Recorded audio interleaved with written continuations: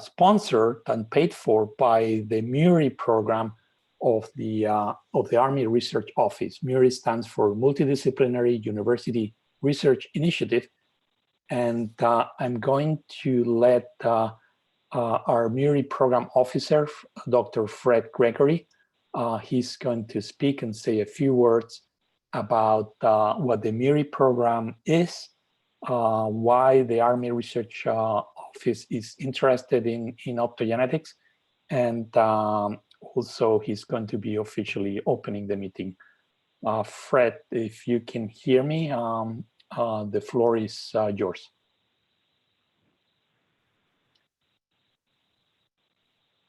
Can you hear me? Yes, we can hear you. Okay, great. Thank you, Rob, to be in attendance with you for this edition of the Neurotechnology Center Symposium. I'm going to focus on optogenetics. I want to thank you and the team for taking the opportunity of meeting virtually, allowing so many people to also take advantage. I also like to take an opportunity to echo you best wishes to all the attendees and their families during this period of uncertainty. Not only our personal livelihoods, but it points to the dire need for support of the scientific pursuit in general. And I also have to say legally that we are not sponsors of this meeting, but we're actually supporters. And we at the Army Research Lab within the Army Research Office, which is a basic research extramural arm of the Army laboratory. We support basic research opportunities across the globe. And we're actually looking for scientific opportunities that lead to fundamental advances across disciplines. So this and previous Neurotechnology Center Symposia were born out of ongoing work led by Rafa and his team of collaborators, multi-investigator team of collaborators, on a project focused on imaging synapses. And this effort was supported by the MURI that Rafa mentioned, this DoD funding mechanism called the Multidisciplinary University Research Initiative. And it's an initiative that looks at emerging research opportunities that require multidisciplinary approaches. And so it's a pleasure to be here today talking about optogenetics, as it's definitely one of the emerging opportunity spaces, and one where we're excited today to have such a great group of panelists to speak about the state of the art within the field, but also with taking a little effort to look toward the future and seeing and potentially realizing what some of the opportunity spaces that optogenetics can bring. So it's a pleasure to be here, and I look forward to a great day, and thank you all. Thank you, Fred. Thank you for not officially sponsoring or supporting the meeting, but you know, we all know we wouldn't be here if it weren't for the MURI program. So heartfelt thanks. Let me tell you a little bit about the meeting today. We're going to have a series of talks. They're going to be booked in by two keynote speeches. The first one by Peter Hageman, who's going to speak right after in a few minutes. And he will be the first talk of the meeting. And the last one would be by Karl Deiseroff later at the end of the meeting. The keynotes are 45 minutes, including questions. And then after the keynote, we'll have a series of short talks that will be 30 minutes, including questions. Participants can ask anything they want in the Q&A.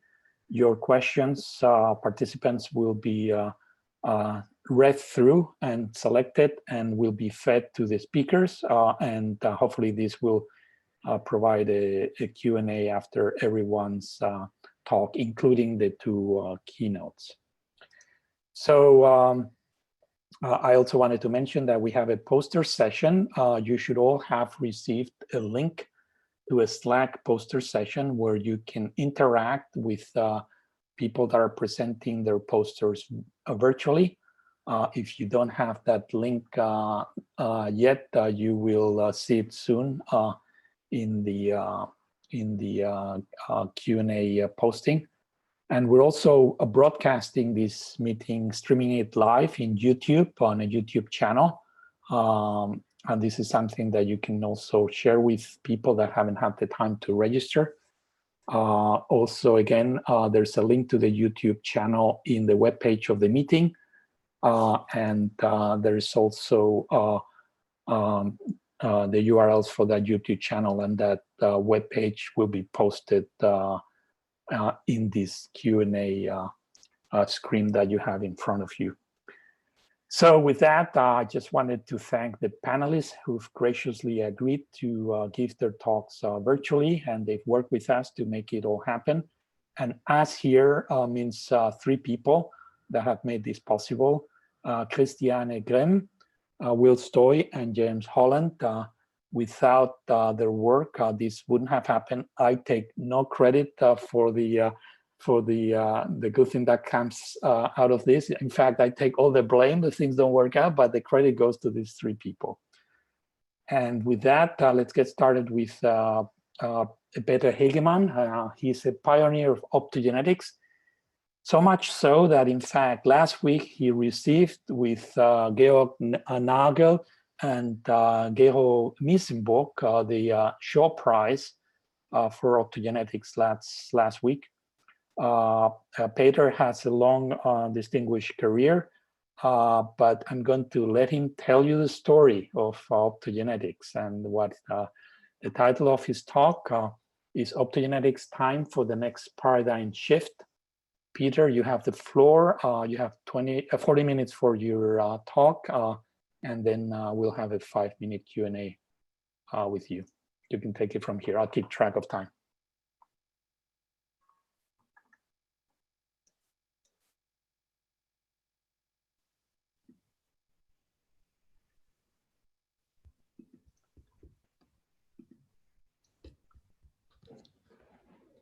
So, Peter, I still cannot see your video. I can see you now.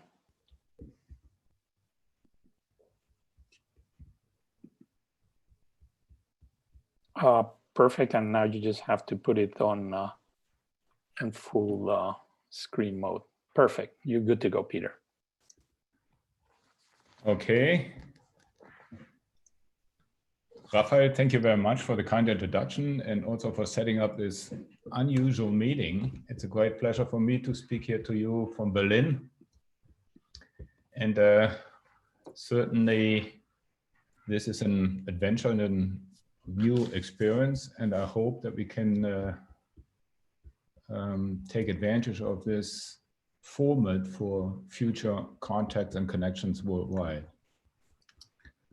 So maybe let me start with a very old and unsolved question, and the question is the following. So what has Godfather and Godmother done before they created the universe? Were they lazy, or hadn't they done anything? Or did they play with another world? We don't know. Or the same question in astrophysics terms, what happened before the Big Bang? Was there anything? Was it dead matter that suddenly began to explode? Unanswered. Or what will happen with the universe if it expands to infinity and is approaching 0 Kelvin? Is there anything left? So we have many questions in this in our brain that have been there forever but cannot be answered. So now come back to neuroscience, and you might ask the question, what is the first brain? Or what was the first brain? There might be a small alga like here that is able to orient in its light environment and can discriminate between optical and chemical inputs and so on. Is this considered as a brain? So to address this question, we should take new directions. And in this conjunction, I would like to cite Hannah Arendt's expression, no one has a right to obey. It means you have not the right to follow any authority, and many authorities are unjustified. and this should be true for science and politics. And I like to convince the younger students and postdocs in the audience to develop your own position independent what the rest of the world is telling you. Okay, so can I continue? No. So where's the future? And probably Carl will come back to this questions in his talk. So we should critically consider where we are. And the question is it invisible or is it advisable to simply continue the same direction? What do we need from our current perspective? And what is offered from other research fields that we have not exploited for neuroscience yet? I think it's a very important consideration. We should study new families of proteins and maybe RNA proteins. We should employ new media. So light is not the best medium for analyzing the brain. We should also consider ultrasound, radio waves, and the magnetism and many other things. So this was my introduction. So my lab is most of the time working with optogenetic activators, and certainly cation channel rhodopsins, these are membrane proteins. And we are interested in different selectivities of proton, sodium, calcium, and potassium, which is not really existing. We consider ACRs, we consider proton pumps and sodium pumps. But recently we also take into account light activated enzymes like cyclases for production of cyclic AMP or GMP. So I also like to bring to your attention the recent tool developments. And certainly we are engineering channel rhodopsins for about 15 years or so. And we like to tune the color kinetics and selectivity. But the structural data that have been produced during the past 5 years gave an enormous impact. So the first structure was C1, C2 hybrid, then channel rhodopsin 2 structure came up, Crimson, GTACR, and IC++, so the anion channels. And the pioneers were Osamu Noreki and his former student Hideaki Kato, who is independent now and has a new group in Tokyo. Another perspective is a functional genomics, and especially the metagenomics. So we acquired several hundred rhodopsin sequences during the recent years, and the pioneers were Oded Beja, Ed Boyden, and many others. And another advantage, or another breakthrough, were the generation of anion conducting channel rhodopsin by Jonas Witek and Andre Berndt. And starting from this engineering work, Elena Govoronova opened a new world of anion channel rhodopsins. And I also like to mention here rhodopsin-based voltage sensors. So to realize that rhodopsins can make fluorescent is, I think, a good progress, unexpected progress. And then enzyme rhodopsins that have been started by Sule Gomes in Sao Paulo in Brazil, and then have been further exploited by Uli Scheib and Satoshi Tsunoda and many others. So these are a few starting words. And now I'd like to update you with our knowledge about the channel rhodopsins. And the first channel rhodopsin that has been structurally characterized was a hybrid. So Hideaki Kato solved the structure. And now we have a very precise insight into this structure-function relation. And here you see the chromophore, the retinal shift base connected to a lysine of the protein. We have the different amino acids that are responsible for color tuning. We have this active site defined by the protonated shift base and the two counter ions. We have the central gate here defined by this, mainly by the 3 residues. We have the inner gate separated by a more or less water-free space in darkness. And then we have the access channel here, which is freely open in case of channel rhodopsin 2. And the water molecules that result from the structure are the 3 and 1 or 2 others, and the rest is developed from MD calculations. So the idea over the years was to understand the mechanism of this, or the function of these different residues, and to understand the mechanism far enough so that we can engineer it in different directions.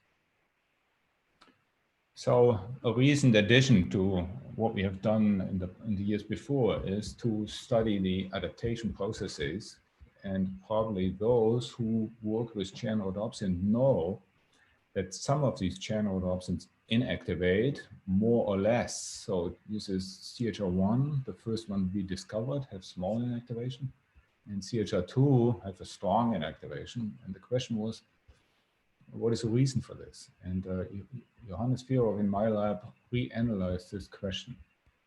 He applied laser flashes and monitored the photo currents, and in between he applied an adaptation pulse. And if you compare the inward and outward currents with high time resolution, you see they're more or less symmetric, but they decrease to about 40% at high sodium pH 7.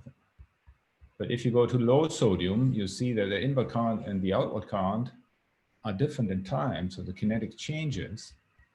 And if you go to alkaline pH, you see that there is long outward current.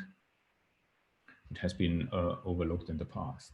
And you can separate these components. There's an early conductance, which is mediated by proton flux, influx or outflux. And you have a later one, which is a sodium current. And the very late one, which is observed at pH 9, is come even later. So to summarize these experiments, we have developed this scheme. So if you start with a fully dark adapted channel rhodopsin, you see the chromophore in all trans 15N configuration. And you can illuminate it, you make an isomerization around the 13-14 bond, and you end up with a 13-cis-15N anti-configuration.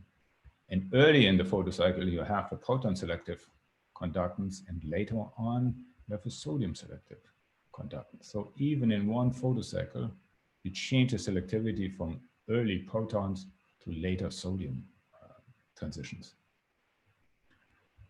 But in parallel, you can also achieve double isomerization, and then you end up from an all trans anti to a 13-cis-syn with a dipole in the same direction, so the absorption is almost the same. But if you activate this photocycle with another 13-photon isomerization, you end up with all trans 15N. And the conducting state in the syn cycle is different from both of these anti-cycle. So if you play around with channel rhodopsins, you have to deal with 3 conductances in 2 photocycles with 4 different retinal configurations and many photocycle intermediates. So this is probably more complex than most of you might expect from the original work. So here we compare 4 different channel rhodopsin currents. So this is a classic CHR2, which is an inward rectifying channel with strong inactivation. Then we have the cryptophyte cation channel rhodopsin, which is also inward rectifying with no inactivation.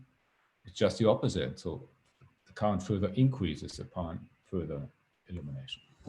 Then you have the GTACR, which is an anion selective channel, which shows no rectification, in and outward current almost the same size. And then you see the mermaids, which have no rectification, but a strong inactivation. And this is a recent addition and had been characterized by Johannes Oppermann. And these channels were identified in Ode Beja's lab at the Technion. And all 4 channels belong to different families. So the chlorophyte channel rhodopsin, the cryptophyte cation channel rhodopsin, the cryptophyte anion channel rhodopsins, and the mermaids, which come from the Tara Ocean project were ordered to identify the sequences. So if you compare on a time course after flash the photo counts with the absorption changes, you see that the photo counts appear prior to the M intermediates. So the deprotonation of the chromophore is a non-conducting state in contrast to cation channel rhodopsins, whereas the L intermediate is a conducting state and the M intermediate decays slowly, which is enough to explain the strong inactivation. So it's much easier than for channel rhodopsin and Clommelmonas. So you might be able to apply this because it has the advantage, it gives a transient current. You can use it for inhibition of an action potential, and then nothing happens anymore. So this has been demonstrated for Simon Wiegel, who collaborates with us. More interesting is even to look at the structure, because it has an access channel from both sides. So this is based on homology modeling done by Enrico Peter in my group. Here is the polarity, and here is the virtual active site. And one aspartate plays a functional role as a counterion, and if you remove it, count is lost. And most interesting is this cysteine that we know from DC gates from channel rhodopsin 2, because it is responsible for kinetic modulation, and you can exchange it and modulate the kinetics over 7 orders in magnitude. If you replace it here, the fast inactivation is still observable, but you see a permanent current, a stationary current, which is not visible in the wild type. So our interpretation is that you open the isomerization around the CN bond in the mutant, and then you open up a second photocycle, which comprises a conducting intermediate, which has a longer lifetimes, and you get stationary currents. So my next part is color vision or color tuning. And I like to remind you to the shrimp vision, which is one of my most favorite pictures, because it demonstrates that in principle, rhodopsin can be tuned from 300 nanometers to 700 nanometers.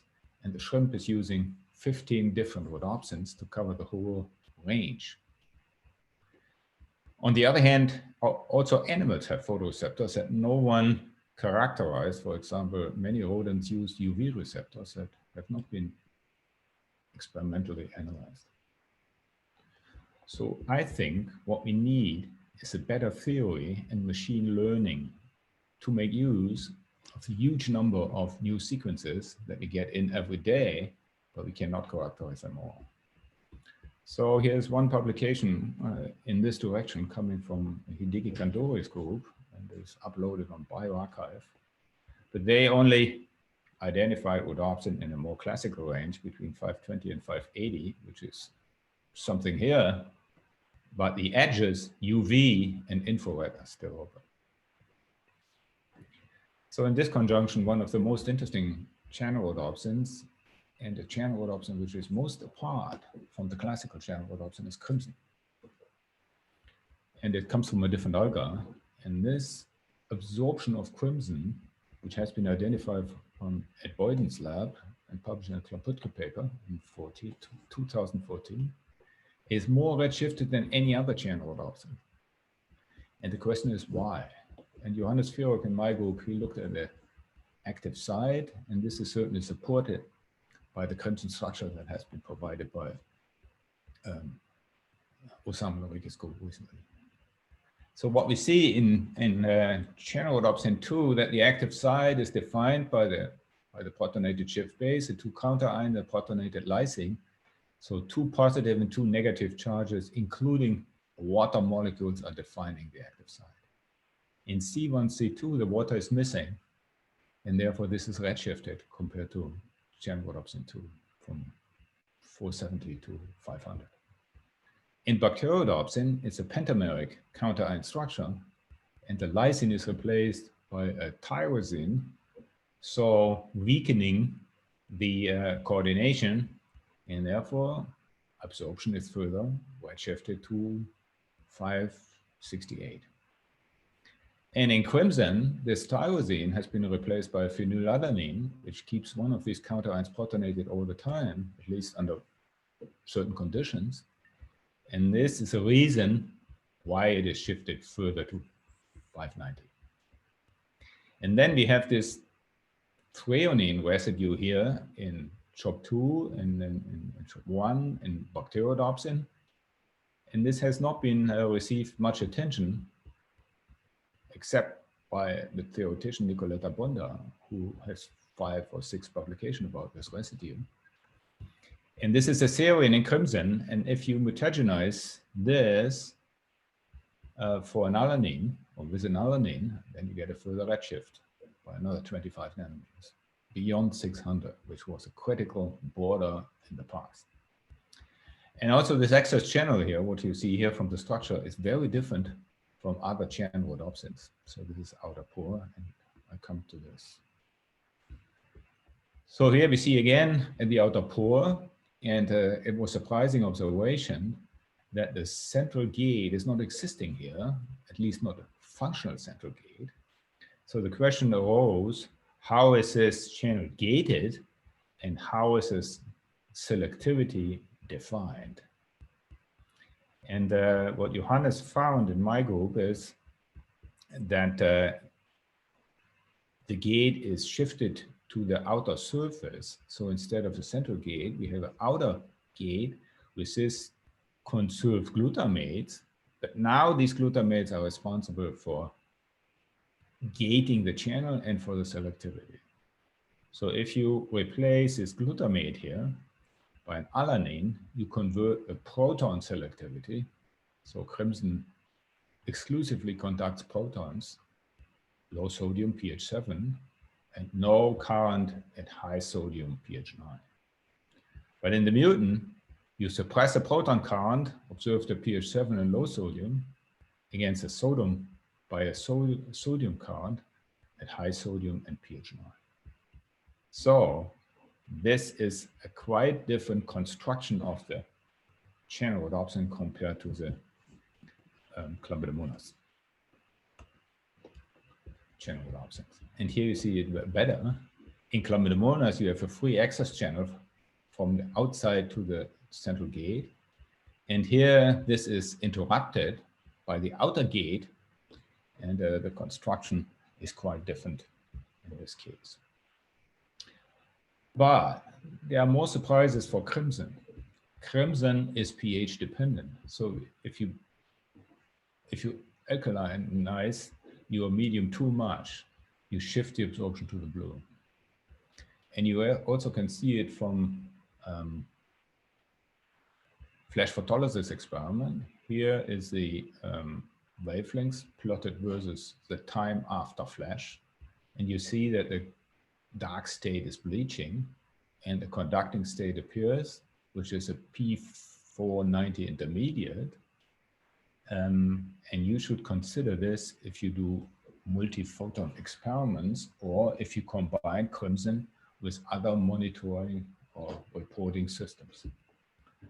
So this chromophore remains protonated during the whole photocycle. At pH 8, this is different. It again bleaches, but then you have an M intermediate with deprotonated chromophore. And you also see here the photocurrent kinetics is quite different at pH 5, here in red and yellow, compared to pH 8 in blue. It also depends on the background illumination. So if you have strong background illuminations in infrared, so almost 700, then you convert it into a short wavelength absorbing variant, which you can push back by UV light. So you also have to keep this in mind. Depending on the background illumination, you convert crimson from one state to the other. So my next shorter topic is, can highly selective light-gated channels be engineered from light-driven pumps? And this has been a topic to discriminate channels from pumps on one hand and to generate light-gated channels with higher selectivity. And this has been done by Roman Fudim in my lab, and he worked on a polar rhodopsin from Kokomyxa, which lives somewhere in the Arctic areas. And we like this because it produces very large photocurrent, much better than bacteriodopsin and other pumps in hex cells and oocytes. And Roman crystallized the protein and solved the structure with Patrick Scherer from the Charité. And here we see an overlay of the important residues, and they're almost identical in bacteriodopsin and Kokomyxa rhodopsin, with the exception that the arginine is shifted away a little bit, that's all. So we tried to replace the arginine, which was known to be functioning as a proton shuttle in this case, which moves proton up and down. But this destabilizes the protein. So we looked at the environment surrounding, the so-called proton release group, and found this tyrosine, which is unusual in pumps.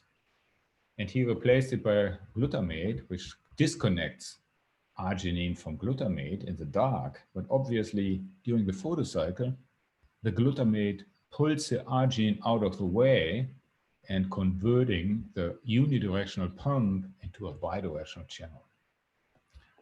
So I have shown this before, but I like to remind you that this arginine is interesting for other purposes that I talk about now. So my next topic is the question, why are some rhodopsins fluorescent and others are not? So the rhodopsin that we know for a long time, bacteriorhodopsin and bovine rhodopsin, are non-fluorescent or hardly fluorescent, what you see from your own eyes. The quantum efficiency is 10 to the minus 5. However, at Cohn, he observed that some of the sensory rhodopsins and the transporters, like arch and protorhodopsin, are more fluorescent, almost 100 times more fluorescent. And he knew that the photocycle of bacteriorhodopsin is voltage dependent, and he wanted to use the fluorescent for voltage sensing. And here's an overlay of from his first paper, where he demonstrated voltage changes during action potential firing with fluorescent changes, which match quite nicely. And he interpreted on the basis of photocycle originally developed for bacteriodopsin by Dieter Oesterheld and Norbert Hamt in the year 93. So what happens is a single photon is used to drive the photocycle with a voltage sensitive transition from M to N. And with the second photon, you can photochemically isomerizes into a 9-cis intermediate. And this is more fluorescent than the dark state. So you need 1, 2, 3 photons to get a brighter fluorescence. So this concept has been further improved by mutational studies in fluorescence selection. And in the labs of Ed Cohn and Ed Boyden, and one of the more recent versions is Archon-1, which has a brighter fluorescence compared to the original Arch3. But why is it brighter? The photocycle of this version is completely unclear. So Arita Sila-Petere in my lab, she worked on the second generation fluorescent rhodopsins, which are quasar 1 and quasar 2. And we anticipated that the main issue is the replacement of a counterion from aspartate to histidine or from aspartate to glutamine. And here the absorption spectra are pretty normal of quasar 1 and quasar 2. But then she illuminated it. And then what happens is a small reduction of the absorption after short illumination and a short blue shift. And then after longer illumination, further reduction of the absorption and an increase of the UV state, 400 state. Then she studied the photocycle, and what happens is seen here. So absorption changes plotted versus the time after flash. and what you see is no photoproduct. And the question, what is happening after photoexcitation? And to analyze this further, she teamed up with Yusaku Hontani from John Kenny's lab. He's a brilliant femtosecond spectroscopist. And he demonstrated that the excitation efficiency is the same as with other rhodopsins. And what you get is a very extended excited state lifetimes. So from beyond 1 picosecond, it's extended to up to 100 picoseconds. And then you see excited state absorption, pretty normal, and stimulated emission. This corresponds to the fluorescent. It's not bright, but existing. So the interpretation is that you have a excitation, and then from the excited state, it goes back to the dark state with a certain fraction emitting a photon, and some fraction, maybe 1% or 2%, is approaching the photoproduct, which is converted to a stable photocycle intermediate P480.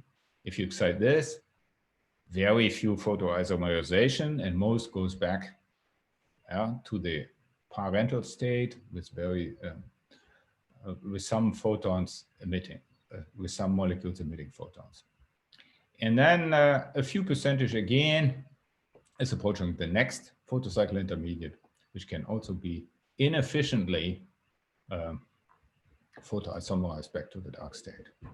And most of it returns to the parental state and emitting a photon.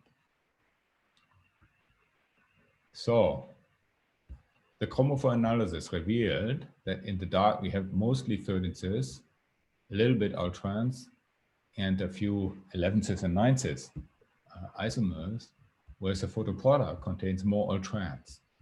So the dark state is 13 cis syn, and the photoproduct is all trans anti. No, it's all trans syn. This is a mistake, sorry.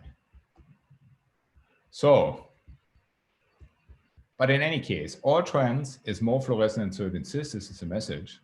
But the question remains, what is the origin of the fluorescent voltage sensitivity? Unclear. So to follow up this question, we developed a FLIM assay together with Jens Balke from Ulrike Alexiev's group. And they demonstrated together with Arita that during depolarization of archon, which is a third generation fluorescent arch, that the fluorescence is low at negative voltage and is increasing at 0 voltage. And what happens is that the decay kinetics is extended for all 3 components upon depolarization. So the excited state lifetime is increasing. Next question is, what is the molecular origin for that increase? And therefore we teamed up with Tilman Utesh and his graduate student Wang Song Wen calculated the orientation of the residues depending on the voltage. And what he found is that under negative voltage, the water molecules in the active site disappear compared to the positive voltage. And the arginine 92 orients differently at negative voltage, which means towards the active site, compared to positive voltage, where it orients towards the proton release group. So negative voltage, or voltage changes in general, cause arginine reorientation and certainly PK change of the retinal shift base, which means that the active site is a critical epitope which changes depending on the arginine reorientation. And this can be seen here better. And also the acidity, so the tendency to deprotonate, depends on the membrane voltage. So let me summarize these results from Arita's work. All trans retinal is more fluorescent than 13 cis. More redshift rhodopsins are more fluorescent. high isomerization barriers extend excited state lifetimes and promote fluorescence. Counter-ion replacement inhibits photoisomerization and drops the retinol shift-base PK. Membrane voltage modifies the orientation of the RGD92, which is seen here. The shift-base PK due to interaction with this second counter-ion or not, and thereby fine-tuning the fluorescence lifetime and efficiency. I think this is a good basis for further rational engineering. So my last topic is two-component optogenetics. And I like to recommend these systems for optogenetic application. So light activation of small nucleotide-gated potassium channel is possible by these systems. So on one hand, we have a water-soluble cyclase from a soil bacterium called BPAC, photoactivated cyclase, that produces cyclic AMP and connects to a potassium channel that is open. Or a rhodopsin enzyme, or enzyme rhodopsin, how we call them, which is a rhodopsin with C-terminal enzymatic unit. It produces in the light cyclic GMP, which can activate cyclic GMP activated sodium or potassium channels. So Andrea Bernal in my lab, she used this blue light activated cyclase and connected to a SDHK channel. And then she was able, with a very short flash, to hyperpolarize cells for a long time. And this depends certainly on the light intensity. And this is an amplification system because it provides 10,000 ions transported across the membrane compared to a single ion transported by a pump. And Franziska Schneider-Warme, who has now a group for cardio optogenetics, she expressed it in cardiomyocytes and demonstrated that with a short flash, you can inhibit action potentials in heart cells, and you can inhibit constriction of the cells as well. And here's an experiment by Benjamin Rost. You see the superb distribution of the BPAC. And again, with a short flash, you can hyperpolarize the cells for many seconds and inhibit action potentials. So that sounds good, but it's not perfect. Because a disadvantage of flavin-based photoreceptors is that you can hardly change the distribution. It's soluble and it's everywhere. You can hardly change the color. Color tuning with flavin proteins is impossible. And we would prefer cyclic GMP over cyclic AMP to prevent the large influence you might have upon longer stimulation on the metabolism of the cell. On the other hand, you see that the pacing or the action potential firing is rapidly recovered. So this can be overcome by using a rhodopsin cyclase that produces cyclic GMP.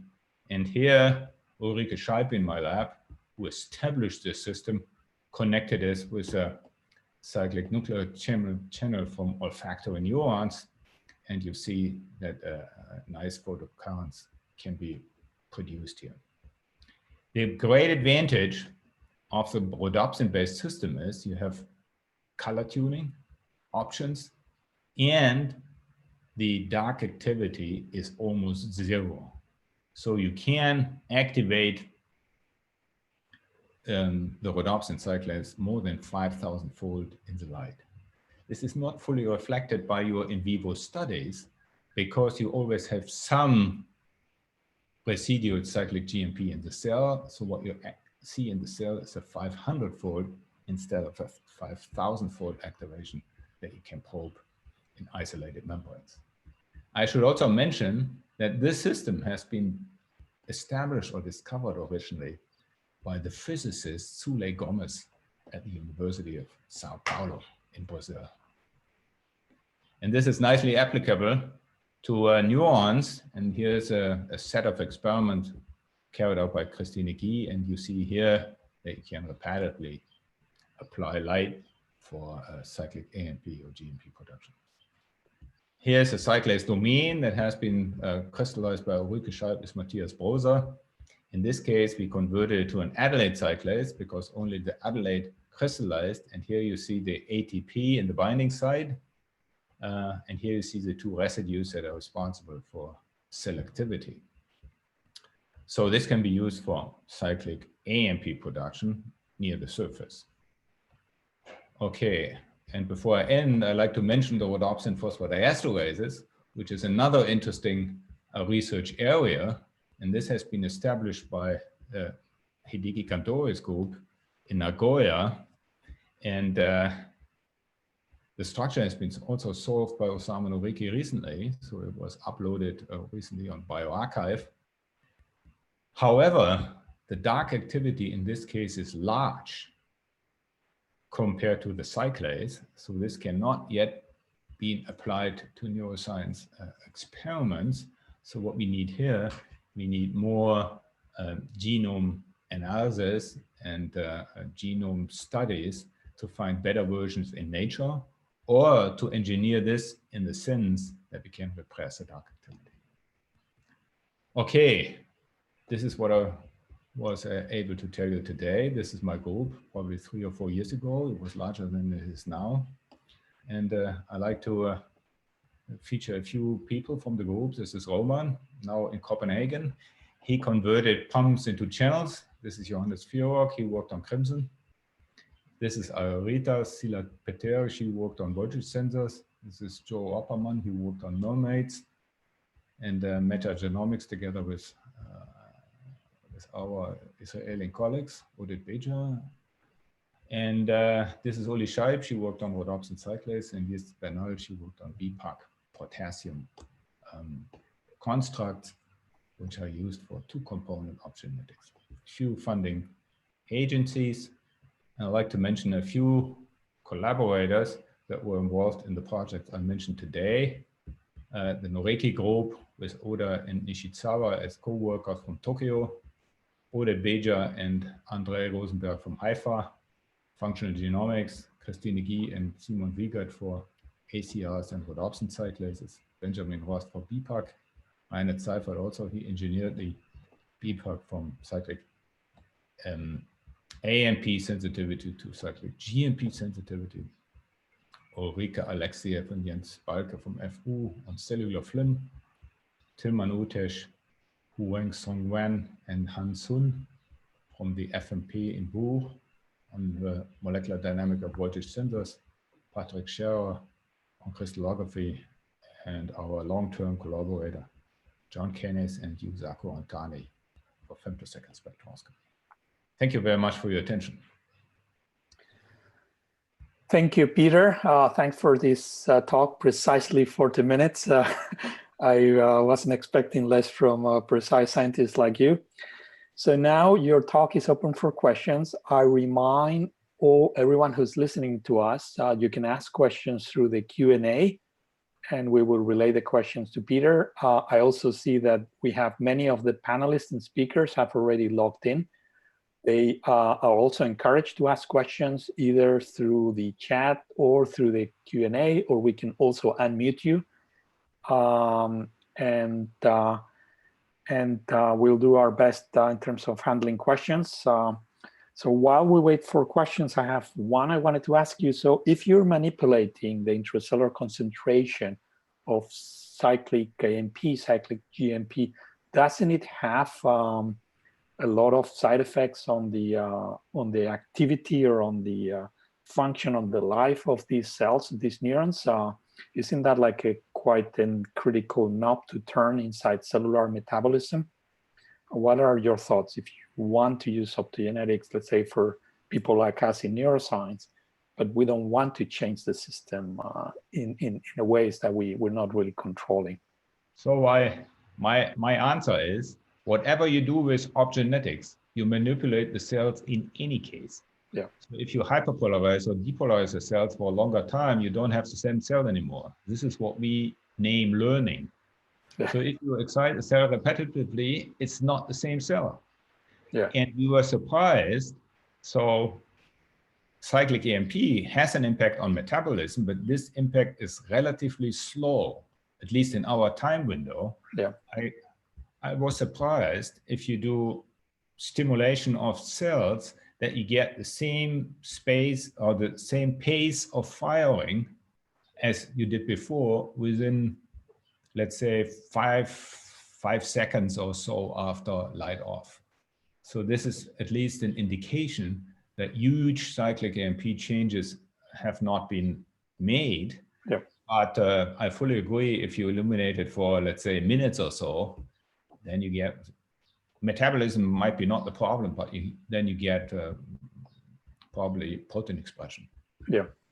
Yeah, in that sense, I was wondering whether if you use strategies where the changes in intracellular metabolites are next to the membrane, let's say in your proposal where the rhodopsin changes something right in the membrane in the two-part system, because the membrane is essentially two-dimensional, you may have a much fewer side effects than if you have to change the cytoplasmic concentration of a metabolite. So that could be a way to navigate those waters. We exactly did this with BPAC. So we made several constructs, and one construct was to directly connect the cyclase, the BPAC, with the channel, so that the cyclase is always attached to the membrane. Exactly. Yeah, that way you can rely on diffusion. Yeah. Yes, but it also has a drawback, because the BPAC is a dimeric enzyme, and the channel is a pentameric enzyme. And if you make these directly connected, then you produce a network, which is not always healthy for the cell. So most applicants don't do it. A few do. Yeah. I have a question here from the Q&A. Insights into improving two-photon or redshifted voltage imaging? That is the question.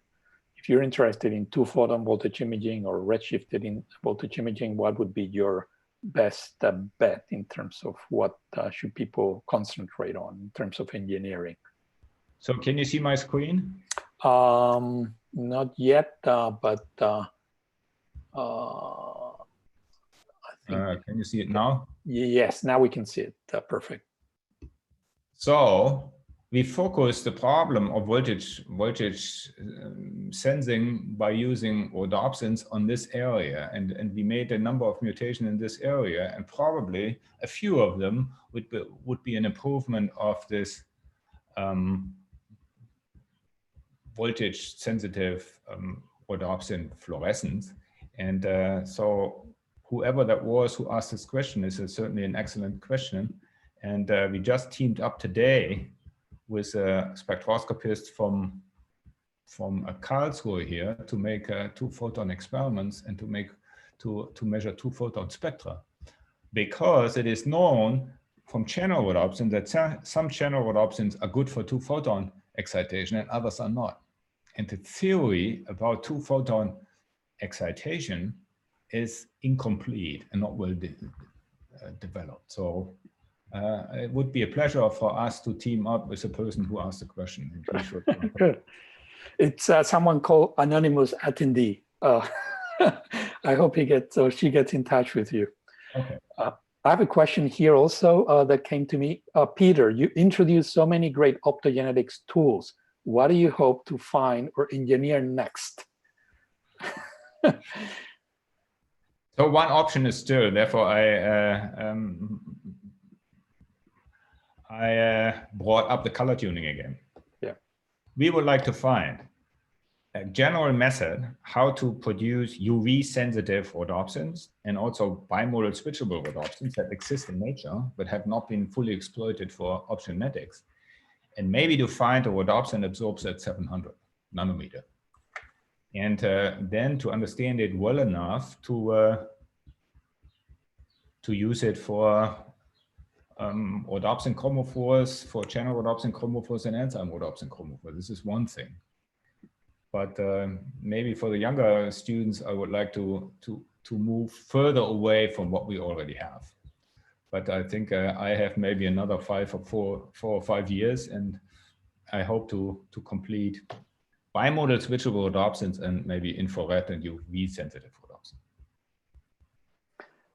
Another question, Jeremy Borninger, do you see any emerging application for intersectional use of optogenetics and ultrasound? Ultrasound is interesting. I think there are several publications on the market already on ultrasound, but the proteins that are sensitive to ultrasound have not been characterized well enough.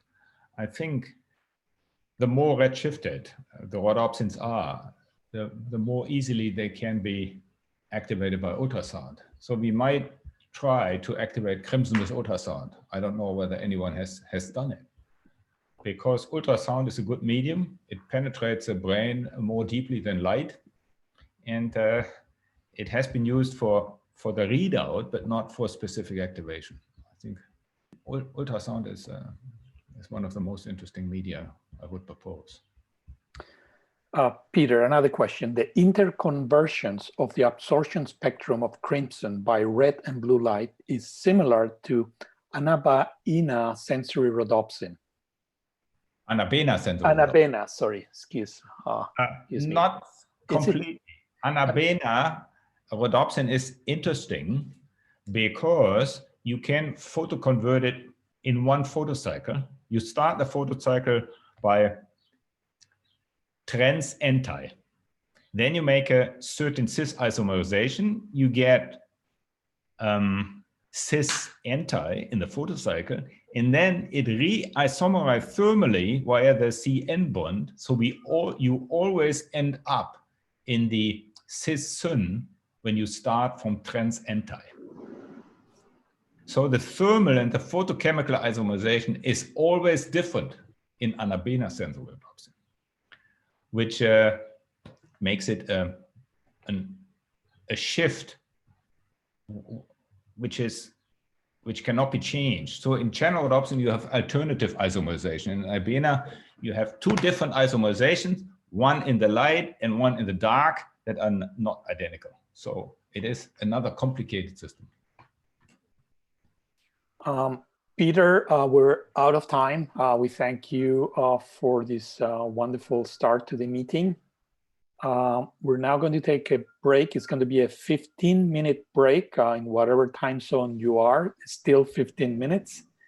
I encourage people to start perusing the posters and interacting with the posters presenters. And we're going to reconvene again in 15 minutes. The next speaker is going to be Hideaki Kato, who's joining us from the University of Tokyo. Thank you, Peter. And thank you very much to you and the audience. Thank you. Thank you.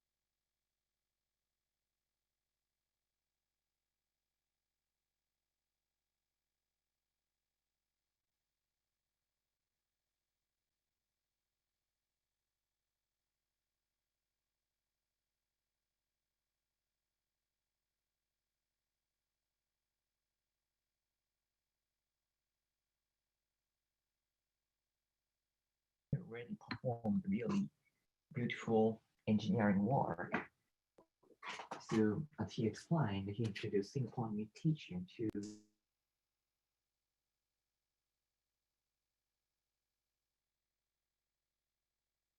Hi, Hideaki, can you hear me?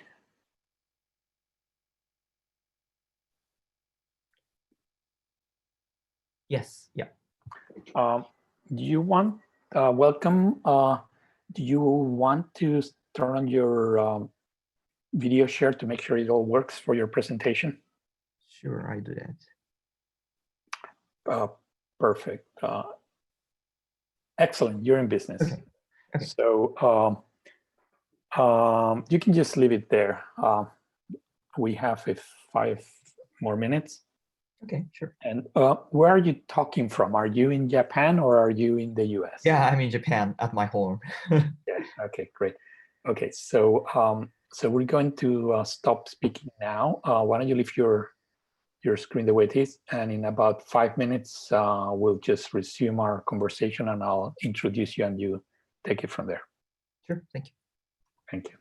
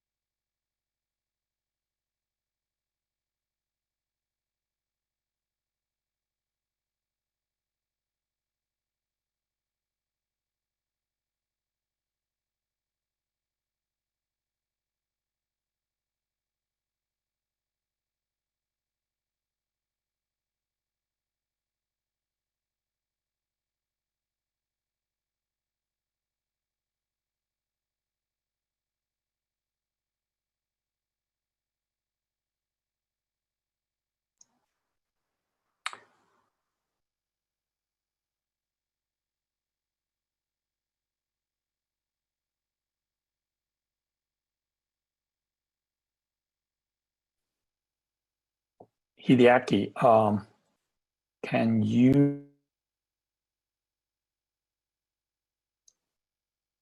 Hideaki, can you turn on your presentation now, please?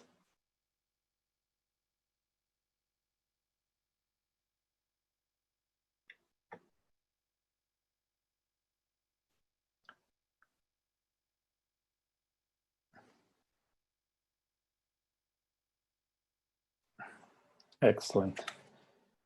So just to remind you, you should try to speak for about 20 minutes, and then we can have a relatively leisure Q&A after your talk. We have half an hour total.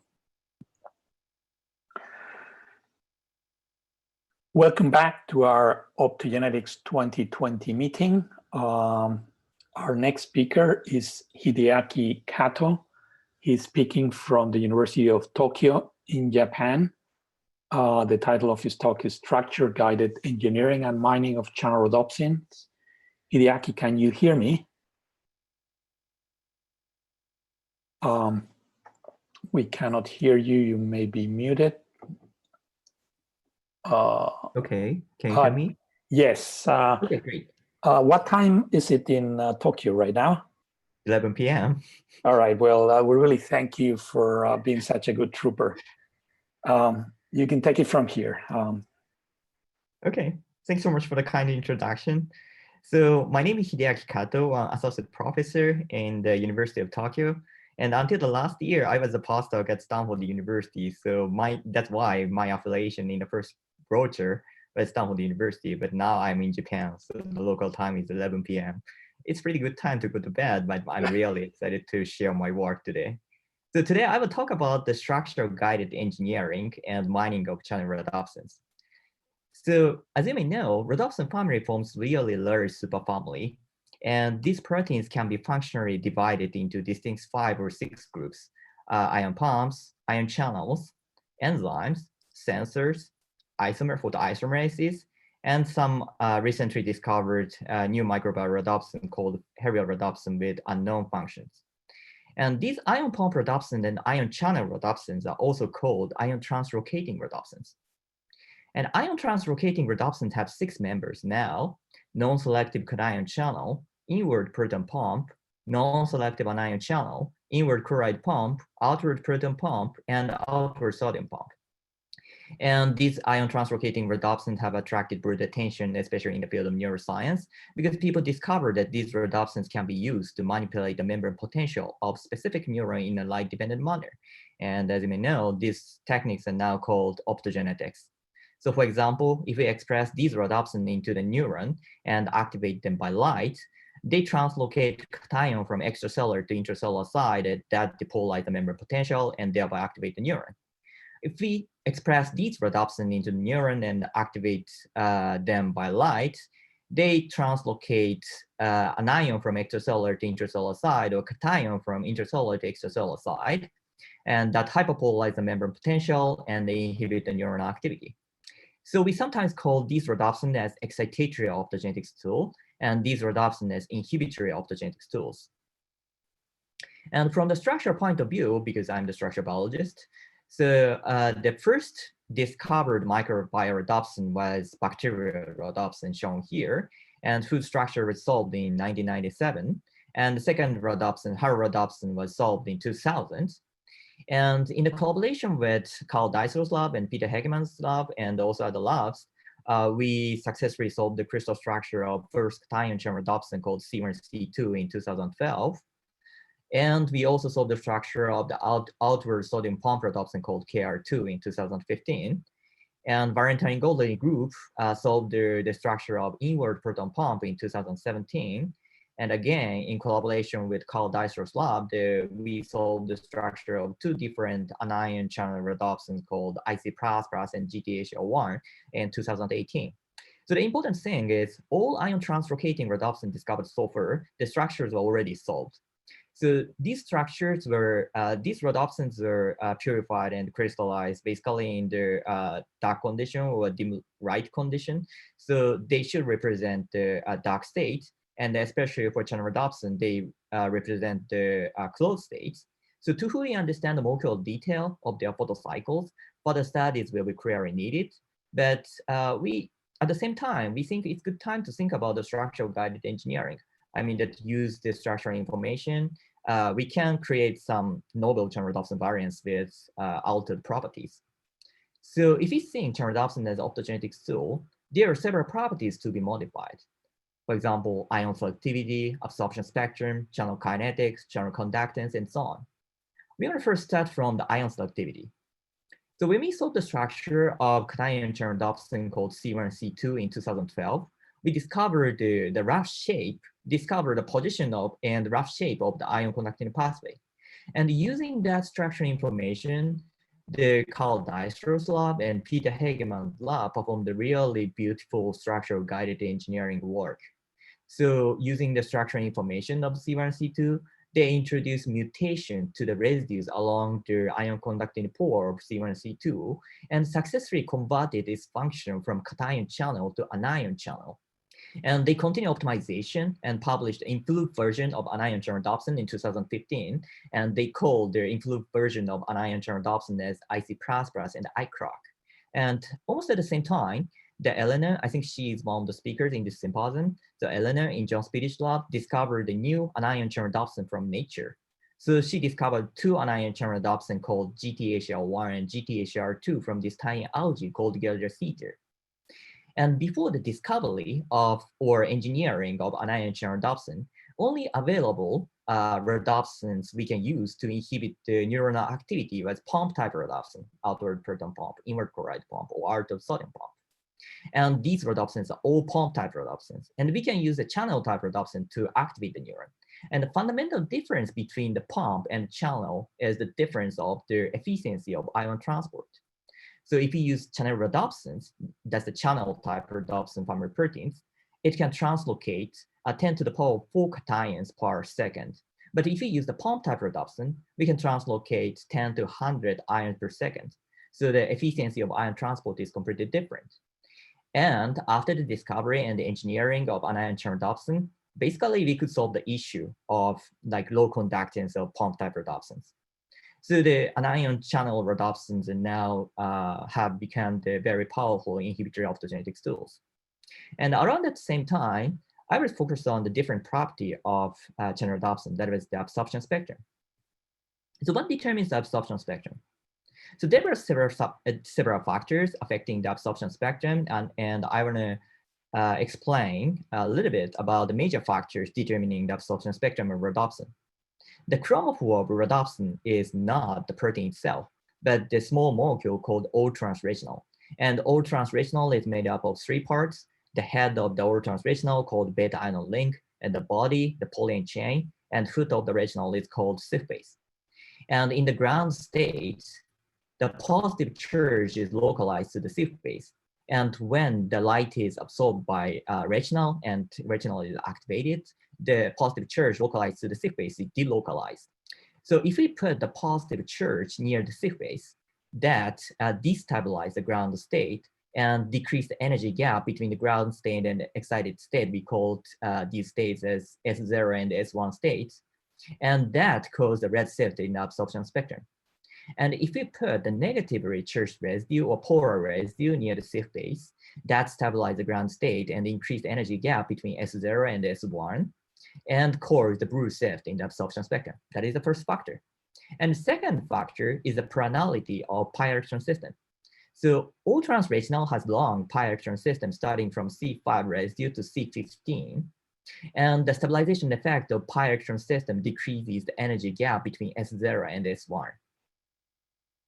And the stabilization effect of pi electron system is the maximum when the all carbon atoms from C5 to C15 are on the same plane, like this one. So if we somehow twist the retinal at some point, for example, like twist the head of the retinal called beta-ion link relative to polyene chain, that shrink the pi electron system and decrease the stabilization effect, and that increase the energy gap between S0 and S1, and that caused the blue shift in the absorption spectrum. So how we can do it? How we can twist the retinal? And we go back to the real crystal structure of channel rhodopsin we saw in 2012. So when we carefully analyze the crystal structure of channel rhodopsin, we found that the angle of beta-ion link relative to the polyene chain is basically determined by the shape of the binding pocket of beta-ion link. And that beta-ion link binding pocket is formed by these three amino acid residues, serine 198 and glycine 202 and prurine 266. So we assume that if we introduce mutations and change the size, change the volume of the amino acids positioned here and here, and more specifically, if we increase the volume of the amino acid positioned here and decrease the volume of amino acid positioned here, that this causes the static crash between the beta-ion link, and that would cause the rotation of beta-ion link relative to the polyene chain. And that causes the blue shift in the absorption spectrum. So what we actually did is mutate this threonine to glycine, much smaller residue, and mutate this glycine to alanine, a little bit larger residue.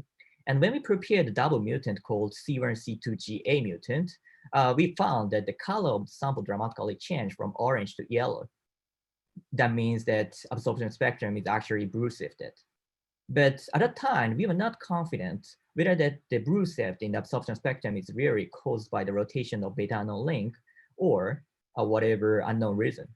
So to experimentally prove it, we solved the structure of the channel rhodopsin with these two mutations again, and experimentally confirmed that the beta-ion link is rotated by almost 140 degrees compared to the wild type, the old translational.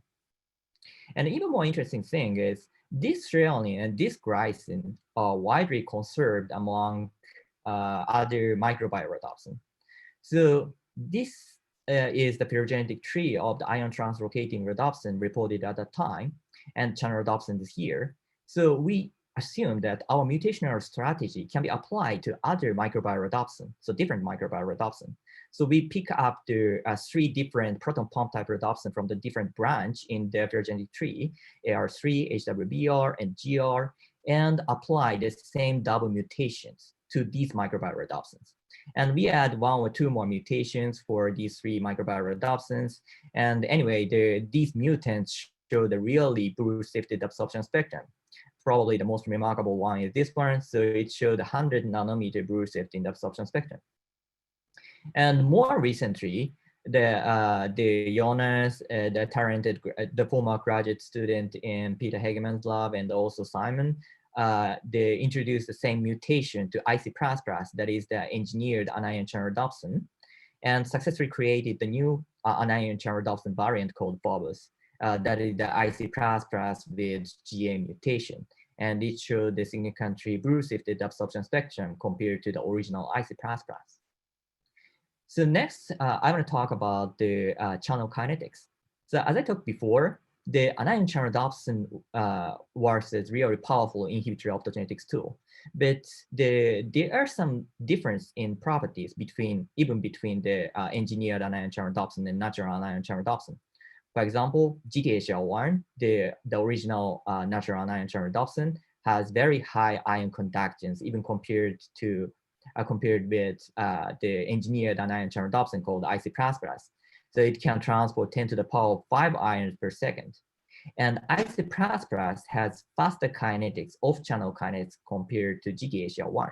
So we are wondering whether it is possible to combine these two unique features and create the new anion channel rhodopsin with a high ion conductance and fast off-channel kinetics.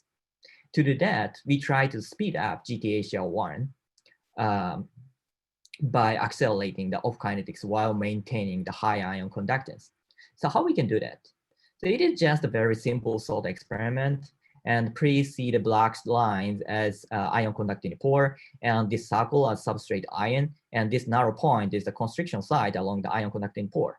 So if the substrate ion come from this direction, if the constriction site is very narrow, or the property of constriction site is not very suitable for ion conduction, then probably the substrate ion is stopped at the constriction site, and channel represent the closed state. And if the diameter of constriction site become larger, or it change the properties and more suitable for the ion conduction, the channel should represent the open state because the ion can go through the constriction site. And if the other part of the ion conducting pathway becomes like wider or larger, if the property or diameter of the constriction site doesn't change, probably the channel should still represent the cross state. So from this kind of like simple salt experiment, we assume that amino acid forming the constriction site along the ion conducting pathway is at least probably important to determine or affect the channel kinetics. And after that, we go back to the real crystal structure. So this is the GTHL1 real crystal structure we solved in 2018. So sorry, the Libel model is a little bit too transparent, but probably you can see. And this mesh region is the water accessible area calculated by MD simulation. So the water can access from intercellular side to this point in the GTHL1's ion conducting pathway. And also the water can access from extracellular side to this point, but cannot go from the extracellular side to intercellular side or intercellular side to extracellular side because of this constriction site. So what forms the constriction site? So these are the constriction site is made up of by the hydrogen bonding network between these three amino acid residues, the glutamine 46, glutamate 68, and asparagine 239. So next, we introduce mutation to these three amino acid residues and measure the off-channel kinetics. And this experiment was mainly done by a very talented former graduate student in Carl Daiso's lab, and he's now the postdoc in Michel Monge's lab. And he found that these three mutants tested showed a very accelerated off-channel kinetics. And particularly interesting mutant is this mutant, N239Q mutant of GTHR1, because it shows the most accelerated off-channel kinetics while maintaining the photocurrent amplitude. The photocurrent amplitude is comparable to wild-type GTHR1. So we call this interesting mutant as fast light activated anion selective rhodopsin, or FLASH. And next, we evaluated the two performers using in vivo experiment. So this experiment was done by Catherine and Will in Daiso's lab. So they expressed the FLASH or zip-ACR in the neuron in the mouse brain and monitored the neuronal activities from the wide area using NeuroPixel. So under the light illumination, the neuronal activity is completely inhibited for a FLASH expressing animal, but in zip-ACR expressing animal, that this is another the natural anion chain rhodopsin, the activity is partially inhibited but not completely inhibited. So the inhibition efficiency is superior for FLASH. So we think that FLASH is actually very useful, might be very useful, the inhibitor optogenetics tool. And in the next like 4 to 5 minutes, I will talk about the channel conductance. So I explained the possible reason why the kinetics is so different between the isoprosperous and GTHR1. And next, we would like to consider about the difference of the conductance. So why the conductance is so different between isoprosperous and GTHR1? So again, we analyze our structure, the crystal structure. And one thing we notice is that the number of positively charged residues along the ion conducting pore is very different between isoprosperous and GTHR1. The isoprosperous has the large number of positively charged residues along the pore. And we expect that substrate ion might non-specifically bind and the net flow of ion decrease because of these positively charged ions. So instead of placing positively charged ions, that residues along the pore, GTHR1 placed the positively charged residue near the exit or entry of the ion conducting pore. And we assume that this is one of the reasons why the GTHR1 shows the higher conductance.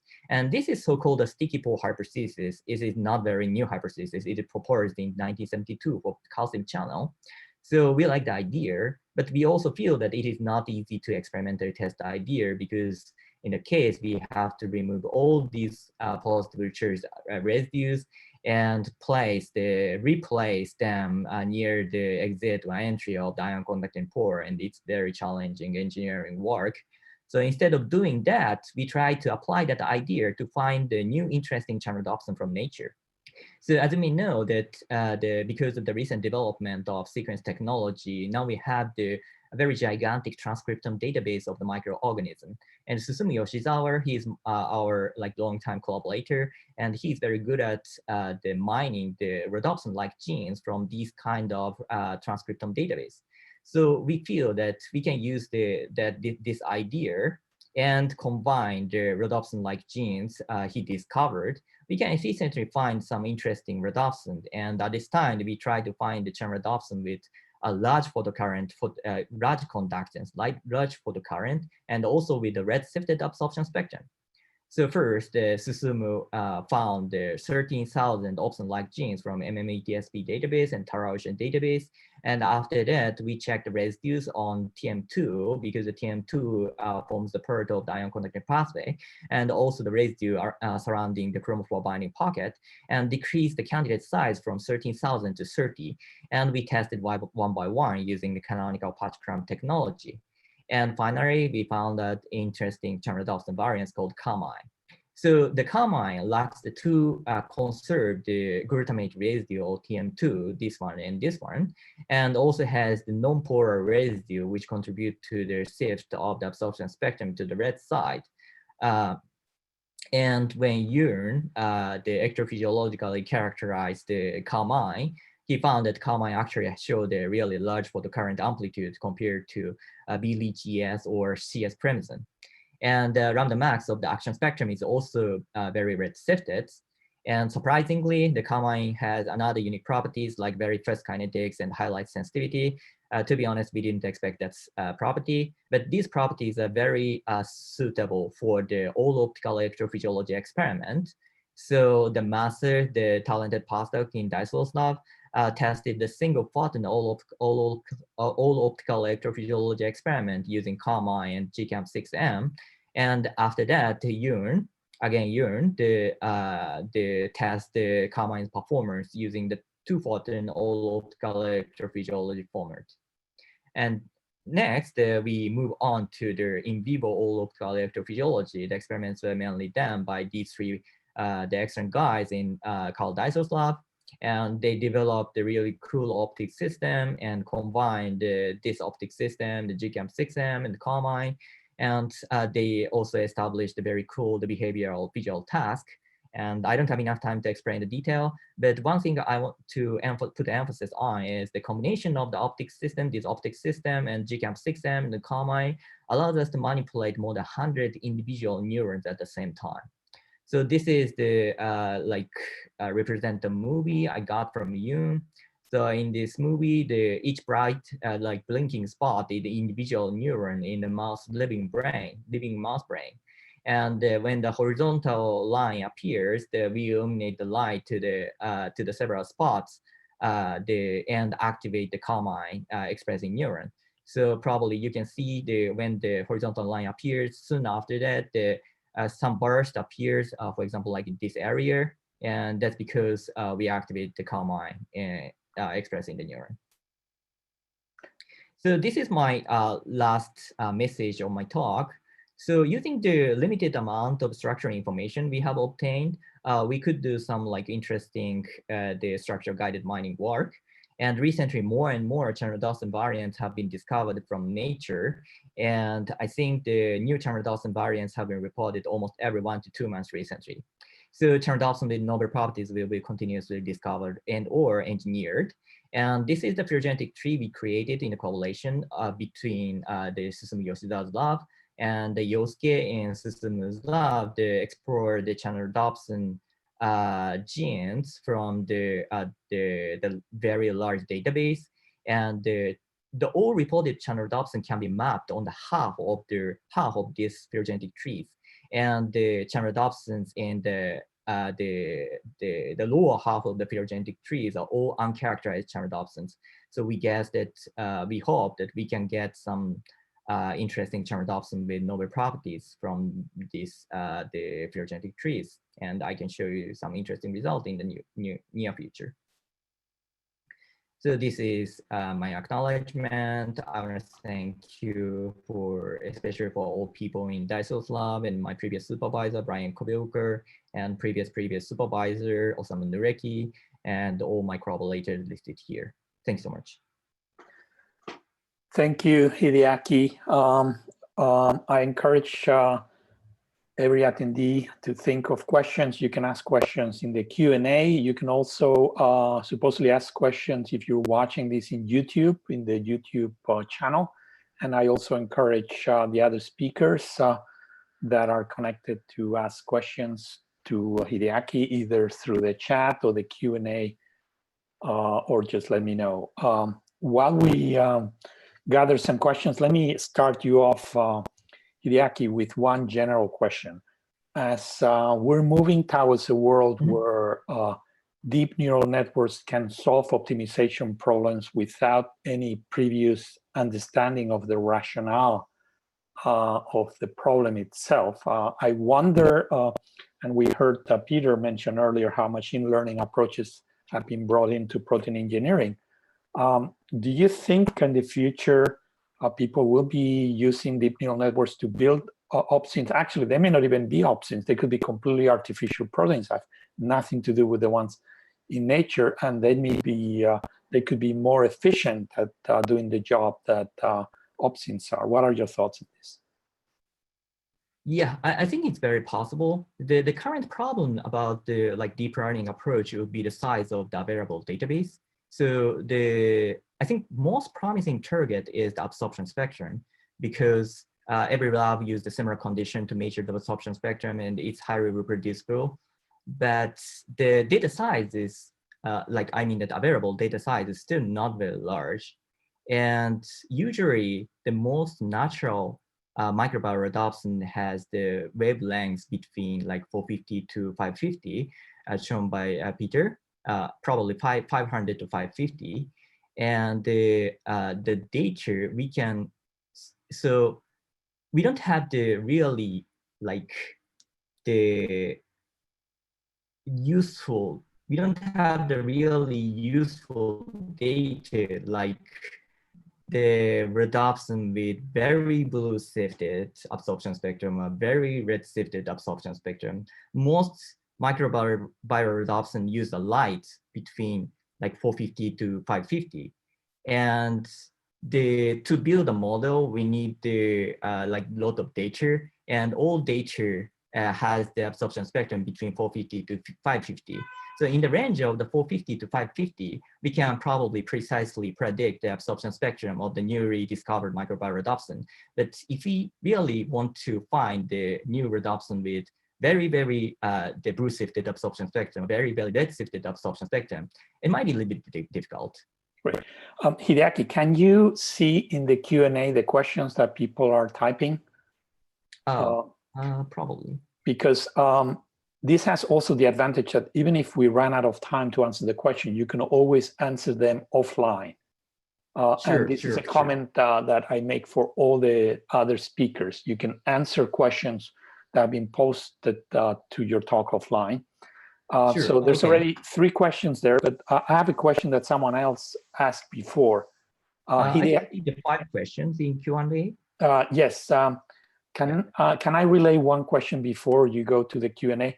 Hideaki, you were involved in the first channel rhodopsin structure that was solved in 2012, and also in most of the structures we have today. What is your secret? What is your secret, Hideaki? So probably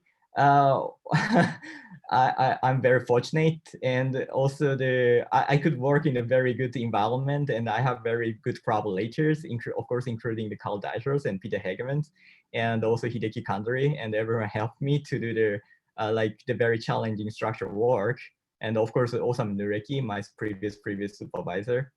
So I'm not sure what is the most critical parameter, but I think that I was very fortunate to have very good friends. Great. Hideaki, you want to pick a question from the Q&A? Okay. You probably don't have time to answer them all, but you could answer a couple of them live and the rest. So the first person, okay. So the first person asked me so I will read the question. The microviral rhodopsin functional state is often oligomeric. For example, the sodium pump carrier to functional state is pentameric. Recently, it was supposed that ion channeling might be take place in the pore of the viral rhodopsin pentamer. Do you think it is possible? To be honest, I doubt it, because I also read the paper, and I think the structure is really cool. But if I remember correctly, they introduced mutation to the original like viral rhodopsin, and after that they could measure the ion current, the experimentally observed ion current using the like electrophysiology technique. So if I understand correctly, the wild type, that viral rhodopsin do not have the channel activity, and so I'm not very sure if channel rhodopsin forms like trimer or like tetramer or pentamer, but because the all structure known channel rhodopsin forms dimer, and I feel that at least if the channel rhodopsin forms dimer, the dimer interface, the space is too small to conduct ion. That's my guess. And okay, the second question is what will be the application of modifying ion conductance of the channel? Are we moving away from the natural system? I think basically, if the ion channel has larger conductance, that is pretty useful for the optogenetics experiment, because the expression level of the ion channel rhodopsin in the neuron,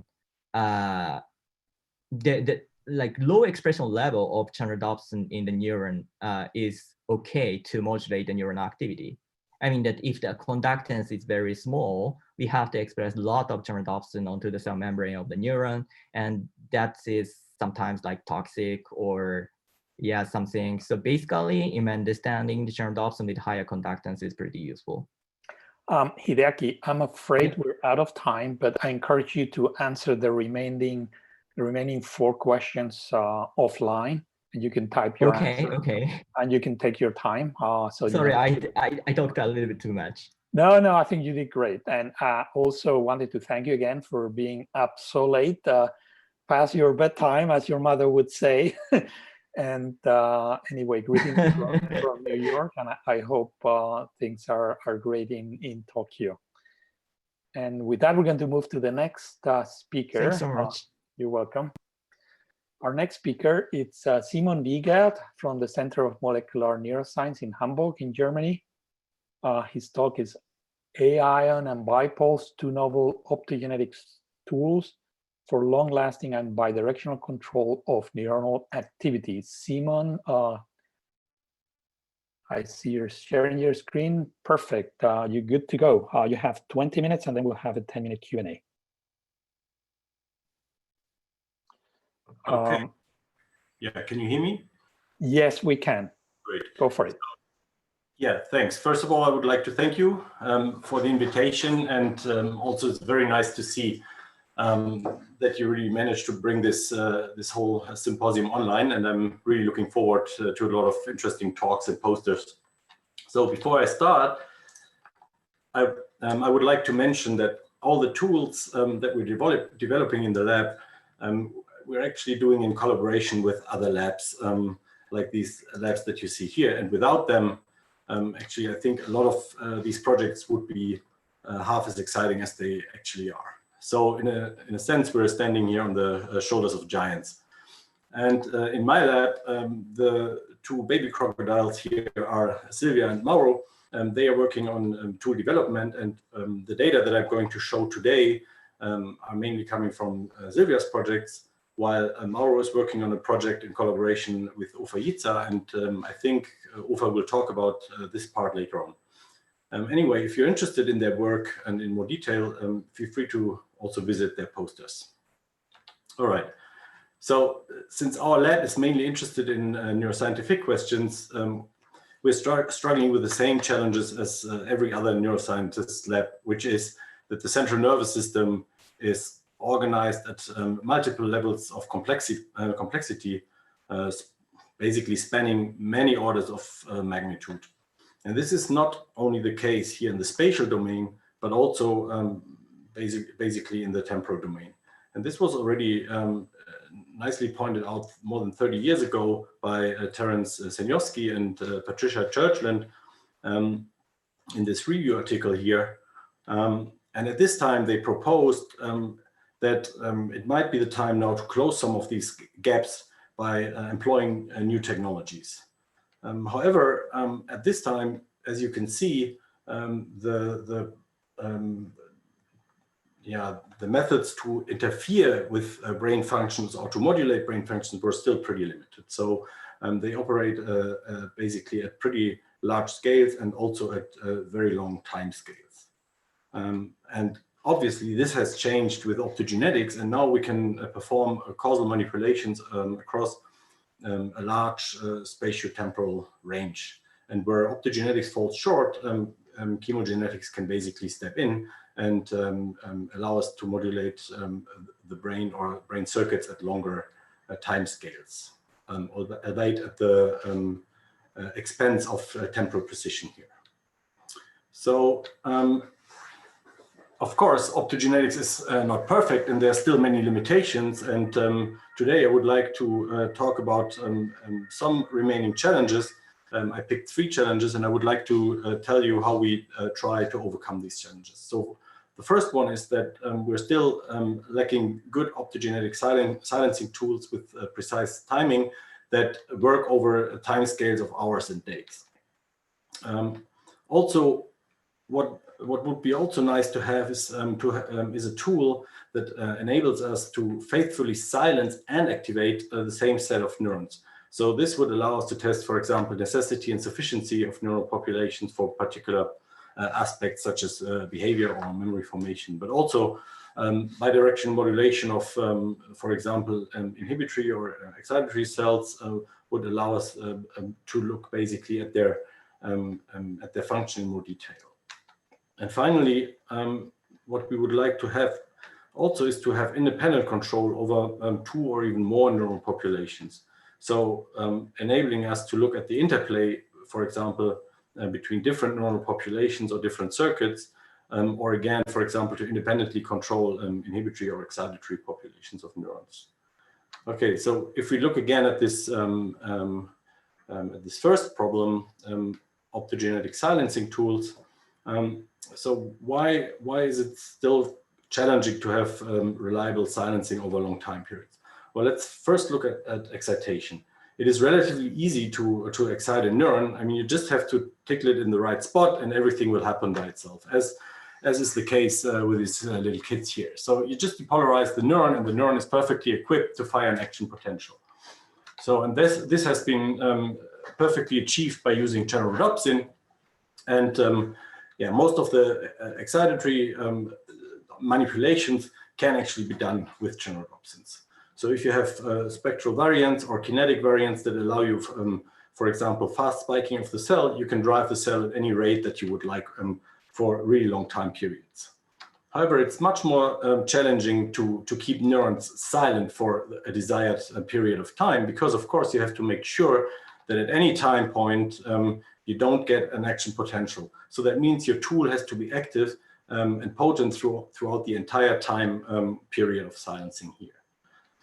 And therefore, the world of optogenetic tools for inhibition has seen many more variants that cater to different needs of silencing. So I'm not going to go into the details here, but I think what this shows is that yeah, there's still quite some demand in new optogenetic silencing tools. So what would a perfect or optimal silencing tool look like? The tool would probably allow us to have temporally precise on and offset of the silencing, so that we can start and end the silencing period at will.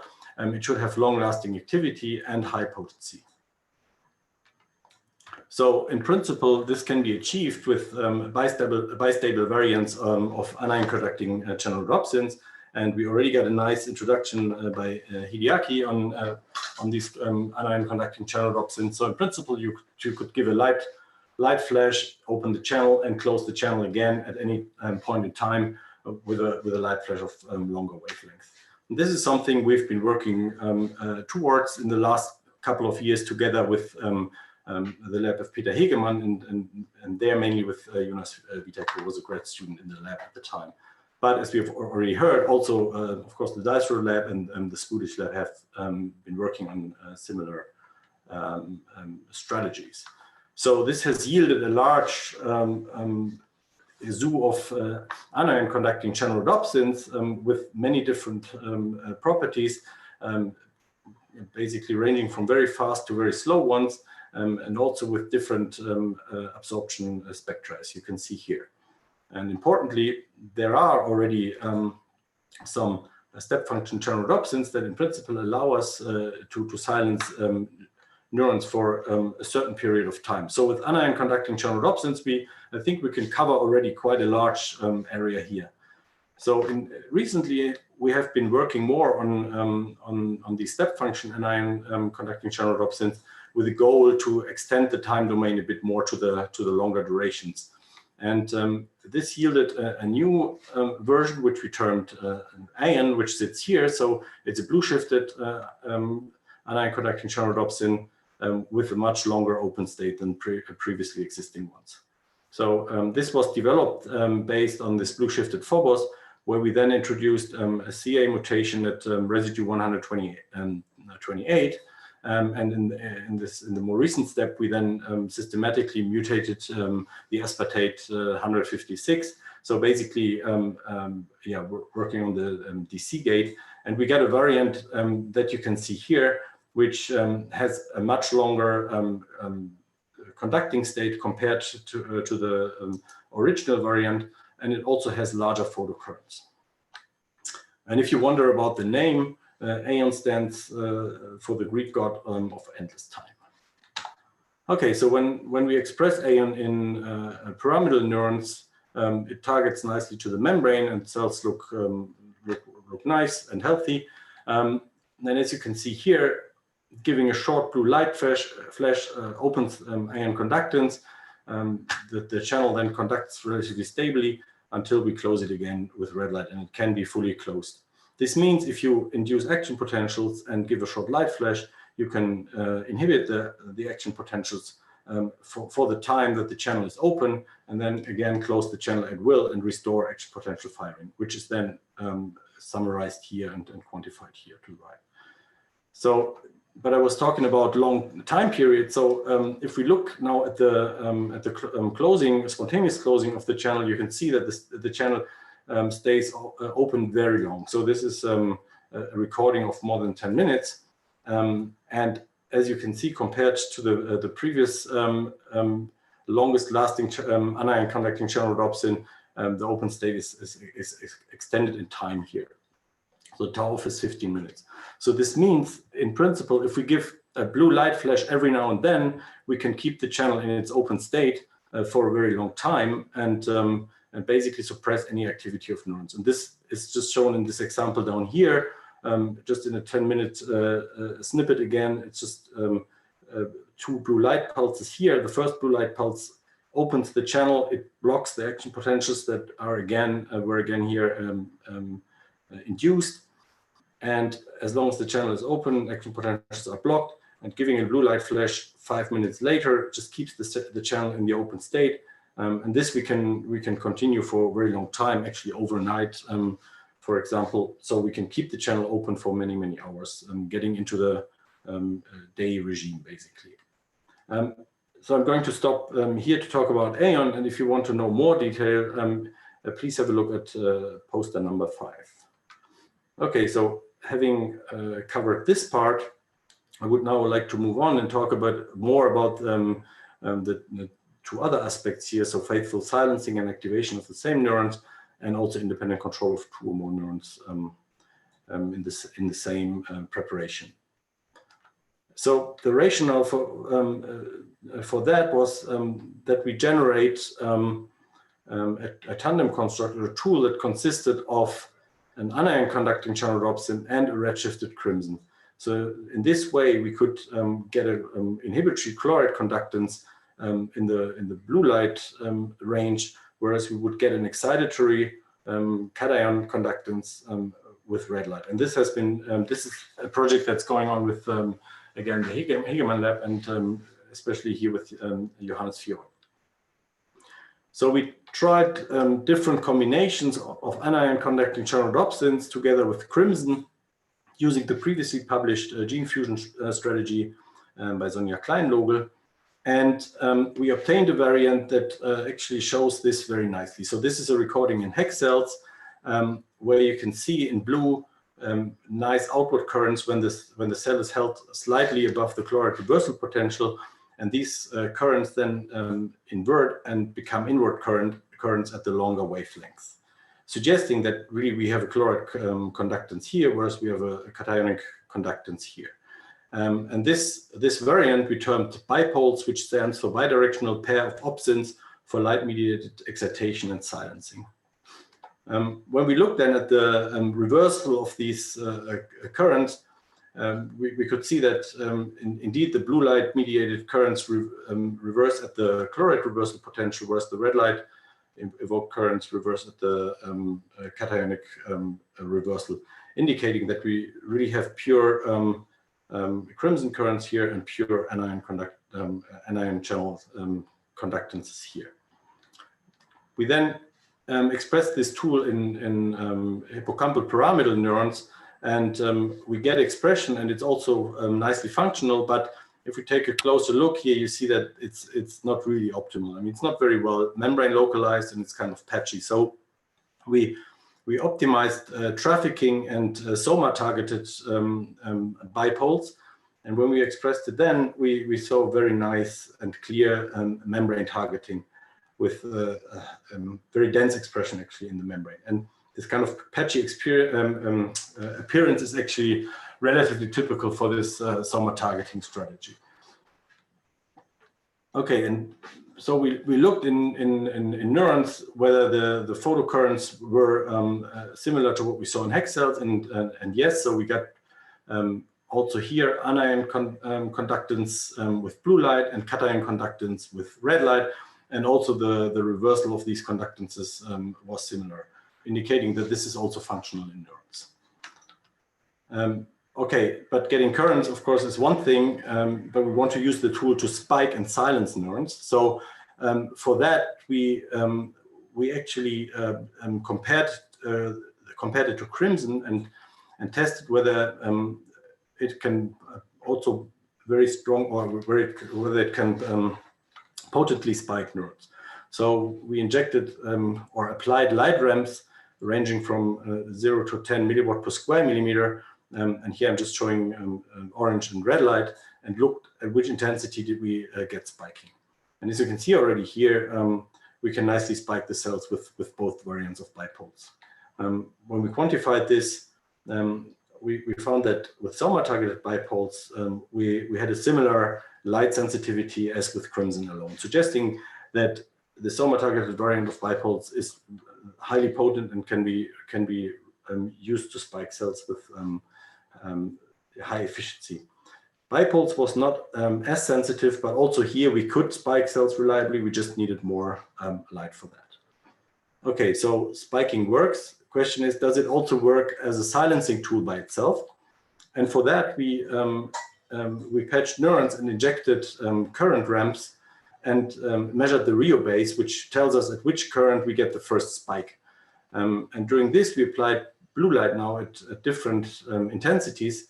And what you can see here is that already between 0.01 and 0.1 milliwatt per square millimeter, we got a very strong shift in the Rio base, and actually at higher intensities blocked spiking altogether. So this shows that bipoles is also a very efficient silencing tool.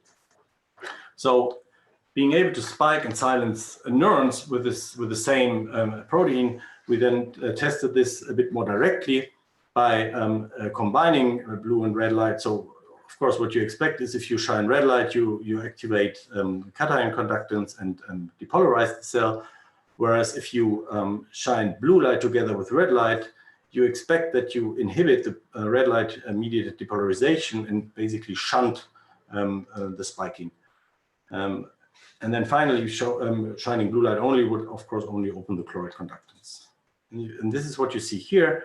So in red, we can nicely trigger an action potential, but then if we give blue light together with red light, this action potential is blocked. And giving blue light alone, of course, also doesn't spike the cell. The small depolarization that you see here is actually the cell going to the chloride reversal potential. So it's sitting a bit more hyperpolarized and then reaches the chloride reversal. When we do this with crimson alone, of course, red light always spiked the cell and blue light could not prevent spiking as expected. But actually, under these conditions, even blue light alone was spiking the neurons. So when we quantified that, we saw that with red light, we could very reliably spike neurons, while co-applying blue light would always inhibit the spikes with this somewhat targeted variant of bipoles. Okay, so what can you do with such a tool? And so we've been using this in 4 different applications. So, for example, to change the excitation inhibition ratio in the visual cortex of ferrets. So there we expressed bipoles in inhibitory neurons and modulated the activity of these inhibitory neurons. We also use it to modulate neuromodulation. So by expressing it in locus coeruleus, we change norepinephrine release and basically can reduce it or can activate it. In collaboration with the Gottschalk lab, we can also show that you can use this tool in motor neurons to inhibit muscle contraction or to induce muscle contraction, depending on the light that you use. And finally, in hippocampal slices, we show that we can use this tool to independently activate 2 different neuronal populations in the same preparation. So because of time restrictions, I'm going to show only 2 examples briefly in a bit more detail. So first I will quickly talk about this experiment and to give you a bit more context. So what we did here was, as I said before, we expressed bipoles in inhibitory neurons in the visual cortex, and the ferrets were then implanted with optrodes so that we could record activity in the visual cortex and deliver light into the cortex. At the same time, they would receive visual stimulation by a light flash to the eye, so that this, in order to trigger activity in the visual cortex. So here I'm just showing a single example from a single electrode, and what you can see actually is that if you shine blue light into the brain alone and thereby take out inhibition, so you inhibit the inhibitory neurons, you see that this low-level activity, this baseline activity is increasing.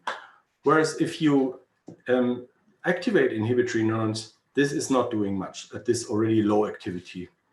So then when the ferrets were visually stimulated, we could see very strong responses in the visual cortex, and co-application of blue or red light was modulating this activity. So and the strongest effect was actually there with red light. So when interneurons were activated during this visual stimulus, the visually evoked responses were strongly dampened. So this is just a quantification of what I showed you here in a spike density plot. And we quantified this for more electrodes in a total of 3 animals. And the bottom line is that under baseline conditions, as shown here, we see an effect of inhibiting interneurons, which just increases baseline spiking, but does not do, activating interneurons does not do much to the network. Whereas if we stimulate the network, we cannot increase its activity much further by removing inhibition, probably because we're already saturating it. But when activating interneurons, we would strongly inhibit this visually evoked response. Okay, so towards the end, I just want to show you this second application coming again to independent activation of 2 neuronal populations. This has been proposed before, and we already saw this paper by Klapotke et al., where they discovered crimson. And in this paper, they also proposed a 2-color activation of 2 neuron populations.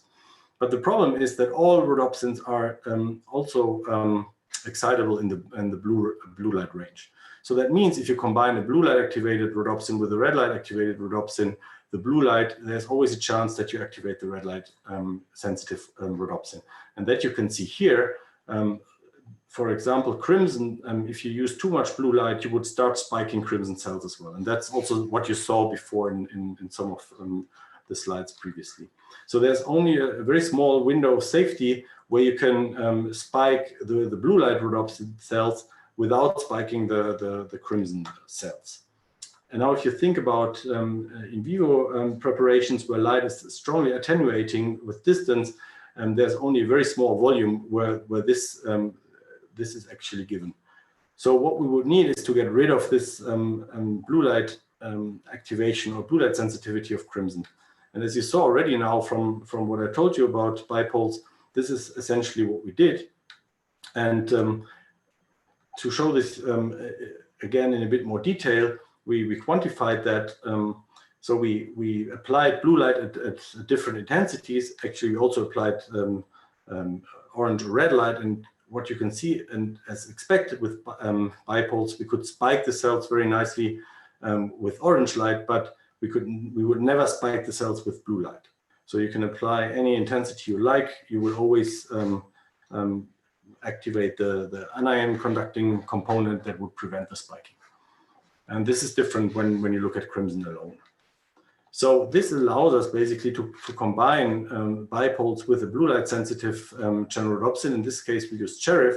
And here we express cherif in presynaptic pyramidal cells in hippocampal preparation.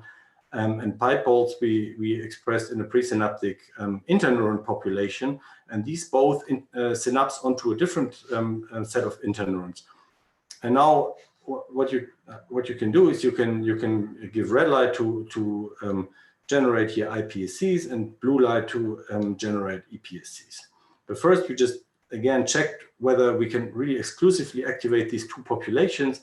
And indeed, when we gave red light, we could efficiently spike the bipoles positive cells, but again, never with blue light, whereas the cherif cells would never be spiking with red light and were very sensitive to blue light. So then we tested this combination directly by recording from the postsynaptic cell and giving short light pulses. So giving a blue light pulse gave us an EPSC, whereas giving a red light pulse yielded an iPSC, which you can see here by the reversing current around the chloride reversal potential.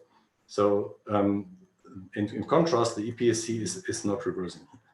So this shows you that we can combine bipoles with a blue light channel rhodopsin and independently control two different neuron populations.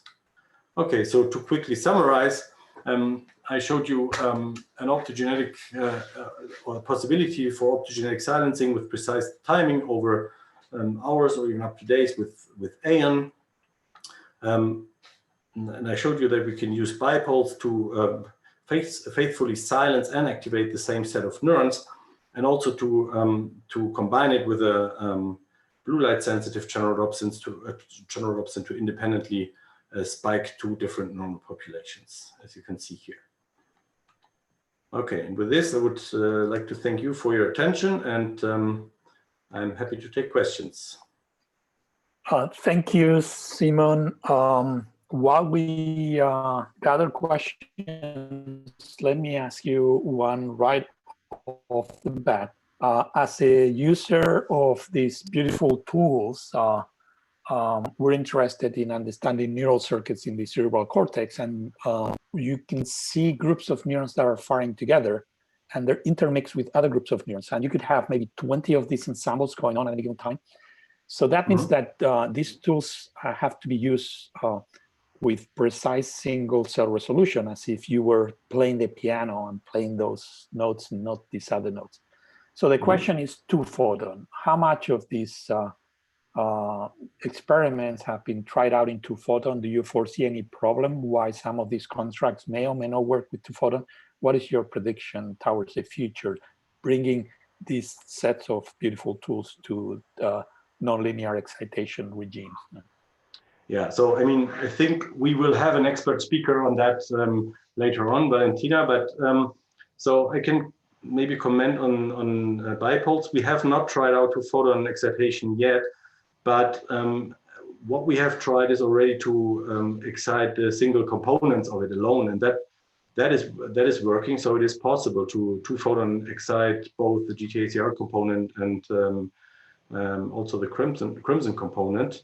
But yeah, that's a very, very important and a good question. It would be, of course, very important to see whether we can excite these two components or the two opsins in this tandem construct independently. So that's something that we still have to try out. Simon, can you see the questions in the Q&A? There's a few piling up. So if you could start working your way down, and when we run out of time, maybe you can answer the rest offline. Mm-hmm. Okay, so the first question is whether there are AVs available for Cree-dependent expression. Yes, there are. They are not yet on Agene, but we're currently preparing to deposit them there. So they should be soon available. But also you can get in touch with us directly and we can talk about it. So that was the first question. Next question is, should we not expect adverse consequences of the long-term opening of chloride conductances by ion? Yeah, that's a good question. And that's something we tried out. So of course, ion is a chloride channel. And you would only have chloride flux if the cell is getting significant input and significant depolarization. So as long as the cell is sitting at its resting membrane potential, it's relatively close to the chloride equilibrium, and there's not a lot of chloride flowing probably. But of course, that's a concern. So if the neuron keeps getting depolarized, you would think there's a lot of chloride flowing into the cell. So what I can say is that we kept the channel open overnight in the incubator and then patched the cell on the next day, and we could find no differences between cells that were not stimulated overnight. So at least with this approach, we could not see any adverse effects. And again, Silvia can also give you a bit more insight in the poster section, basically. So she has this experiment there. Yeah, time for maybe one more question. So maybe I can just go to this one here. Do channels which can be closed by light exist or be developed? At 20 slides, bipoles expression in neurons, even in better case, there are still kind of vesiculation fluorescence. What is it, and is it safe for cells? Okay, well, regarding the second part of the question, I think it refers to the punctate expression pattern. And we have seen that, and many labs have seen that with, for example, GTACR expression, that it has a very patchy expression. Now with bipoles, as I showed, we tried to improve membrane trafficking, and we actually did. The patchiness of the signal, that's actually something that one observes if one uses this KV2.1 tag for soma targeting. And this is probably a property of the KV2.1 tag itself, because the channel where this is coming from looks exactly like that in its expression pattern. So the patchiness is probably not really a problem. And also in our hands, the cells tolerate this this construct actually pretty well, and they're pretty healthy. So of course, I mean, as with any of the opsins, if you express them at very high levels at one point, they will certainly become toxic. So it's always important to control expression levels and to check cell parameters. Thank you, Simon. This was a beautiful talk, and you should address the remaining questions offline while we move on to the next speaker. Next speaker is Anna Moroni from the University of Milan in Italy. The title of her talk, Synthetic Tools for Inhibition of Cell Excitability. Anna, welcome. Can you hear me? We cannot hear you. You're still muted. Hello? Yes, now we can hear you. So Anna, thanks for being here with us. We know it was a complicated day for you. You have the floor. Okay, thank you first of all, thank you for the invitation and the chance to see friends, and I say hi to everybody. I'm very happy to be participating to this very interesting meeting. So my topic is engineering synthetic tools for optogenetic inhibition, and it doesn't work. Huh? Sorry, I think it's blocked.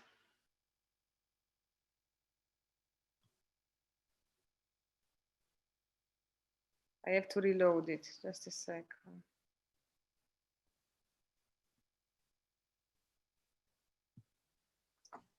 Okay, do you see me? We see you, but not your screen. Okay, so I have to share it again. Yeah. Pity.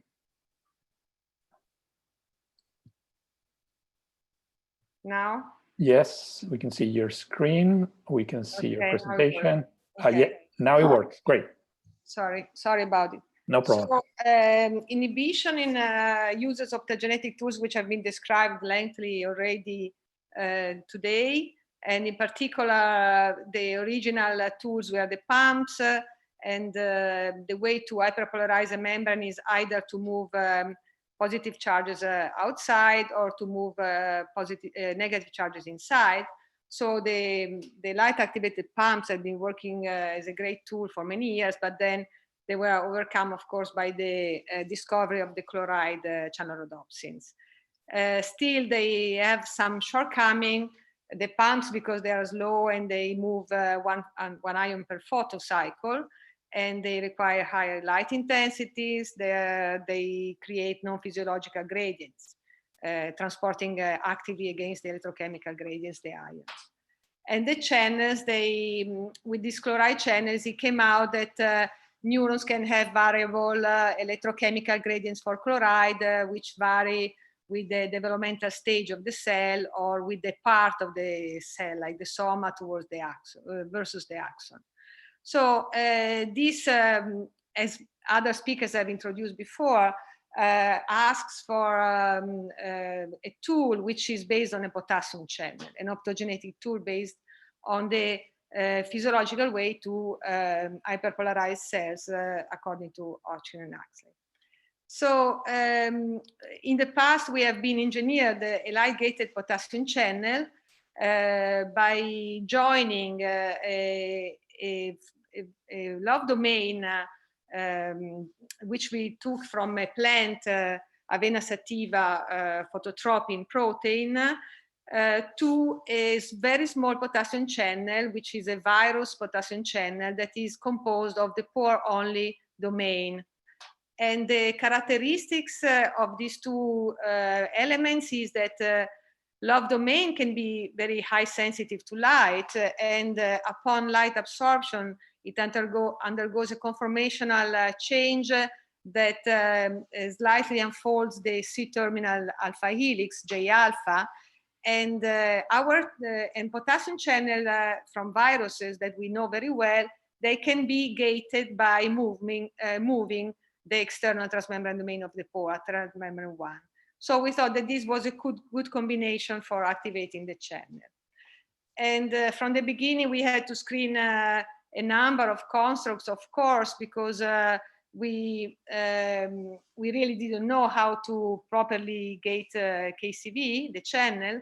And it was very useful to have a yeast-based screening system, which uses a mutant yeast that can only grow in high potassium and recovers growth at low potassium concentration if you complement it with a viable potassium channel.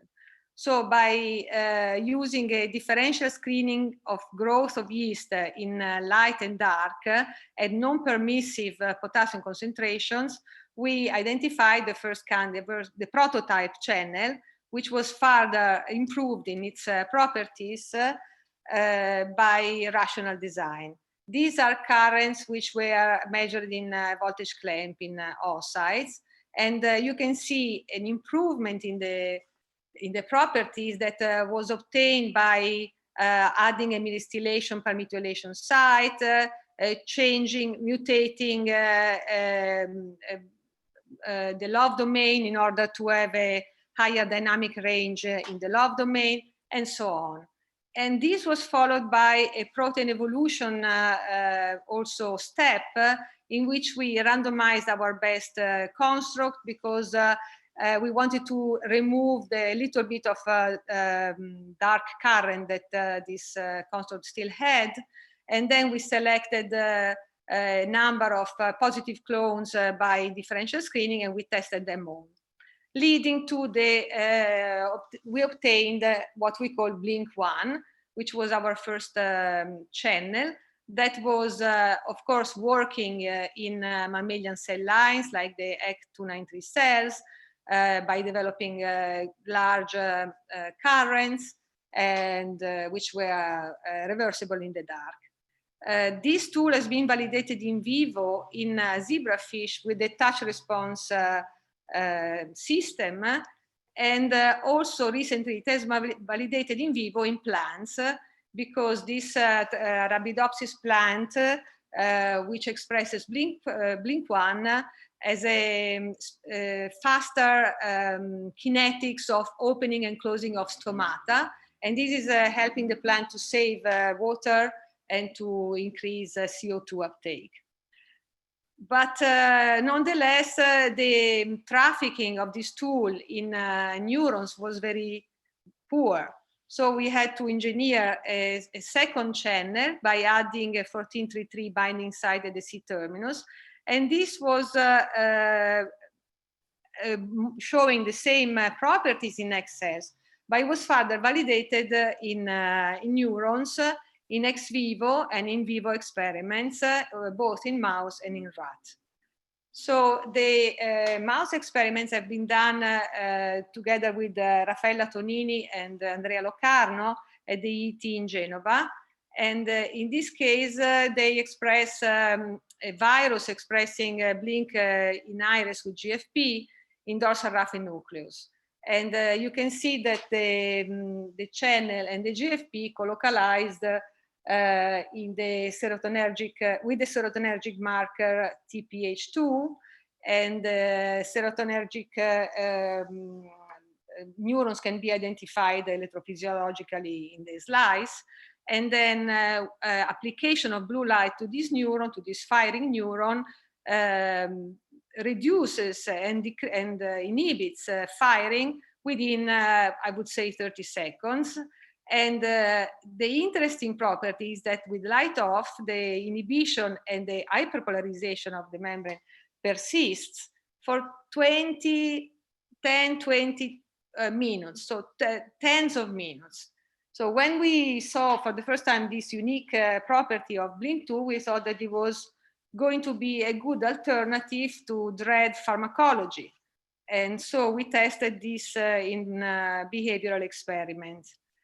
The behavioral experiments were done by testing the mouse that expresses Blink or control mouse in an open field arena. And while the optogenetic inhibition did not have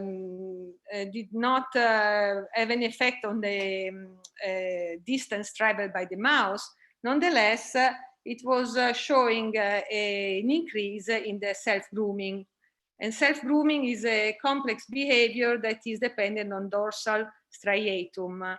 And therefore, this experiment highlights a link between the hypofunction of dorsal raphe nucleus neurotransmission and striatal dysfunctions. Another interesting aspect is to see if Blink-2 can be used for terminal inhibition, not only for somatal inhibition. And this was again tested by Raffaella and Andrea, which injected Blink in the prefrontal cortex, and they were recording from the nucleus accumbens, because the nucleus accumbens receives strong prefrontal cortex input.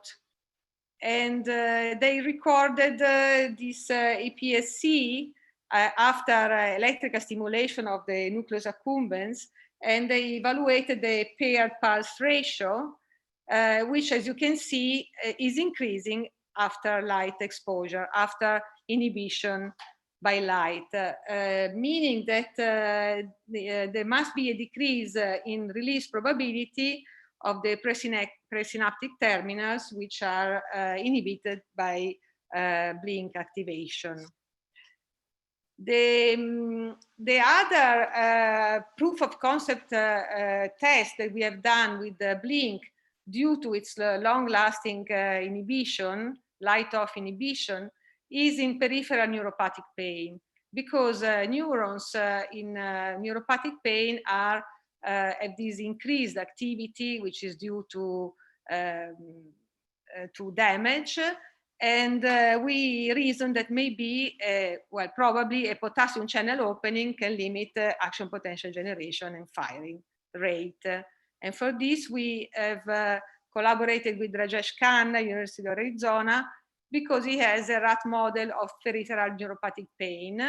And he has done the intrathecal expression injection of blink at the level of the spinal cord of the L4, L6 dorsal root ganglion, at where the sciatic nerve is. And then it was illuminating from an external source the paw with the blue light without implanting anything. And then it was testing the pain threshold of the rat with this von Frey force threshold test. And here you see that the hyperalgesia was previously induced with the chemotherapeutic paclitaxel. Once the system is established, then they injected blink, and then after 24 hours, they performed the optogenetic inhibition with 1 minute of blue light, and then they were testing for hyperalgesia. And as you can see, the paw, the left paw, which has been illuminated, shows an improved effect and the recovery from hyperalgesia due to optogenetic inhibition. While the right paw, which was not illuminated, or the control mouse that was in rat that was injected with the antivirus, did not show any recovery. And the interesting thing is that this anesthetic effect persisted for 30 minutes, but probably also up to 2-3 hours. So immunostaining was showing that Blink2 is expressed at the level of the DRG, but is also expressed at the level of the nerve terminal glabrous skin, which again is in agreement with the data of Raffaella Tonini showing terminal inhibition is possible with Blink2. So the conclusion on this part is that blink is a tool for sustained light off activity, and this can last for 10 minutes due to the very slow recovery rate of the tool. And it provides high amplitude photocurrents, and this is a characteristic of the potassium channel, which has a single channel conductance of 100 picosiemens. And also this compensate for the bad trafficking of the channel to the membrane. And it can have potential use for application in long-term neuronal inhibition. The next topic that I want to tackle is the optogenetic control of heart rate, which is based on our interest in my lab for HCN channels. And HCN channels are crucial in controlling heart rate because they provide a depolarizing current that is making the diastolic depolarization of the cardiac action potential. And the channel is controlled by cyclic MP, which in turn is controlled by the adrenaline acetylcholine release from the autonomic system. And therefore, HCN is also crucial for autonomic regulation of heart rate. We have been working lengthily on cyclic AMP activation of HCN channels. And as you see, the channels are activated in hyperpolarization. This is the activation curve of the channel showing full activation at very negative potentials. And cyclic AMP shifts to the right the activation curve of the channel, facilitates opening at more positive voltages. By working with an interactor, with the protein that interacts with the HCN channels, we identify the peptide, which we call nanotrip, that is 40 amino acid long, that is interacting with the cyclic nucleotide binding domain of the channel and competes for cyclic AMP binding, thus preventing, as you can see, the effect of cyclic AMP on the channel. So we have a tool that inhibits cyclic AMP activation of HCN channels. We have been working at this characterization of the complex of nanotrip with HCN channels, and we have the construct, the structure of the construct of the two. We know that they interact electrostatically. We have determined, we have found mutation in the nanotrip that prevents binding to the channel by increasing by lowering the affinity of the binding. We also have mutations in the channel that prevents in vitro the effect of binding of the nanotrip. So we have a very good system in our hands that we fully characterized. And this peptide can be used to decrease heart rate because when we test nanotrip in sinoatrial node myocytes, either by adding the peptide in the pipette with which we patch the sinoatrial node cells, or providing a cell permeable version of the peptide because it's connected to a TAT sequence. In both cases, we have a reduction of heart rate, which is of firing of these myocytes, which is about of 30%. That corresponds to the effect of physiological concentrations of acetyl-CoA. So with this on this basis, we decided to do an optogenetic tool of nanotrip by linking the peptide to the LOV domain cage and by verifying if blue light is able to unfold and the helix, the alpha helix, and release nanotrip, which is now available for binding HCN channels. And this is working because we have obtained data in all isoforms of HCN channels, 4, 2, and 1. This is more the cardiac, this is more the neuronal isoforms of HCN. And as you can see with the light, we obtain this left shift that corresponds to the inhibition of cyclic AMP binding to HCN channels. So we went back to the chronic pain in nociceptive neuron problem because there HCN2 plays a major role in controlling the activity of these neurons. In particular, when they undergo inflammation or injury, there is an increase in cyclic AMP in the neurons, which is increasing the activity of the channel, and the channel becomes one of the causes for increased activity of firing. And this has been shown because if you block the channel HCN2 with the ion channel blocker ivabradine, a specific blocker of HCN, you can reduce firing activity. So again, we thought that our modulator of cyclic AMP effect on HCN would be perfect to reproduce this data. And so we went back to our peripheral neuropathic pain rat model with Rajesh Khanna, and this time he injected the cell-penetrating version of the peptide, TATS nanotrip, in the spinal cord, and was testing, and he has been testing the rat for the force threshold test.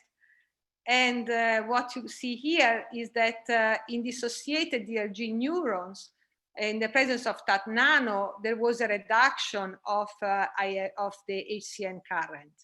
And in vivo, the test was showing that the injected rats with TAT-trip nanotrip were showing a improvement in anesthetic effect compared to the saline injected rats. So the conclusion of this second part is that we have this tool, which is now an optogenetic tool, Love Nano, that works as an HCN regulator, and it's working on all isoforms and can be used as a bradycardic agent in isolated cardiac pacemaker myocytes, but we still need to test it in vivo. While the version self-penetrating, not the optogenetic version, we seems to work in vivo. We have to confirm this data, but we have preliminary data that it works in rat. The last part that I want to enter is if there is beyond a possibility to go beyond optogenetics for the problem of the light penetration. And Peter Egeman was already was asked, and he replied about ultrasounds as a possible tool, but now I'm entering a more slippery ground, which is the magnetogenetics. Because magnetogenetics has been in the recent years shown to work. Two different tools have been published, TRPV channels, which are connected to ferritin. And in one case, it seems that the thermal relaxation induced by radio frequency magnetic field can activate this channel, which is thermosensitive.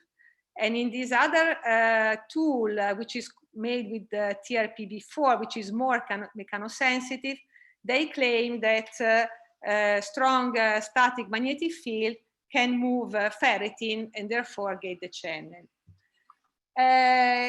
I want to be clear that there is in the field no established biophysical mechanism at the moment that can explain the observed magnetic responses.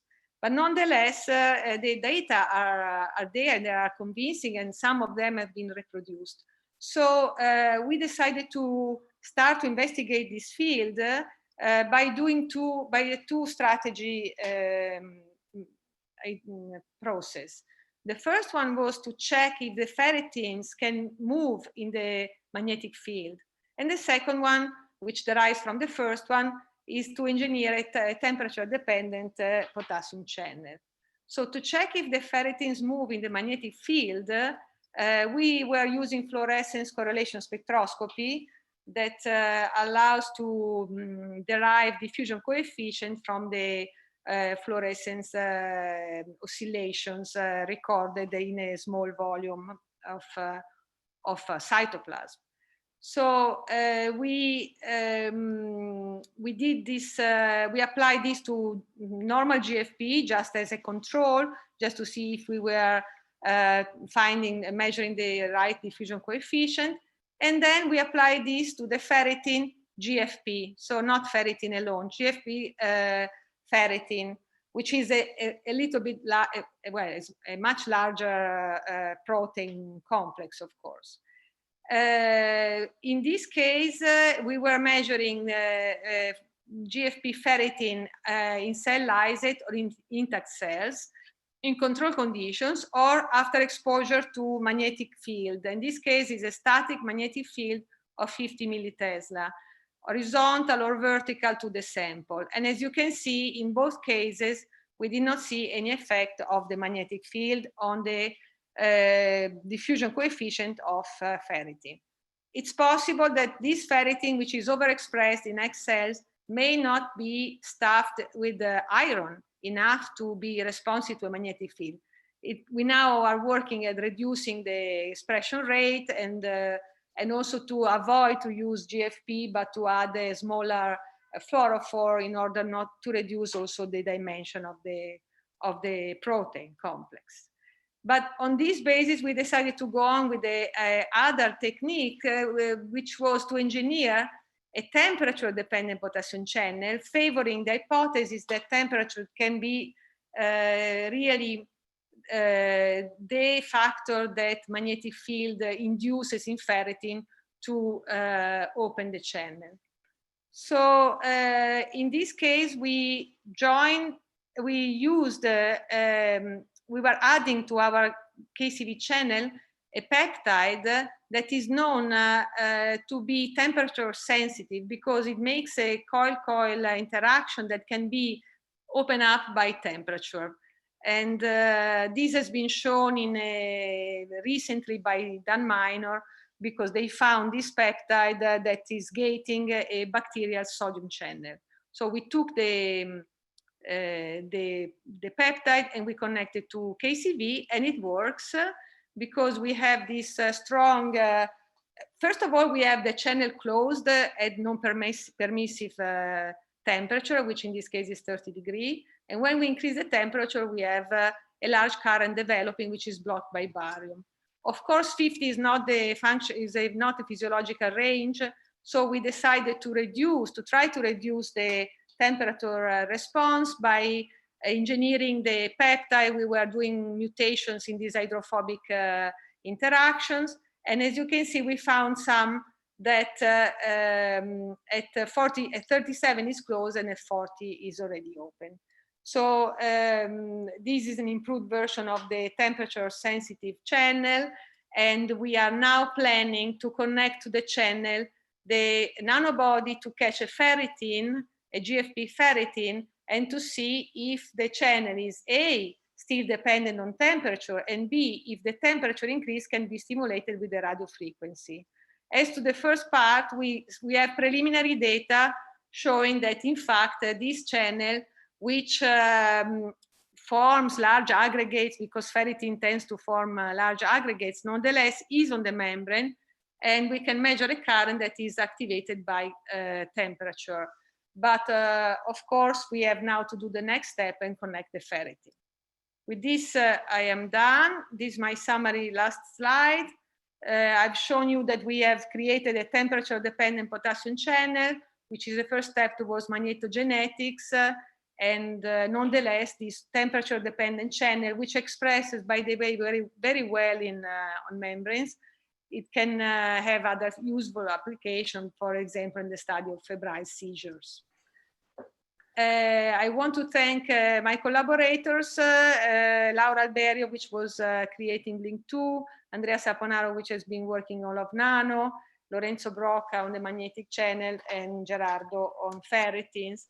And I thank you for the attention, and I hope that I was not too late. You are fine. Thank you, Anna. Let's take some questions. While we wait for questions, a quick question for you. Has anyone studied the two-photon excitation of the love domain, or have you tried that yourself?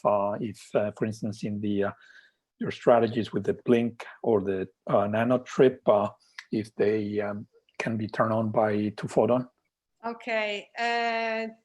No, I didn't try myself, and I have to say that I don't know, honestly. Maybe somebody else in the audience probably knows. But yeah, that's a great thing to send the question back to the audience. If anyone knows, they should just type it in the Q&A. We have a lot of people in the audience, or any of the speakers as well. Yeah. Anna, you want to deal with the questions? Can you see them in the Q&A? I'm trying to open it. There's 3 questions waiting.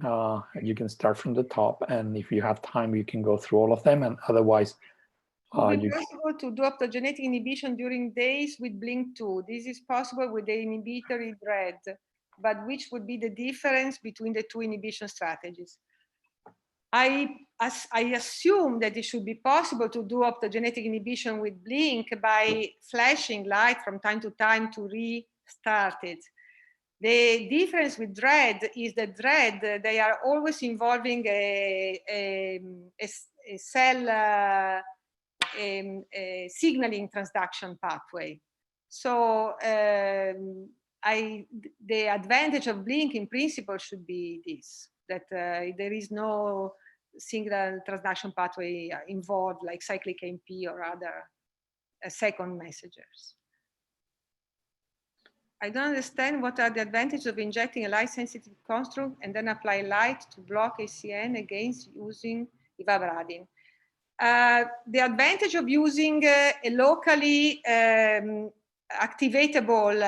inhibitor of HCN versus using ivabradine is that ivabradine will give strong cardiac phenotypes because HCN are the main regulator of sinoatrial node heart rate. So it's impossible not to inhibit all other processes that are controlled by HCN in the body.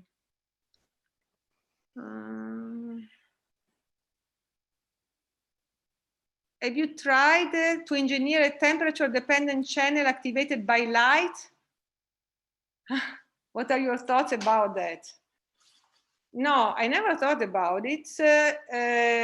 Why? What's the advantage of having a temperature-dependent potassium channel activated also by light?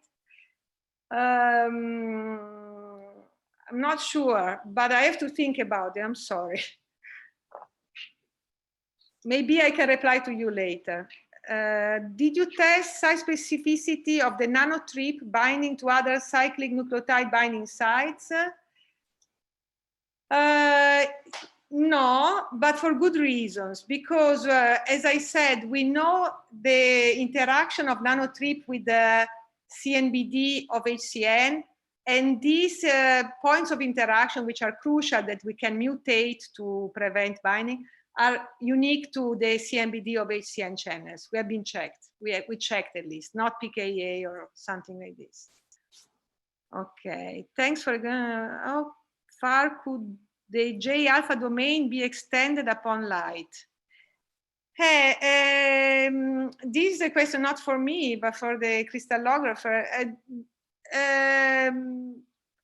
Not much in reality, because, you know, in the cartoon, we always show this complete unfolding of J alpha, which apparently, looking at the structure solved in light and dark of the love domain, is not so strong.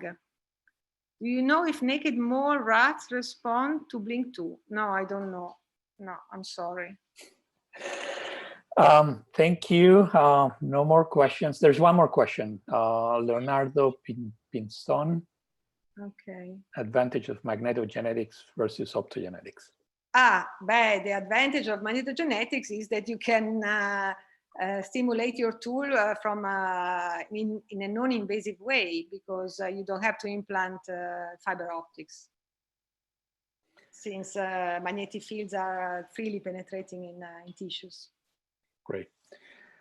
So before we end this session, I wanted to ask if any of the speakers of the session that are with us would like any final comments or any comments on any of the talks. Now is a wonderful way to interact. Anna, yeah, go for it. I wanted to place a question before to Simon. I was not able to place it. Can I? Yeah, Simon, can you hear us? Wait. Yes, Simon is online. Hi, Simon. Sorry to disturb you, but it's supposed to be disturbed. Yes. The bipoles, you were showing this very interesting data of bipoles that with blue and red light you were inhibiting. So you were going to the chloride reversal potential. Yes, with blue light, yes. Yeah. No, with both, blue and red. No, red light was excitatory. So that was a cationic conductance. If you give them together. Together, yes, yes. Yeah, yeah. Mm-hmm. So is this does it tells us that the anion rhodopsin has a larger conductance than the cation rhodopsin? Well, it's probably, I mean, it certainly has a very large conductance, and it will probably have a larger conductance. So it's shunting shunting the depolarization. It's kind of short circuiting the depolarization that you would have from crimson. And yes, what we see in this combination is that the anionic conductance is dominating. It's larger. Yes. Mm-hmm. Yeah. Interesting. Thank you. Thanks. any questions from any of the speakers to any of the other speakers? Actually, with the exception of Hideaki, we should probably let him sleep. Shouldn't wake him up. But if you have any questions, don't be shy.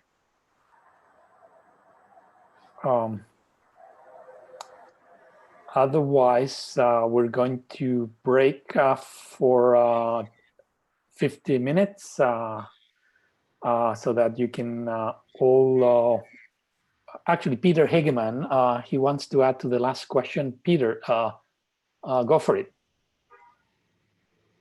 Can you see me? Yes, we can hear and see you. Yeah, I think for application of the double construct from Simon Wiegert, it is necessary to have a chloride channel with a larger conduction because the resting potential is closer to the reversal potential of chloride than to the reversal potential of protons. And this is what was the success of this construct. Yeah, so the reversal potential has to be considered as well. And proton reversal potential is further away. And that makes it this double construct useful. Yeah.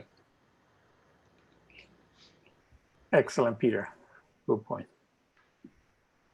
Simon, any final comments from you? No, I think, yeah, we're all in agreement. Well covered, yes. Yeah, good. Excellent. Okay, well, I think everyone has earned a break now. We have 50 minutes. You can eat, have lunch, dinner, breakfast, cocktail, whatever is it appropriate in your time zone. And we're going to reconvene at 45 minutes past the hour. Thank you for assisting and see you soon.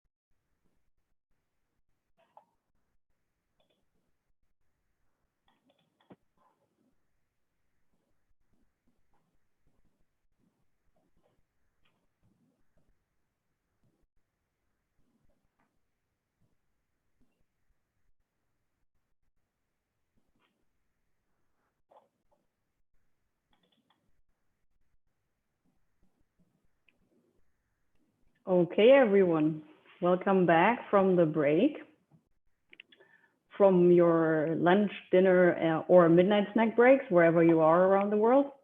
And let's dive into our second session. I'm Christiane Grimm. I'm a postdoc in Rafa Justus Lab, and I will host you in that session. And our first speaker is Valentina Emiliani.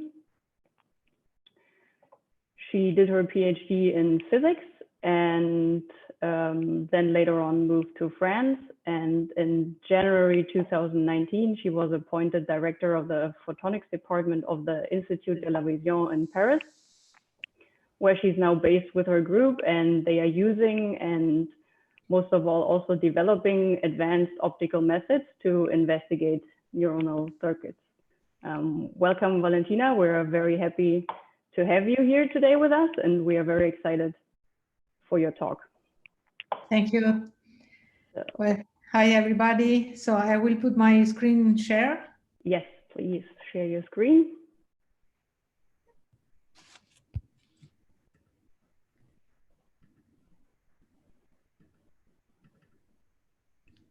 Okay. Very good. Okay. Okay, so thank you, Christian, for the introduction, and thank you, Christian Williams and Raphael, for organizing this symposium in these difficult times.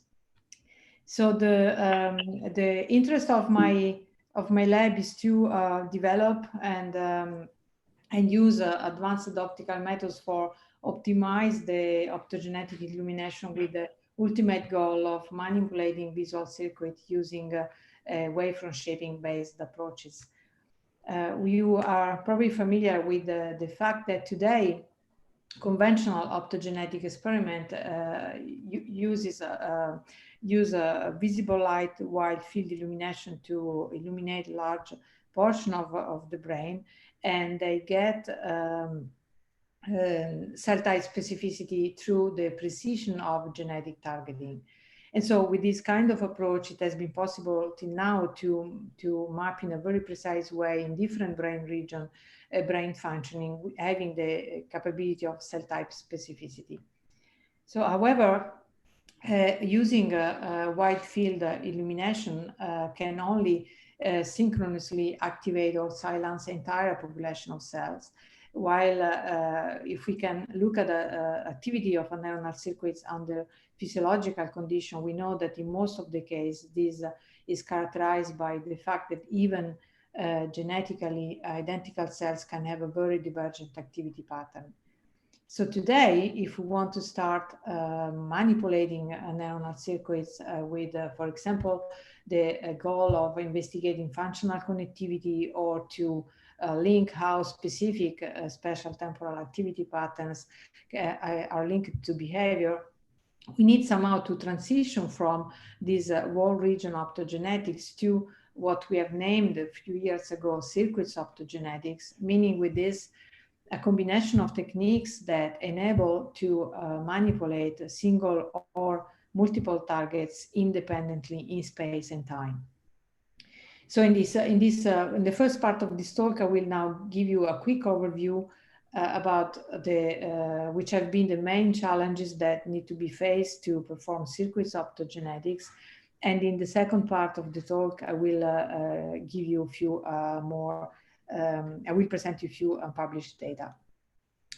So first of all, to get cellular resolution, the first important step was to replace visible light single photon illumination, visible light wide field illumination with focus to photon excitation, so that one could reach a single target embedded in a three-dimensional scattering volume. And in my lab, to increase the efficacy of two-photon optogenetics, we proposed the combination of two approaches. The first one is called computer-generated holography that we propose to use in order to increase the portion of the illuminated membrane. So in computer-generated holography, the key device is a special light modulators, and the idea of this approach is to be able to modulate the incoming, the wavefront of the incoming beam, so to create at the sample plane an illumination shape that eventually precisely reproduce the shape of the target that we want to activate. And then to also get precision with respect to the axial resolution, we propose to combine with computer-generated holography the approach of temporal focusing. So here, the key element is a dispersive grading that enables to modify the propagation of the illumination beam in such a way that we have a short illumination pulse selectively only at the focal plane.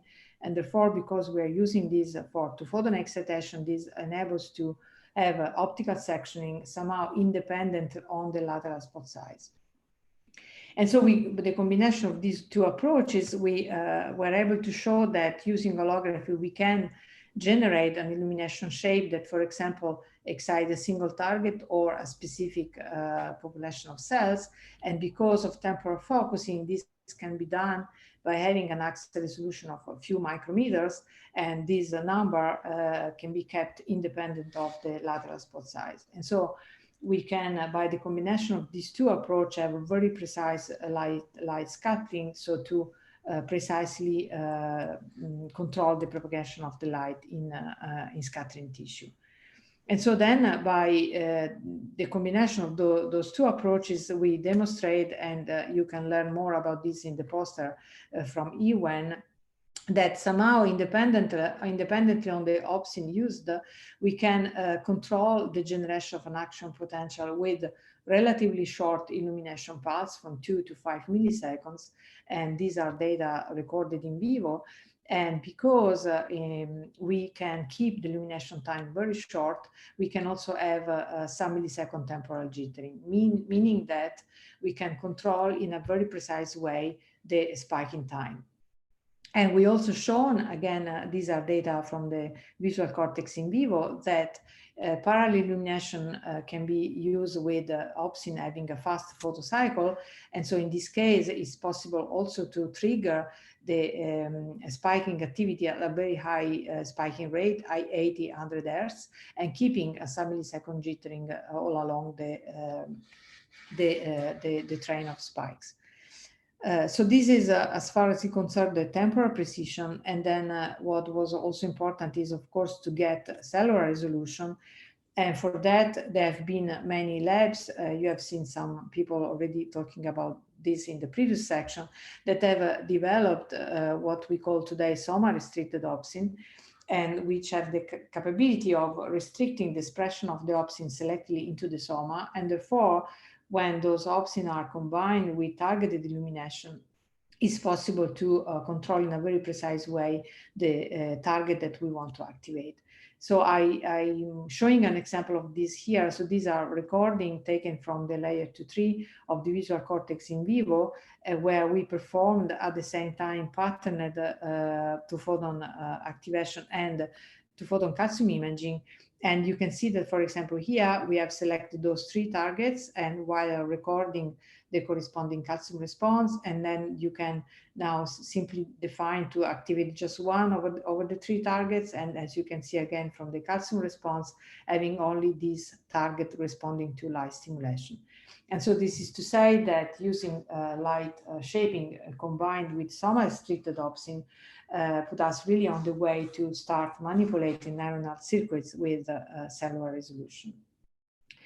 So another important step was at this point to see whether we could control with this spatial and temporal precision the activity of many cells, with the ultimate goal of manipulating entire neuronal circuits eventually distributed in a 3-dimensional architecture. And so this required to further develop ad hoc illumination method, and to get 3-dimensional light patterning. Specifically, we propose the use of 2 independent spatial light modulators, as is shown in this schematic here. So in this case, the first spatial light modulator is used to produce a specific illumination pattern. that we can adapt on the size of the target we want to illuminate. And this is focalized on the grading for temporal focusing. And then we use a second spatial layer modulators to multiplex in 3D all what the first device is creating the grading. And so this will create eventually a three-dimensional distribution of a temporally focused spot. So the configuration that they're showing here in this figure then emit multiple variants. And so one can, for example, can replace this first part by using an expanded Gaussian beam. And this is what the group of Adesnik at Berkeley University has called the 3D shopped approach. We can also replace this holographic part with alternative beam shaping approach, for example, the generalized phase contrast method or ad hoc amplitude phase modulation approaches.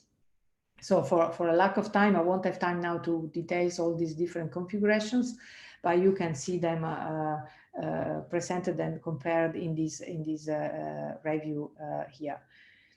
So here I will only show an example of one of these configuration, which is the specific case where we use twice holographic light stimulation, and the example is here. So the first device here is used to create an holographic disc, which is then temporally focused. And the second device is used to multiplex this temporally focused disc, in this case, 50 location at 50 different axial planes.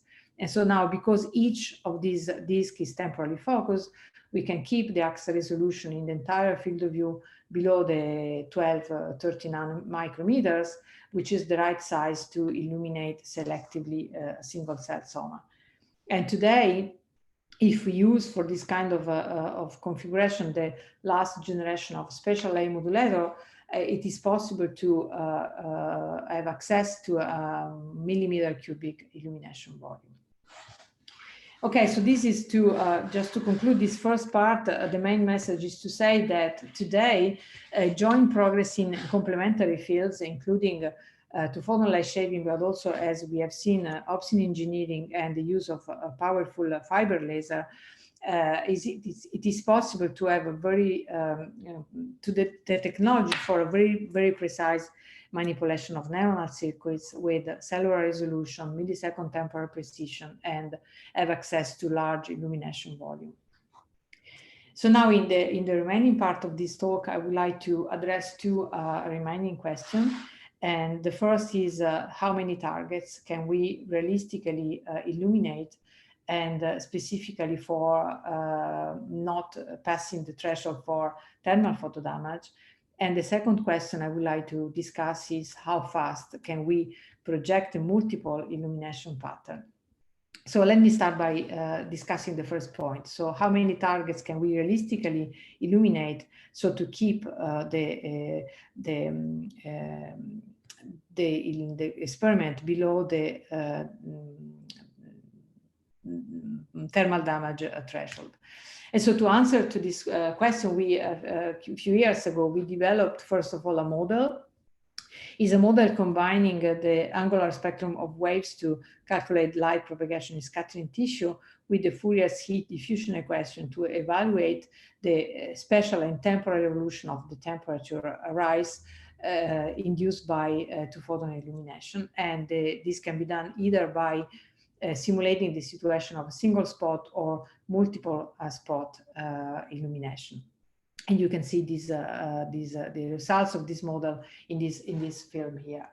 So interestingly, what we learn using this model is that as long as the illumination time is kept below the 3-5 millisecond, and the average distance among the multiple spots is kept shorter than the corresponding thermal diffusion length, which for this illumination time is about 50 micrometer. And it is possible to keep the total temperature rise below the damage threshold. So actually for even 100 configuration using 100 illumination spot, the total temperature rise can be kept below the single Kelvin. Of course, we wanted to verify the validity of the model, and for that we wanted to measure the temperature rise in an experimental situation. And for that, we propose the use of erbium-ytterbium co-doped glass particle. So these are specific particles that have the specificity of having a two-band emission spectrum, and the ratio between those two bands depends on the temperature. So these can be precisely calibrated, and because the size of those particles can be as small as the size of a single neuron, there are very interesting micrometer sized thermal probes. So we first use those probes to measure the temperature rise induced placing an holographic spot in an agar gel. And with this, we could show a very good match of the experimental data with respect to what the model was predicting. And then more recently, we have now extended this approach for measuring the temperature rise in vivo. And so for this, what we have done is to develop a system where those nanoparticles are glued at the tip of an optical fiber. And then this is used for illuminating the particle and collect the fluorescence from the particle, so that with a micro manipulator, then we can place the particle at a specific location in the brain in vivo. And so these are preliminary data showing that we do have enough signal to measure the local temperature rise in a very precise way. And again, we could prove a good agreement between the experimental data and what the model was predicting. And with this data, we could also confirm the prediction that actually under the typical illumination condition used for two-photon optogenetic experiment, the total temperature rise do not exceed the single Kelvin. Okay, in the last part, now I would like to address the last question. So how fast? So the point is now that probably the dreaming experiment that most of us have in mind is to a certain point use circuit optogenetics to be able to record first the activity of a specific circuit, and then being able to precisely reproduce the exact same activity using light and optogenetics. So from the past slides, you have seen that we are today on the way to have the spatial and temporal precision to precisely control neuronal activity in space and time.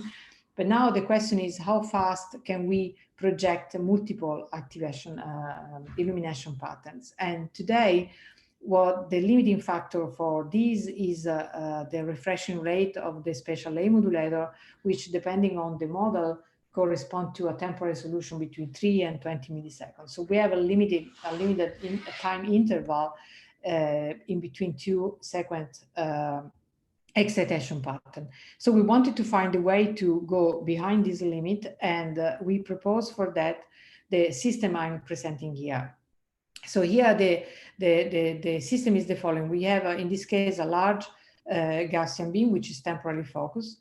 So after temporal focusing, the spot becomes a line because of the dispersion. And here we have this spatial A modulator. So the idea is the following. We can now address this spatial A modulator with multiple holograms. And now you can imagine that each of these holograms is producing a spot as a specific location. And now if you here put a galvanometric system, so that this line is scanned through the different holograms, this will generate a spot which can be moved at a speed only limited by the speed of your galvanometric system. But you can also think that now each of these holograms is not encoding just for a single spot, but is actually producing a distribution of multiple spots. And in this case, again, by scanning through the different holograms, you can create, as is shown here, a series of illumination patterns that now can be sent at a speed only limited by the scanning of your galvanometric system. And so we wanted to see whether with this approach we could precisely control the spiking delay between, for example, two cells. And so the experiment was the following. Here we had two cells and we generate 2 holograms, at first 2 holograms. So first holograms generating a spot on cell number 1, a second holograms generating a spot on cell number 2. And now you can start by illuminating the first cell, waiting the time to generate a spike, and at this point, quickly moving into the second hologram to generate the second spike. So of course, in this configuration, your temporal resolution is going to be limited by the illumination time necessary to generate a spike on the first cell. And so this illumination time can be as short as 1-3 milliseconds, but the question was, can we go even faster than that? And actually you can do so if you use the following trick. So instead of having just 2 holograms, you can have 3 of them. So the first one illuminating first cell number 1, the third one illuminating cell number 2, and an intermediate hologram, which is illuminating both cells.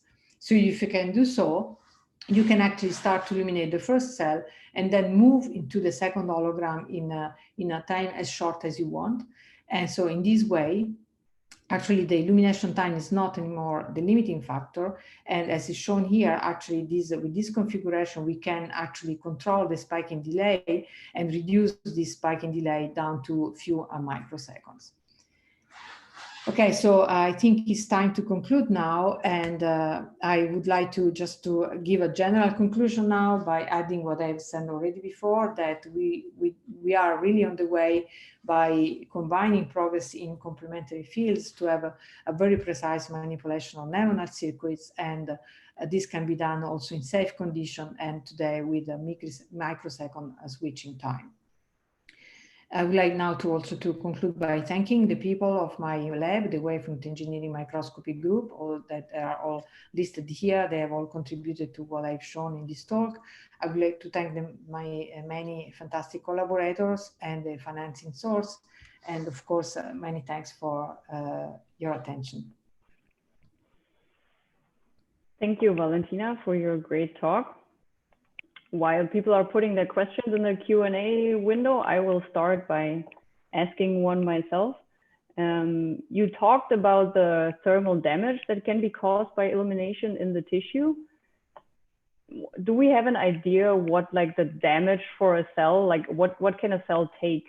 Like, so what's the threshold when you would start damaging the tissue? So with respect to the thermal damage, so is very difficult to have a precise number, because this also depends in the way this has been measured and in which kind of preparation. But normally, and also what is missing is an experiment that can evaluate how much we damage under such a short illumination pulse, because normally in the literature, the information we have are under long illumination time. So, but let's say that normally,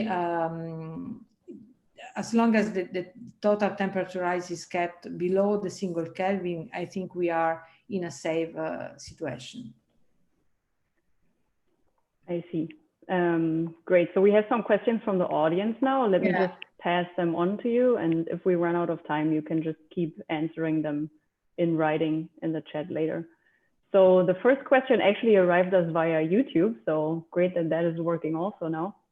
And the question is, how about photochemical damage, such as multiphoton excitation of proteins or DNA and generation of reactive oxygen species?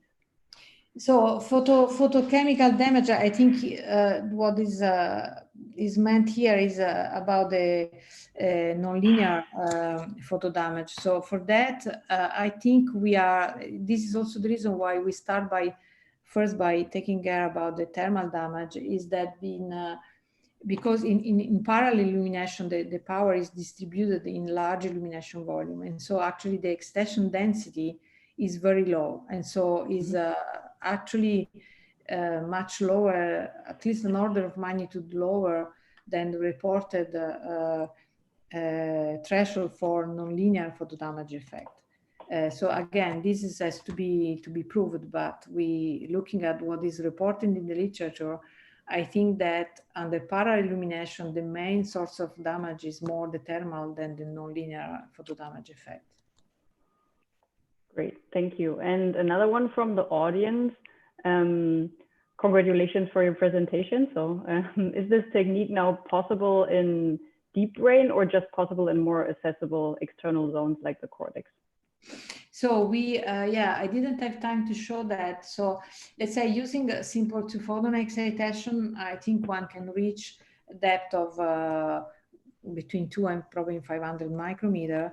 And for going deeper than that, one possibility is to combine this approach with the green lens to do patterned endoscopy.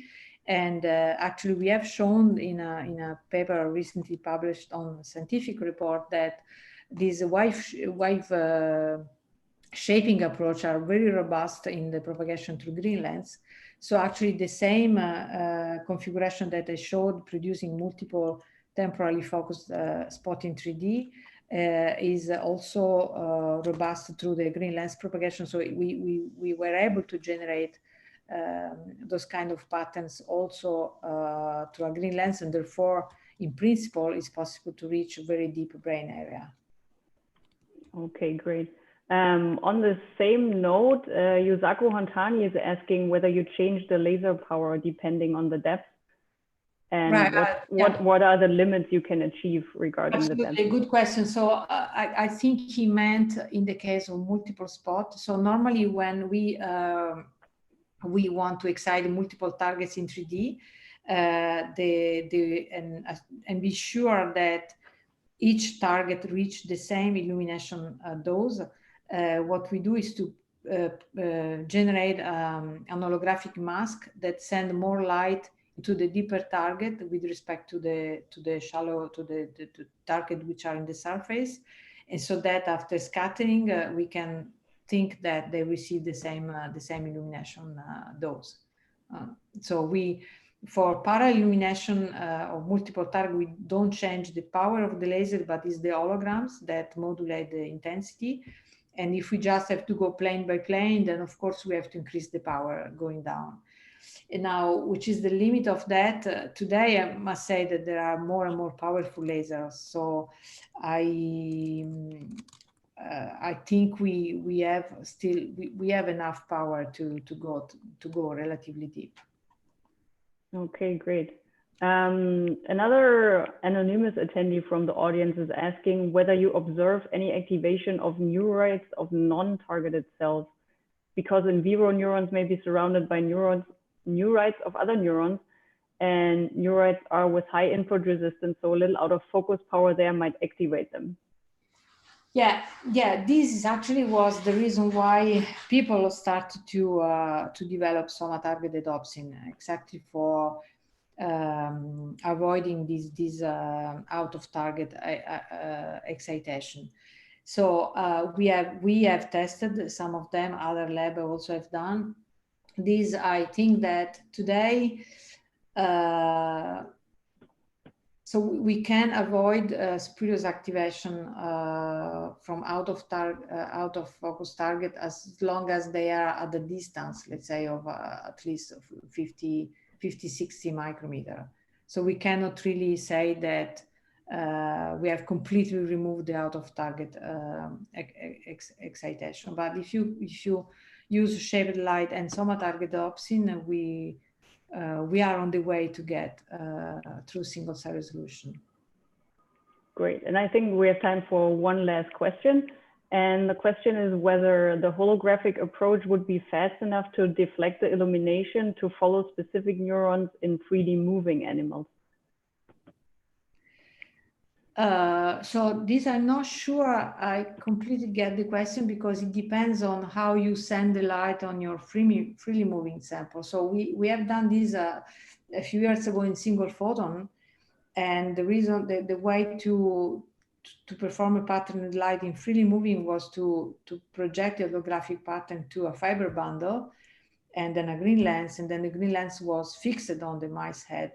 And so in this case, the fact of having freely moving when the preparation was good enough didn't really give an important movement. So let's say the pattern was moving together with the animal. Mm-hmm. Now, probably here the idea was, I don't understand what could mean to deflect the illumination to follow specific neurons in freely moving. But one question anyway, in general now, even if it's not in freely moving, the question is, imagine that we want to photostimulate a certain population of cells and then to re-stimulate them according to something happening in life. So then the speed is what I was discussing before. The speed to refresh your illumination pattern is given by the time you need to recalculate the pattern. And this can be 100 milliseconds today.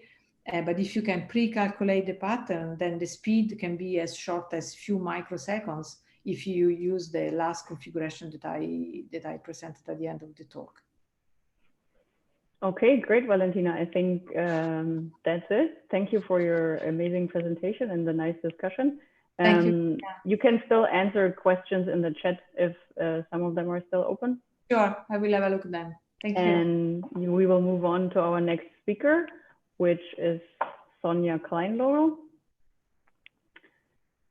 Sonja is heading the Translational Optogenetics group at the University of Bern in Switzerland, where she and her team are tailoring optogenetic tools and their application methods to establish and improve therapeutic approaches for clinical use. And today, Sonja will tell us about the recent advancements in the use of opto-GPCRs for vision restoration. We are very excited to have you, Sonja, and I will unmute you and you can start your slide sharing. We are very excited for your talk. Okay. Good. Hi, everyone. I still have to go on presentation mode. Does this work? Yes. So thanks very much for the invitation. It's very nice being part of this indeed interesting Zoom meeting. And what I would like to do now is take you into the world of the vertebrate opsins and tell you a bit about our engineering efforts to design opto-GPCRs, viruses, and promoters for specific cell targeting in the retina to restore high quality vision in the blind. So there's unfortunately many million people worldwide that suffer from blindness due to photoreceptor degeneration. And that can have manifold reasons ranging from photoreceptor loss due to hereditary conditions like here in retinitis pigmentosa that I depicted here, or due to multifactorial conditions such as age-related macular degeneration. However, independent of the underlying pathology, we are left in the end with a differentiated inner retina that does not sense light anymore, but otherwise still contains anatomically and functionally intact cells that of course make excellent targets for optogenetic intervention. Now, the optogenetic approach in the eye is not that complicated. You inject AAV viruses into the eyeball that carry the gene for your optogenetic protein that you selected.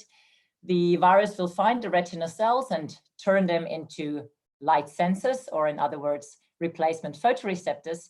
And with that, the patient, wearing some amplification and pre-processing goggles, hopefully can see something again. Now there's actually 2 clinical trials ongoing, one in the US and one in Europe.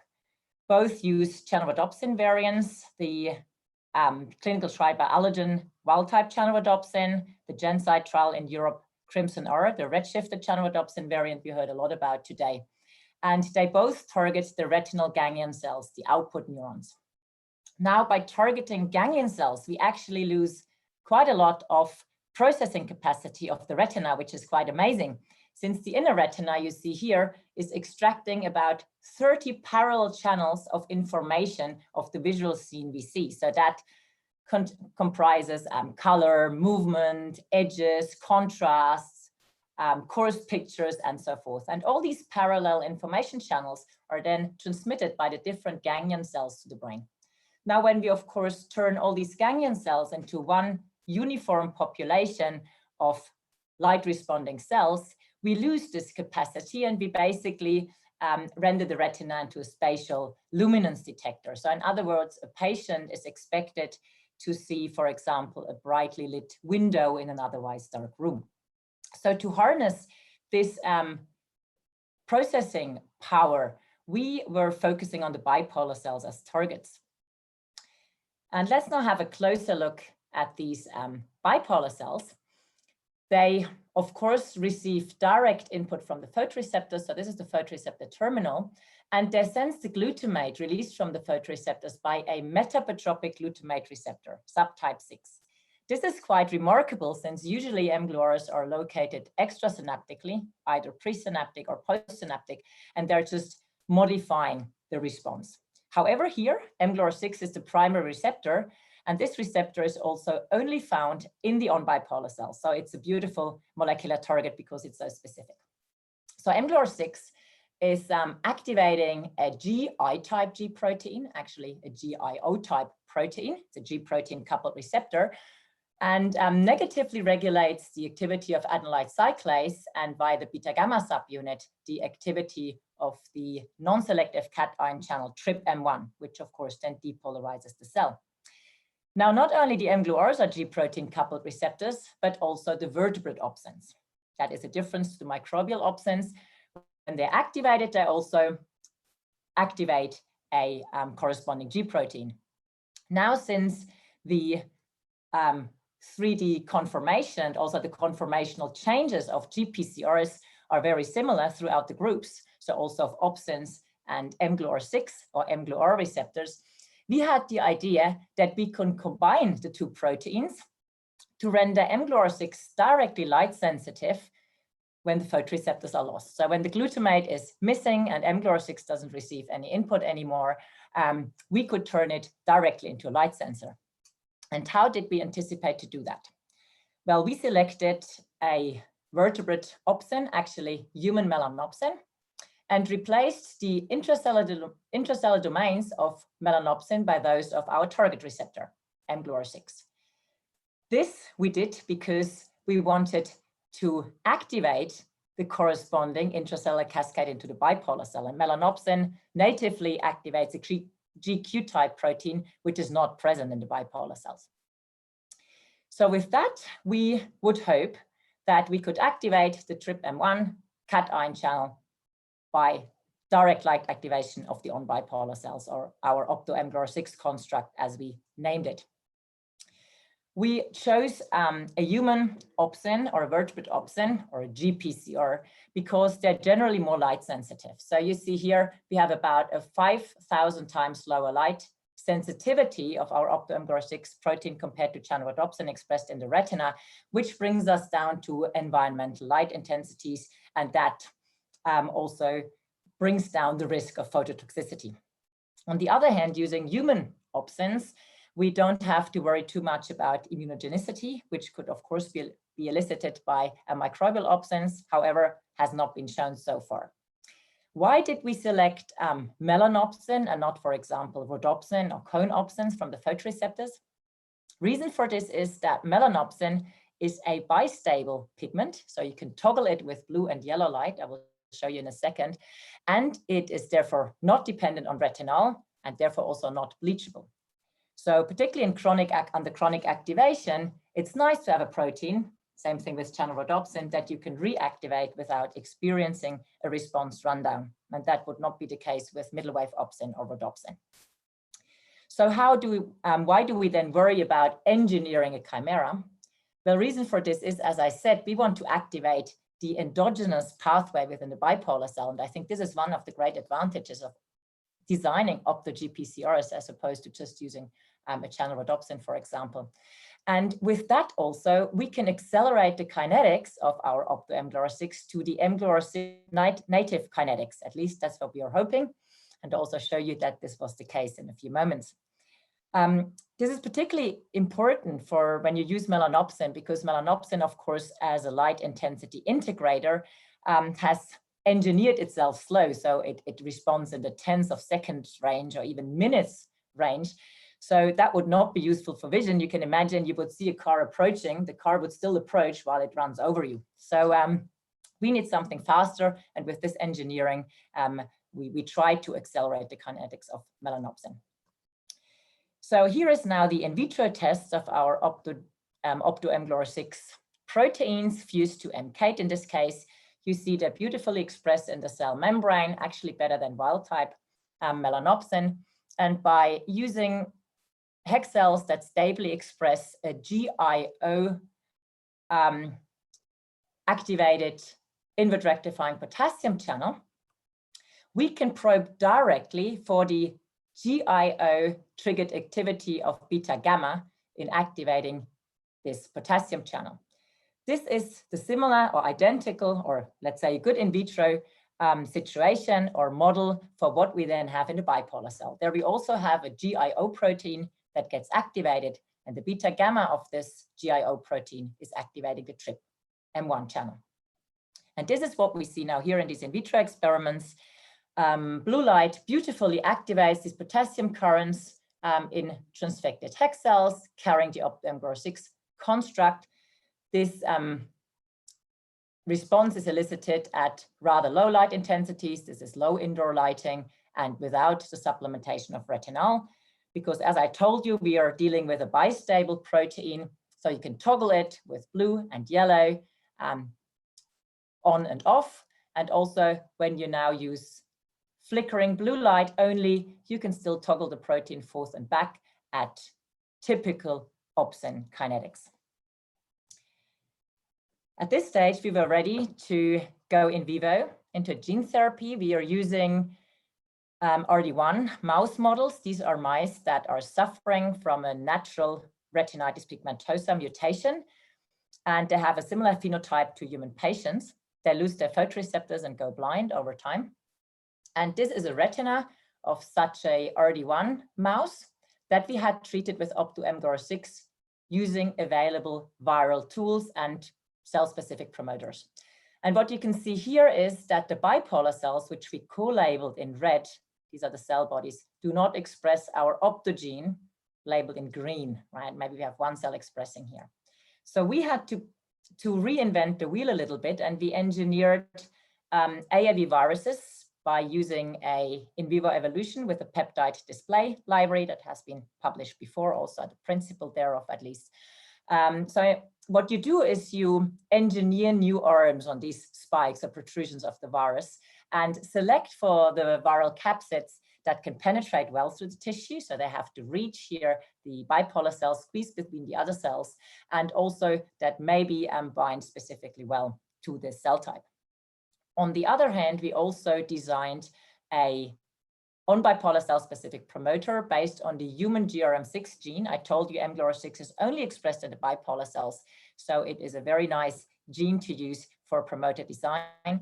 And combining this novel AAV and the cell type specific promoter, we are now able to pan-retinally transduce bipolar cells very efficiently and very specifically. So you see that here again in a degenerated retina, there's no photoreceptors, but all these red cells are also expressing our green optogene. And this is a human postmortem retina, of course, still having photoreceptors, but we see the same picture, very nice co-labeling of the optogene and the bipolar cells.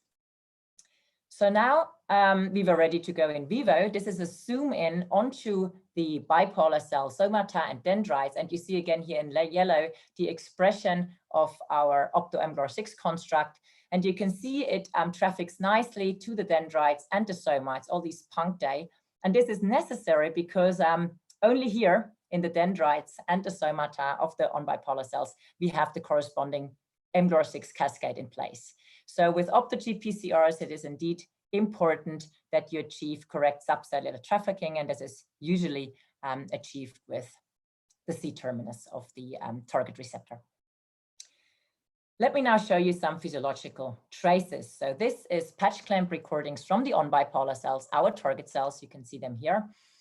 And what you immediately see, I think, is that they respond nicely to blue light, but the responses are different in different subtypes of on-bipolar cells. Some respond more sustained, some more transient, and that is a clear indication that we activate cell-specific cascades. So it's a very personalized activation, as opposed to turning cells into sort of uniform responses with channel rhodopsins.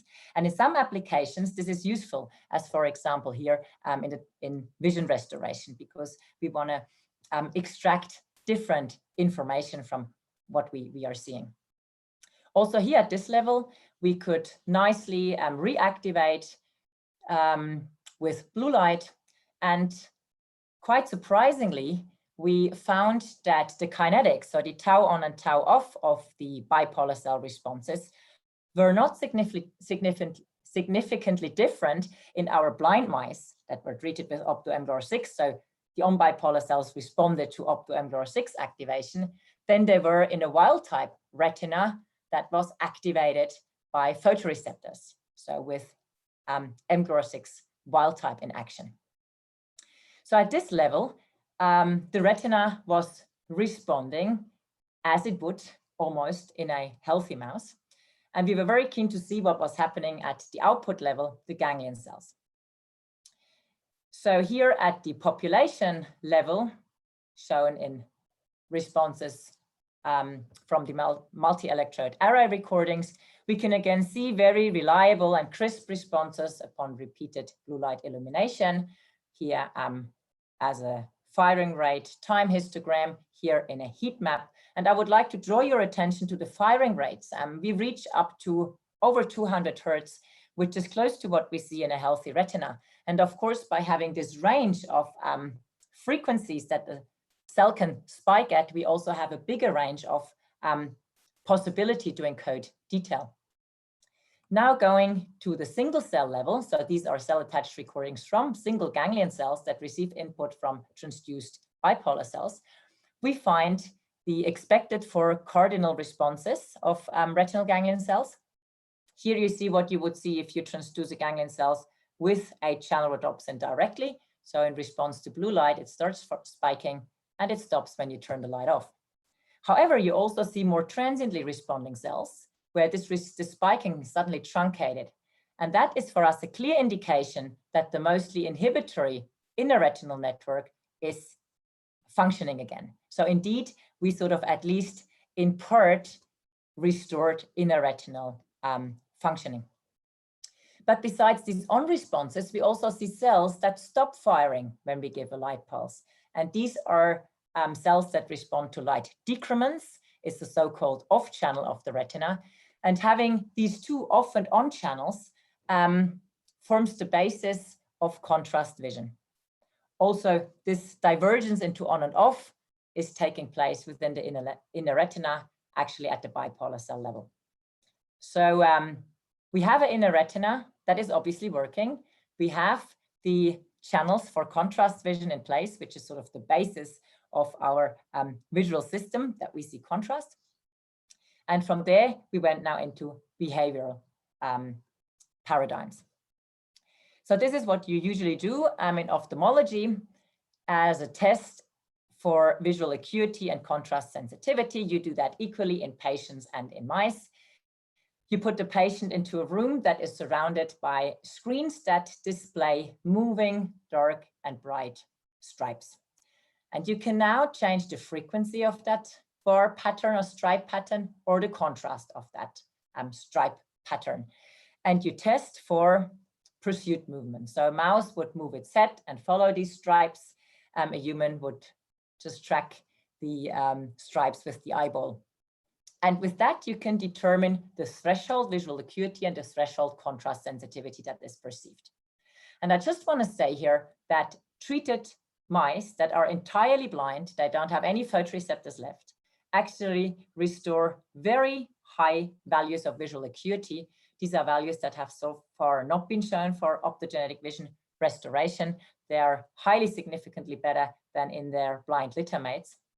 And at the contrast sensitivity readout, opto-mGlur6 treated blind mice did not perform any worse, at least not significantly worse, than their seeing wild-type black6 mates. So this is quite amazing. So we seem to really restore contrast vision and these contrast pathways in the mouse. Now, of course, you could argue, well, you know, this is the reflex pathway going via the suprachiasmatic nucleus. So this has not much to do with the direct visual pathway going via LGN and visual cortex V1. So of course, we had to check if the same was true in visual cortex. And here you see single unit recordings from layer 4 in visual cortex. Again, the mice were shown these moving stripe patterns of changing spatial frequency. And you see here the clearly elicited visually evoked potentials. this is from a luminance step from black to gray screen, and afterwards changing from gray to different stripe patterns with increasing spatial frequency. Mind you, between the gray and the stripe pattern is no difference in luminance. So this is really a response to the pattern. And we see that similar to the optomotor reflex, again, the cortex responds up to frequencies of 0.35 cycles per degree. Last but not least, we wanted to know if the mice can really see these stripe patterns and also behave accordingly. So we trained the mice, or we conditioned the mice to these stripe patterns of 0.35 cycles per degree at the cutoff by showing these stripe patterns randomly over 2 days in one or the other compartment and pairing the display of the pattern with mild foot shocks. On day 4, the mice were then tested, and this is a mouse that now explores. It is careful though, and soon sees this stripe pattern. You can see it explores, it rears a bit. This is day 4 without foot shock. It sees now the stripe pattern. It even follows the stripe pattern a bit with the head movement, then escapes along the wall, quickly through the gate to the other safe side where we don't display this pattern. It gives us a few tail rattles, so it's clear it shows aversive behavior to the pattern displayed. Analyzing this data also gives a rather clear result. The aversive behavior clearly increases in our treated blind mouse upon display of this pattern on day 4, whereas there's no change in behavior in the blind littermates that have not been treated. And behavior of wild-type mice is quite similar to the ones that have been treated. At this stage, I think it is time for me to sum up. I've told you that Opto-mGlR6 chimeras successfully retarget into the GIO pathway of on-bipolar cells, since melanopsin usually activates GQ-type proteins. Opto-mGlR6 has now clearly retargeted into the mGlR6 pathway. We also designed synthetic promoters and AAV capsids that now allow us to efficiently and also very specifically target on-bipolar cells with optogenetic tools. Our chimeras target correctly to the somata and dendrites of on-bipolar cells, and they elicit repeatable light responses with on-bipolar cell subtype specific kinetics. So this is again one specialty I would like to point out that you only get with opto-GPCRs. And our therapy restored inner retinal processing and the cardinal retinal ganglion cell responses, which enable high contrast sensitivity and spatial acuity in restored vision of entirely blind retinitis pigmentosa mice. And such values have so far not been shown for optogenetic treatment. Overall, however, I would also like to say here that opto-GPCRs are not only useful in terms of vision restoration, but I believe they have a high potential as designer activators and silencers, which can tap into cell-specific pathways, not only in the brain, but also outside of the brain. And I hope we see a bit more of them in the future in the field of optogenetics. With that, I conclude, and I would like to thank all my fantastic lab members and talented young scientists which performed this work. You see here Jakub Kralik, Michiel van Wijk, Sabine Schneider, Matthias Binden, Elmar Hulliger, Nino Stocker, Andesha Patacharya, and Sarah Decembrini, and of course, all the funding sources, and you for your attention. Thank you. Thanks a lot, Sonia. If you can leave on your slides for a second, we have a very specific question regarding slide 7. Maybe Yes. you could go back. It came from YouTube. That one? So yes, it looks like that one. So the question is, the response is only 2 millivolts. Is that about the same in healthy mice? So that was probably the slide before, I would guess, right? We're talking about the very small responses on bipolar cells. Yeah, no, probably that one, yeah. Very attentive watcher or listener. No, they are larger. They are larger in wild type cells, of course, about double the size or even 3 times the size of 5 millivolts you easily get. Reason for this is most probably, I would say, the input density, right? So from photoreceptors, you have very densely packed opsins, that give then input onto bipolar cells, whereas, so they have the discs, you know, packed with opsins. And in a flat bipolar cell, we can only express much less protein. So this, I would say, is one of the reasons, right? So just the input power is less. But yeah, okay. Indeed. Awesome. So I think we can stop your slide sharing then, so that the audience can see both of us, and I will pass on some questions from the attendees. So Aaron Vogt is asking, he says, hello, Sonia, thank you very much for your presentation. Many publications about OptoXR state that they use 9-cis retinol. You also, did you also consider using 9-cis retinol, but why not 11-cis? Okay, yeah. Well, 11-cis would be even better, but 9-cis you get easier. So this is why, you know, and they sort of, you get 11-cis out of 9-cis when you have it in the tissue. So it also works with 9-cis, let's put it that way. You know, 11-cis you would have to synthesize, and that's harder. At least that's my experience. However, I also said that we don't need retinol. So the beauty with melanopsin is that we don't apply anything. We don't need retinol in the solution, either with the HEX cells nor in the retina. So we just add nothing because the melanopsin can cycle itself. Okay, awesome. And then Johannes Oppermann is asking, I was wondering how stable the expression of your system is over a long time, for example, weeks or even months. Mm-hmm. Yeah, very stable. So as long as the mice live, they are performing very well. So we always only test at 6 months of age, and for cortex response for a very long time, also in the degenerating mice. So we have to wait till they're 8 months old. And, you know, we test them up to 1 year and we have seen no difference. So the treatment is stable and stays stable. Yeah. Great. And another question is how you deliver your vectors by intravitreal injection or subretinal injection. Could you comment on that? Yes. So in the mice, we use intravitreal injection. Also the in vivo evolution, we selected for viruses that performed well from the intravitreal side. So we always injected intravitreally. However, if you would now go into a primate or a human, it will be a more difficult task because the inner limiting membrane, the space below the ganglion cells, is very hard for viruses to get through, and it's much thicker in primates than in mice. So there you probably would have to consider subretinal injections, maybe multifocal injections. But in the mice, yes, we use standardly the intravitreal injection that we get pan-retinal expression. Yeah, then we have one more anonymous question, and it is, how susceptible are the opsins to phototoxic degeneration? So you mean so now I don't understand if it's the opsins itself or if the illumination of the opsins, then this is the question, if that leads. Maybe you can comment on both. Yeah, okay, we comment on both. So phototoxicity in terms of illumination is not a problem any longer because we can use very low light intensity. So as I said, 5,000 times lower than what we use for channelrhodopsin. So we in the low, 0.1 microwatt range. So this is no problem anymore. So this OptoMGLR6 would now easily see here in my indoor office.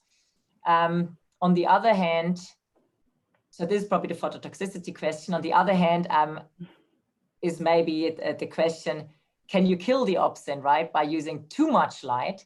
So, I mean, I think using too much light, you can always kill the opsin in the end, but you would need a tremendous amount of light. So you can also use normal laser stimulation as you would use for channelrhodopsin, and OptoGPCRs would still work. Of course, I wouldn't recommend to use, seconds long illumination, because that might be too much then. I think we have time for 2 more questions.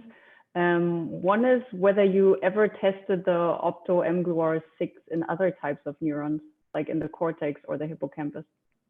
So mGLR6 is hardly anywhere expressed. You only find it in the kidney besides the retina. So this would be the place to test. OptoMGLR6 not, but of course we have engineered other OptoGPCRs I haven't talked about today with other target receptors found in other tissues. And the principle works. However, I'm sort of sad it hasn't spread more. And I must also say there is no standard recipe yet to engineer them. So maybe we played a lot with which domains have to be exchanged. And we found new engineering ways that are maybe easier to implement. But in general, the principle, I mean, works for any target receptor. And I think this is maybe the hard part, you know, for your application and your target receptor, you have to engineer your customized designer of the GPCR, right? So there's not one tool for everything. Yeah, great. Yeah. Okay, one more last question. It's a bit longer, but very interesting, I think. Alejandro Acru asks, delivering opsins to the inner retina is a great way to restore some component of inner retinal computations. Of course, the circuitry of the inner retina must remain intact for this approach to work. What is the expected timeline of inner retina degeneration in humans after photoreceptors begin to die? Does restoring light activity slow subsequent degeneration? Okay, this is a fantastic question. And this is, of course, a big topic, you know, no one really talks about. But we're also investigating at present. Of course, you know, restoration tries to beat degeneration or hold it up. So I cannot tell yet if it holds up degeneration. What I can tell is it does function. Of course, the network has changed slightly, so the output is not exactly the same. And that is not because of the optogenetic construct, it's because of inner retinal reorganization. And it has been shown that also in human, reorganization takes place quite early. So of course, we first have retraction of the dendrites and the bipolar cells, you know, then they try to find new partners. We have this oscillatory activity being generated by the inner retina. So we have at least tried to perform the therapy at different ages of the mice, so corresponding to early and late treatment in patients. And surprisingly, the output or the restoration we get in the end doesn't differ much if you treat earlier or later, right? But we haven't really disentangled that at the moment. Jakub is doing that presently. So maybe in a while, or hopefully in a while, I can tell you more about it. But of course, this is one of the big issues we are facing. And also then training cortex, you know, to recognize what is coming out of this restored retina and making sense of it. Yeah. Okay, great. Thanks a lot again, Sonia, for your nice presentation and also the vivid discussion. So there are still some questions left in the Q&A. If you have some time, you can answer them by typing the people. And we will go on with our next speaker, who is Ofer Yizar from the Weizmann Institute in Israel. And Ofer graduated from Tel Aviv University with distinction in 2008 and went on to do a postdoc with Carl Deisseroth at Stanford University. And in 2019, he became associate professor at the Weizmann Institute in Israel, where he's now working with his team. And they are very much focused on the circuits of the prefrontal cortex, investigating connections within the PSC and also its long-range interactions. And for that, they actively develop and apply optogenetic tools. And we are very excited to hear about your newest achievements, Ofer. The stage is yours. Thank you very much. And thank you, Chrissy and William and Rafa for putting together this amazing meeting. I've really been enjoying all the talks so far. I feel like I've almost forgotten how to give a talk with all this Corona silence, but it's great to be here. So what I wanted to talk about relates to what you mentioned about the focus of my lab and trying to understand the circuits of the prefrontal cortex, but it's going to be mainly focused on our trying to understand the challenges of manipulating long-range projections. And I'll start with a short introduction about this. So we know that the prefrontal cortex is a brain region that's involved in a lot of different brain functions, cognitive functions. It works by integrating information coming from various parts, other parts of the brain, representing, for example, the context in which we are in, the spatial and temporal environment in which we're in, our behavioral state, for example, arousal, and our past experience in the form of long-term memories, for example, encoded by hippocampal and temporal cortex regions, and somehow manages to manipulate all of this information in order to drive cognitive processes, including decision-making, working memory, control of impulses and emotions and representations of long-term memory. And these schematic arrows that you see here in my presentation are very simplistic, of course, and they can be represented by slightly less simplistic schematic arrows, which indicate the really vast connectivity of this brain region throughout with other parts of the brain. So for example, we know that the prefrontal cortex interacts with, receives input from the hippocampus and from the anterior thalamus, from the amygdala, and sends back projections to the amygdala. This is one of the focuses of the lab. Receives converging input from neuromodulatory systems and other areas in the cortex in order to perform these very complex functions. So one of the things that the lab is interested in, which I'm actually not going to talk about, is how neurons in the prefrontal cortex wire up with each other with regard to their long-range projections. So for example, we know that there is a population of neurons in the prefrontal cortex that interacts with the amygdala. These neurons are sending their axons to the amygdala and receiving input, or a lot of them also receive input, direct monosynaptic input from the amygdala.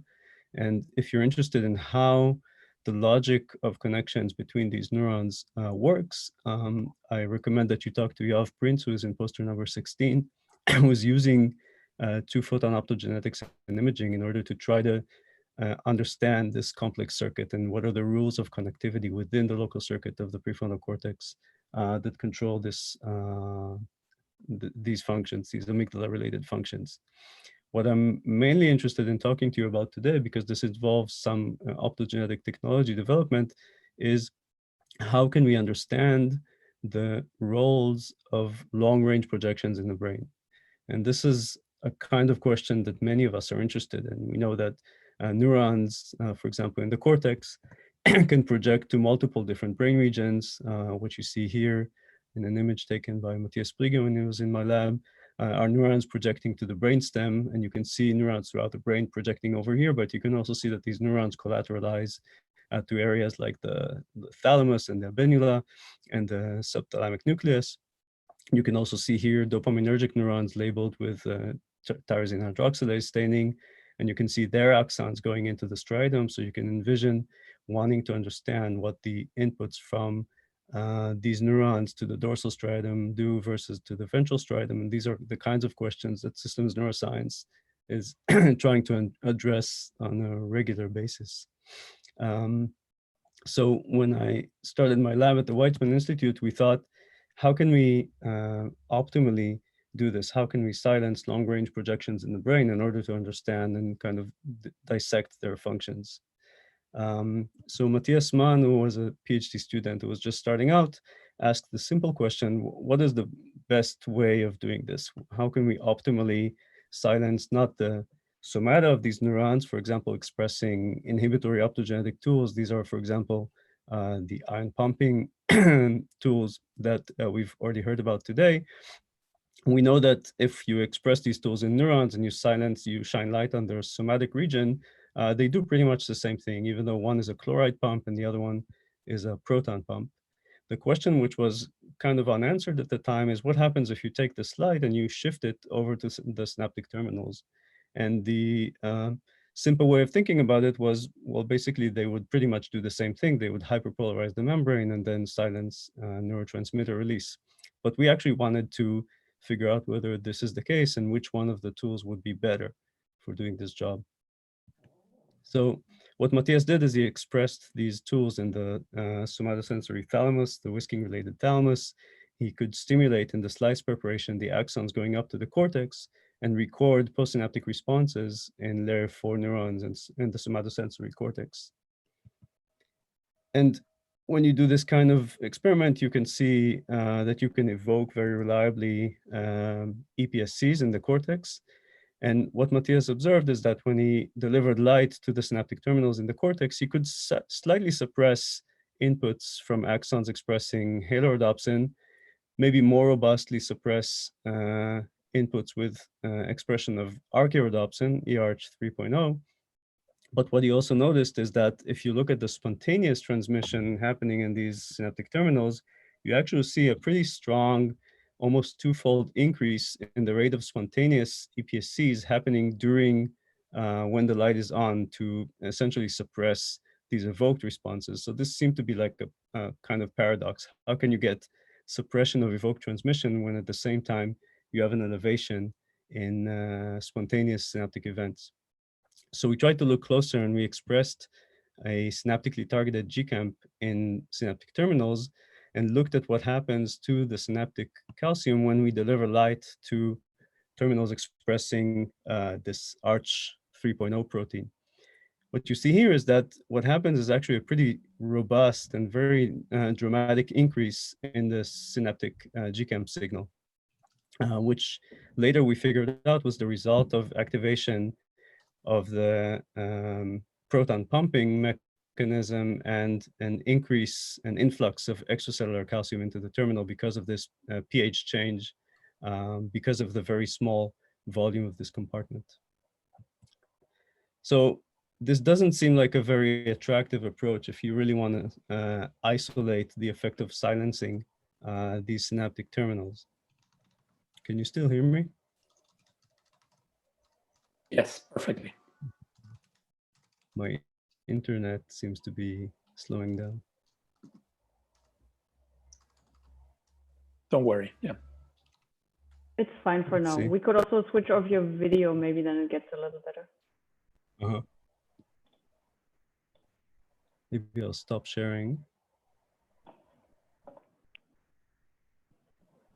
I'm gonna try to stop sharing because it seems like my keynote is stuck. Oh, I see.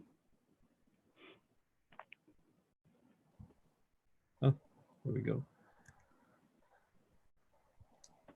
I think it's back.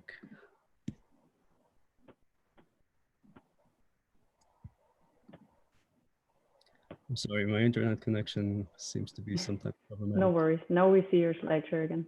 Okay, good. So can we find other ways to do this? Oded Clavier and Matthias Sprigge, who were postdocs in the lab, were interested in understanding the role of inputs from the amygdala to the prefrontal cortex. And what they decided to try is a slightly different approach, which actually has been done by several labs already.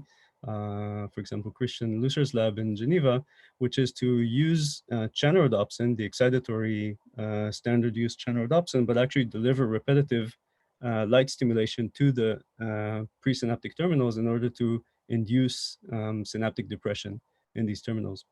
And what they saw is that when you deliver light to these axons repetitively in the prefrontal cortex, you can actually induce this transient reduction in evoked responses. These are responses of extracellularly recorded prefrontal neurons. And you can see that after this repetitive stimulation protocol, you get a reduction in the evoked responses. This reduction happens after several minutes of repetitive stimulation and recovers with a time constant of about 1 to 1.5 hours. So this is a potential alternative approach, but it does require electrophysiological recording, and it could actually be different for different synaptic pathways. So you actually do need to characterize this method for every different pathway that you're targeting. So the last approach that is still feasible and relatively simple to do these days, because we have retrogradely transported recombinase viruses, is to express selectively an inhibitory channelrhodopsin or halorhodopsin or one of the inhibitory optogenetic tools, and we have a lot of those. We heard about those in Simon's talk and many others, where you can selectively silence those cell bodies of neurons based on their long-range projection to a particular site in the brain. So this can be done pretty efficiently now, for example, here with GTACR2. But one of the caveats of this approach is that we know that many neurons in the brain, and definitely cortical neurons and definitely prefrontal neurons, have lots of collaterals to other brain targets, which kind of limits the kind of conclusions that you can draw from this, because you would never be sure that you're really selectively silencing the output to this particular region. So with this, after this long introduction, I want to show you another approach that we've been trying to establish in order to really selectively silence synaptic terminals with optogenetic tools. So Matthias, when he was nearing the end of his PhD, he's now a postdoc in Andreas Lüthi's lab, but just before he ended his PhD, we looked together at the mechanisms of natural synaptic depression. And if you look at the molecular machinery in the synaptic terminals, you can see that a lot of GPCRs can actually be recruited by endogenous neurotransmitters, and some of which we just heard about in Sonia's talk. For example, mGluRs can actually have inhibitory effects on synaptic release in the presynaptic terminals through several pathways. One is by direct silencing of calcium channels. The other is by direct silencing of the neurotransmitter release machinery, and also by a reduction in cyclic AMP, which also suppresses synaptic release. And we thought, can we actually find a rhodopsin that can do this in the same way as the endogenous receptors do? So we do know of an engineered tool that can actually do this, and this is AGEM4D, the chemogenetic tool.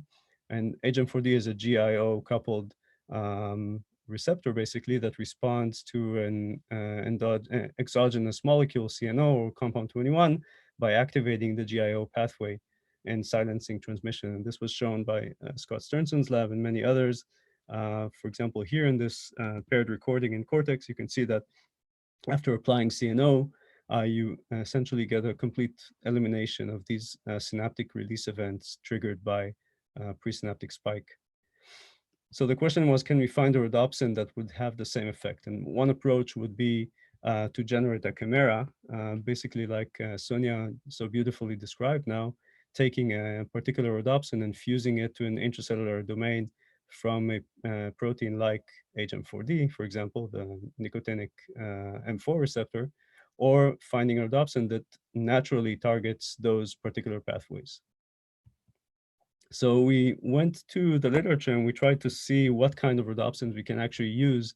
And there have been several groups that have been intensively studying these proteins. For example, from the Terakita lab in Japan, this review talks about several classes of visual and non-visual rhodopsins that actually couple to these pathways. So for example, you can see that the vertebrate visual pigment actually does activate GI and GO pathways, but we know that it's bleaching and it's not very easy to use. And perhaps this is one of the reasons why optoXRs that are based on this family of rhodopsins have not been very popular in the optogenetics community.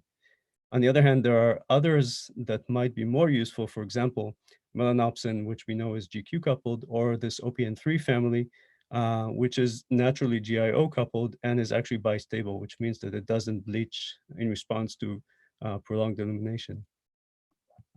So we started with several rhodopsins, a couple of rhodopsins that we knew already would couple to the GIO pathway. One of them comes from the pufferfish. So this is a vertebrate rhodopsin called pufferfish TMT, or multi-tissue opsin. And we tried expressing it in neurons, first just the rhodopsin itself, but also an M4 chimera.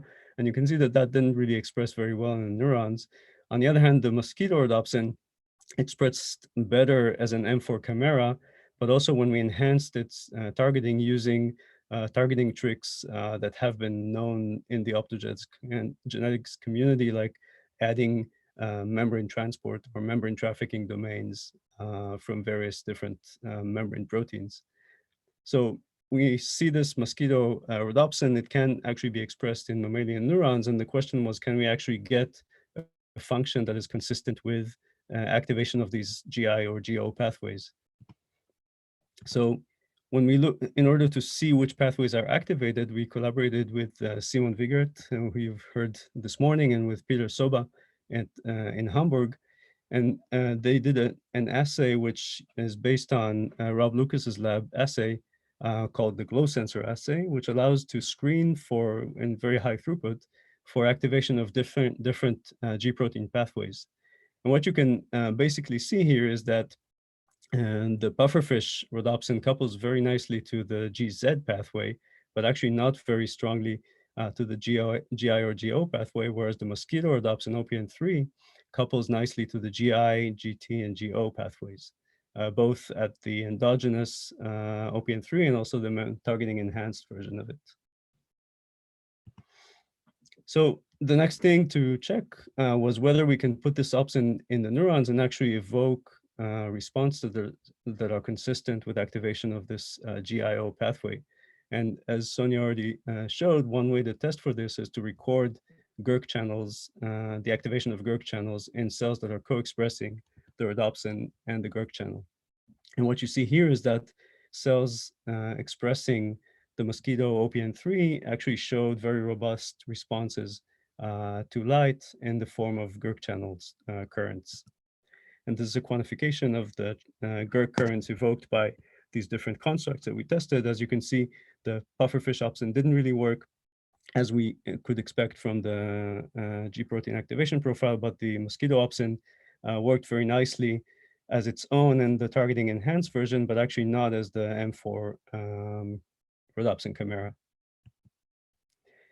The next thing we wanted to check was, now that we know that this rhodopsin can activate GERK channels in the neurons, can it actually also suppress synaptic transmission? So we collaborated with Benjamin Ross and Dietmar Schmitz's department at the Charité in Berlin. And Benjamin does this very elaborate prep where he grows single neurons on islands of astrocytes. And the neuron, because it's on its own, it's social distancing, so it forms synapses on itself and actually makes synaptic currents when you stimulate it that you can record at the cell body. So these are spikes evoked by current injection to the neuron. And here you can see an EPSC that results from activation of synapses of the same neuron on itself. So what happens when you shine light on this neuron? As we could expect, actually very strong suppression of these synaptic outputs onto the same neuron. And this is a response that results from a single light pulse and is actually very stable for the course of several minutes. And very much like melanopsin, this mosquito OPN3 is also highly light sensitive, and you can activate it with mere several microwatts of light over the course of a few hundred milliseconds to get maximal activation. The next question we wanted to understand is whether it's these GERK channels that are doing the job, or whether it's the actual machinery at the synaptic terminal which leads to this suppression of synaptic release. Because you could imagine that if the cell becomes very leaky, and because we activated the opsins and opened all these GERK channels, then maybe that's the reason why we see the suppression of synaptic release. So what we did is to block GERK channel currents with this compound SCH23390. And what you see is that when you apply this compound, you get an elimination of the GERK current. But when you record the synaptic events in neurons, now that you've silenced the GERK channels, there's actually no change in the efficacy of the suppression of synaptic transmission in these neurons.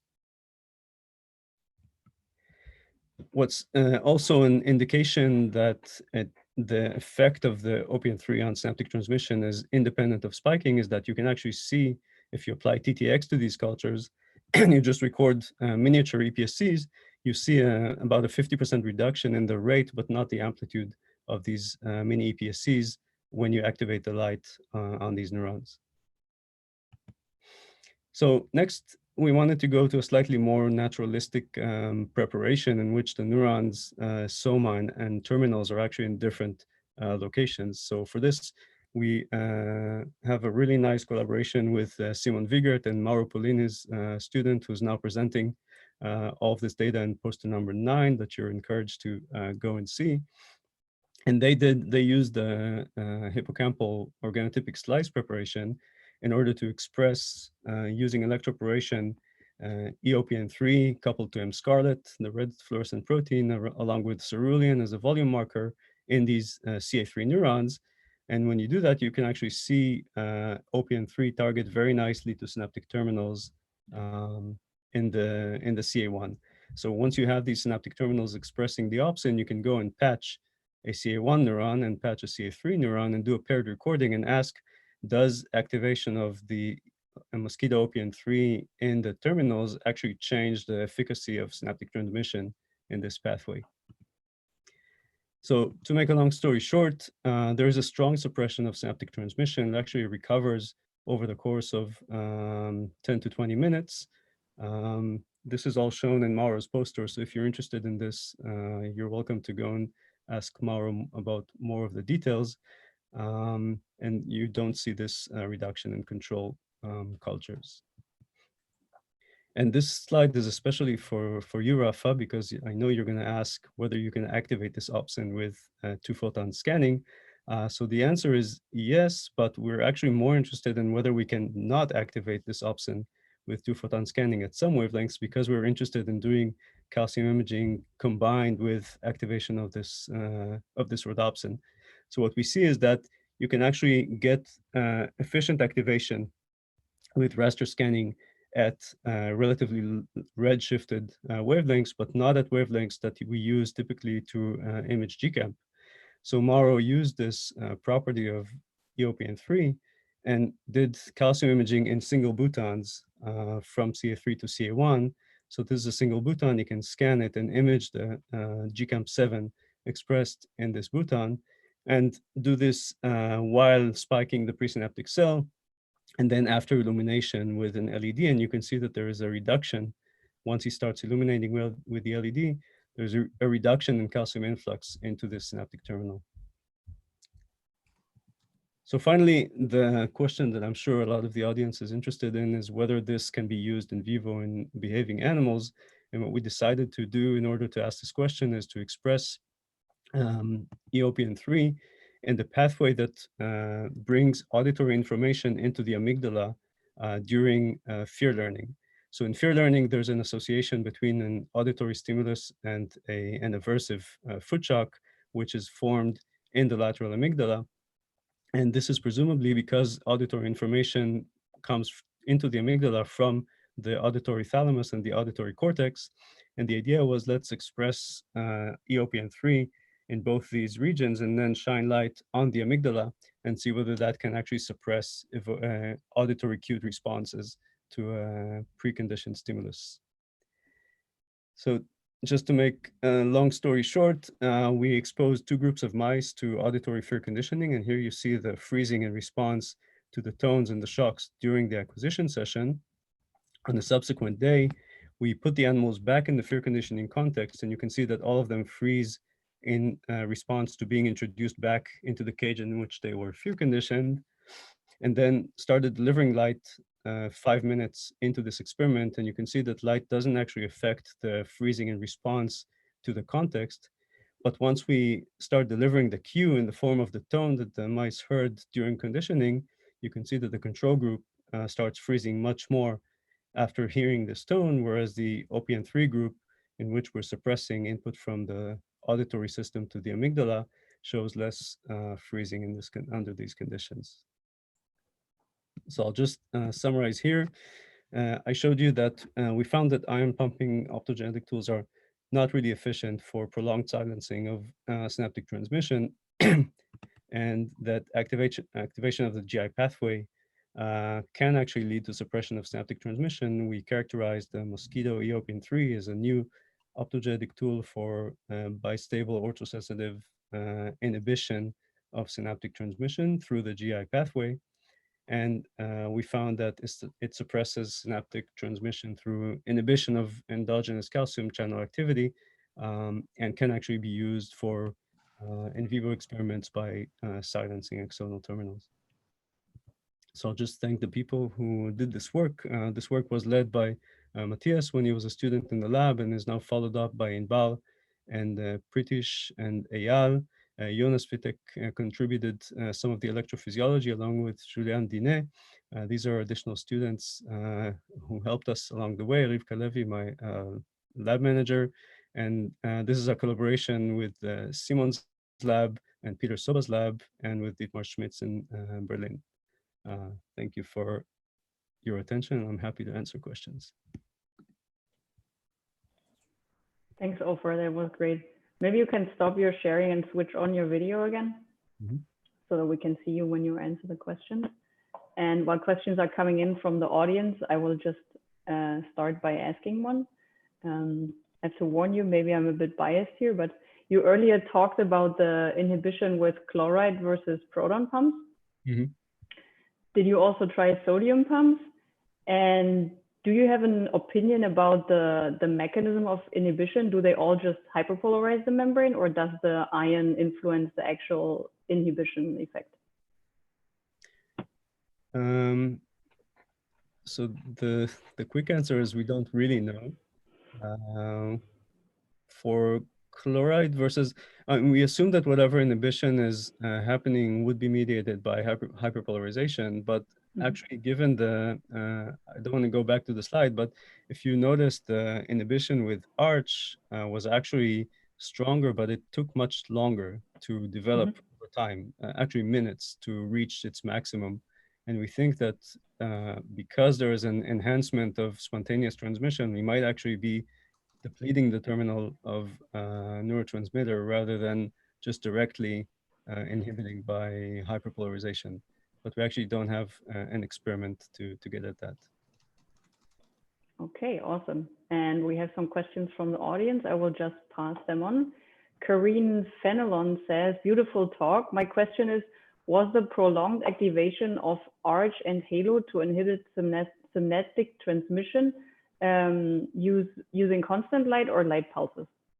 Yeah, that's a great question. So we use constant light mainly because we found, and this is in the supplement of that paper, that as you switch off the illumination, you can actually get a very strong rebound response. So if you use any kind of pulsed illumination strategy, you run the risk of basically stimulating the terminals every time the light shuts off.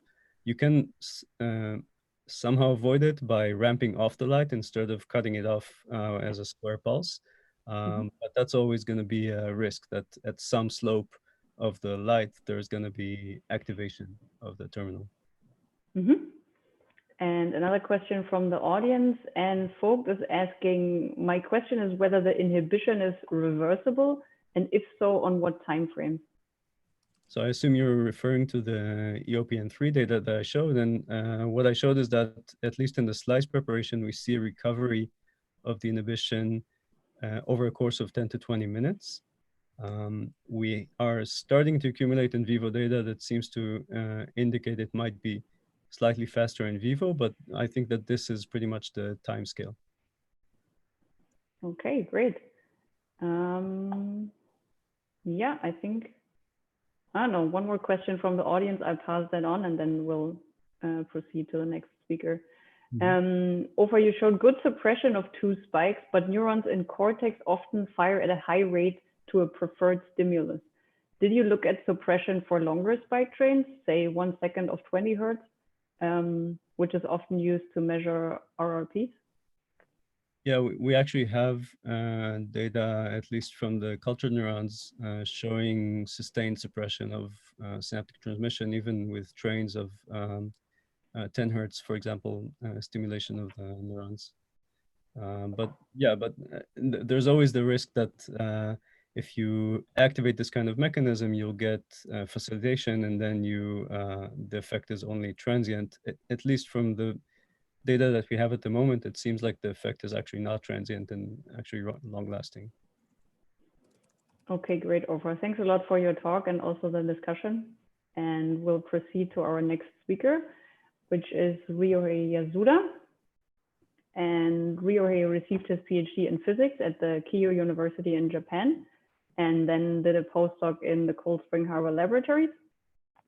And since 2012, he's the scientific director of the Max Planck Institute in Florida, where he and his team want to understand signaling networks and mechanisms that underlie synaptic plasticity.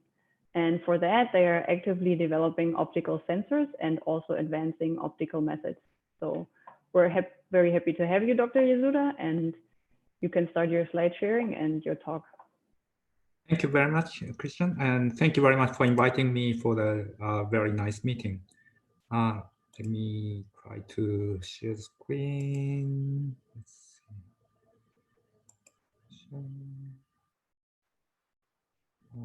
see. I see. Okay. Share.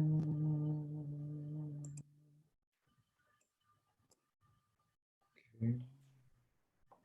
Very good, that works. Good. Okay.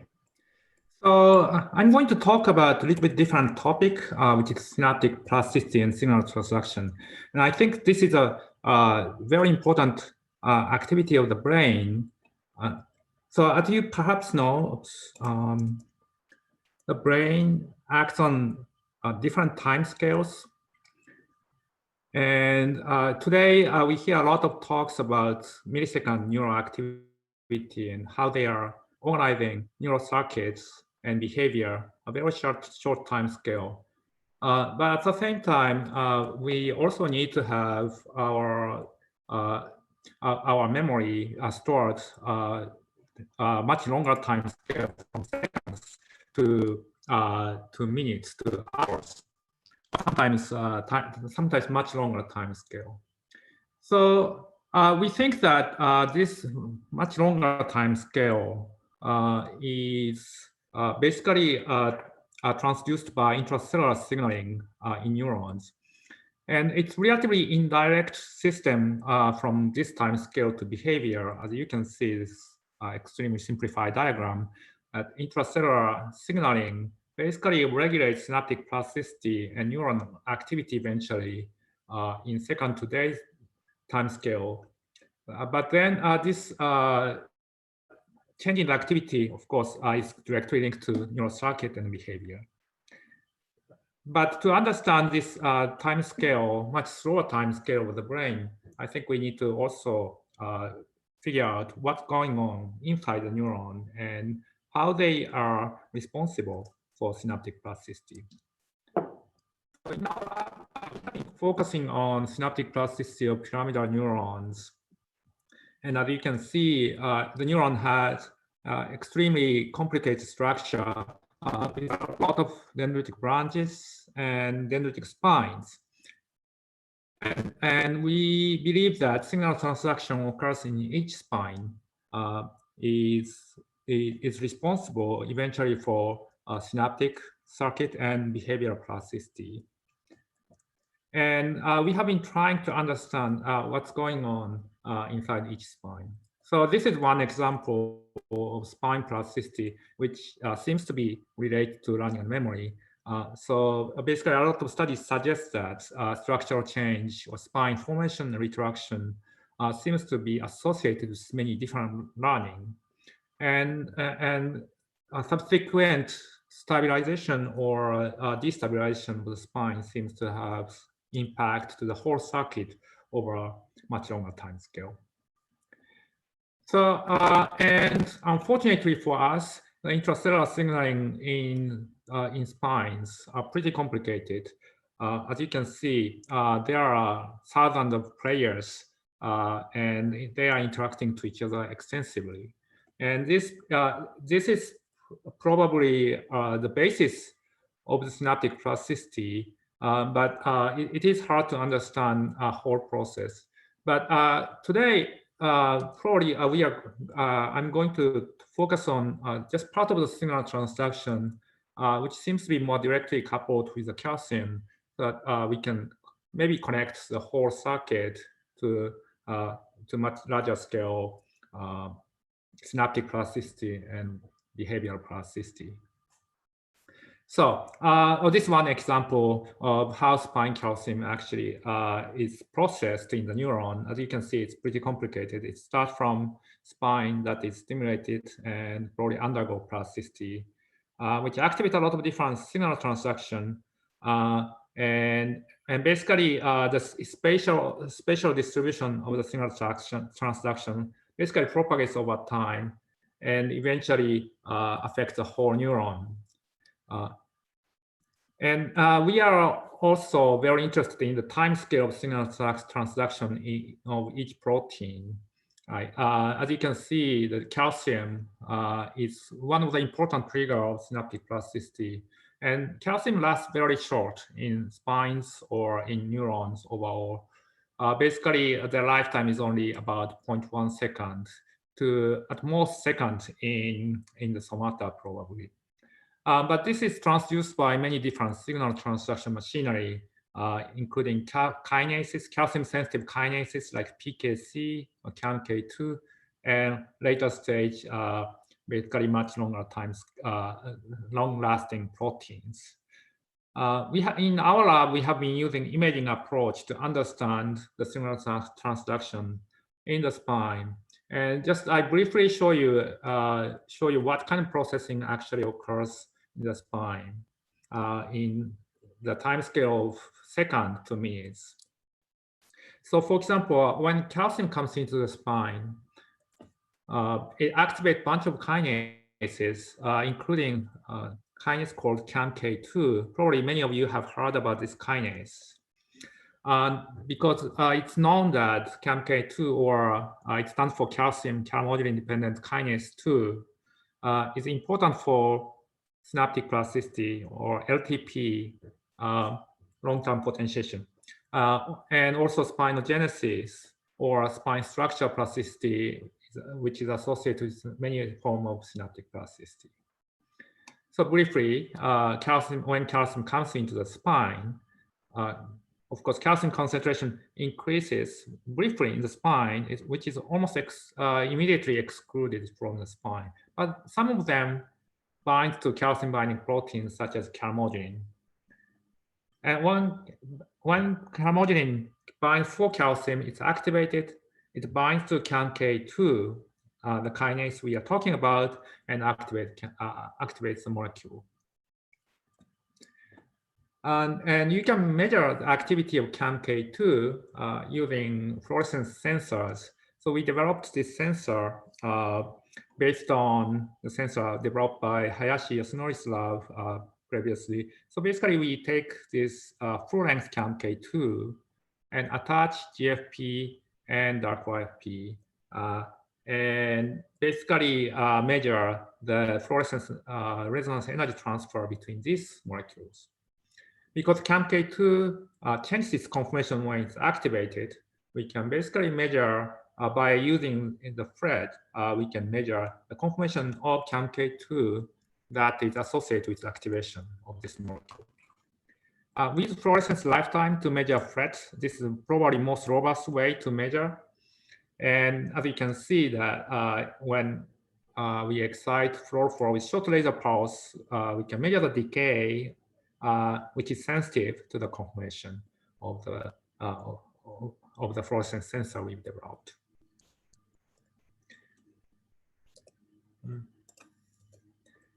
Now, CAM kinase 2 activation can be imaged if we measure this fluorescence lifetime each pixel and scan. So here, CAMK2 activity is color coded. Hopefully, you can see the movie, but if not, I guess hopefully it's moving actually. Seems like it's not moving well, but anyway.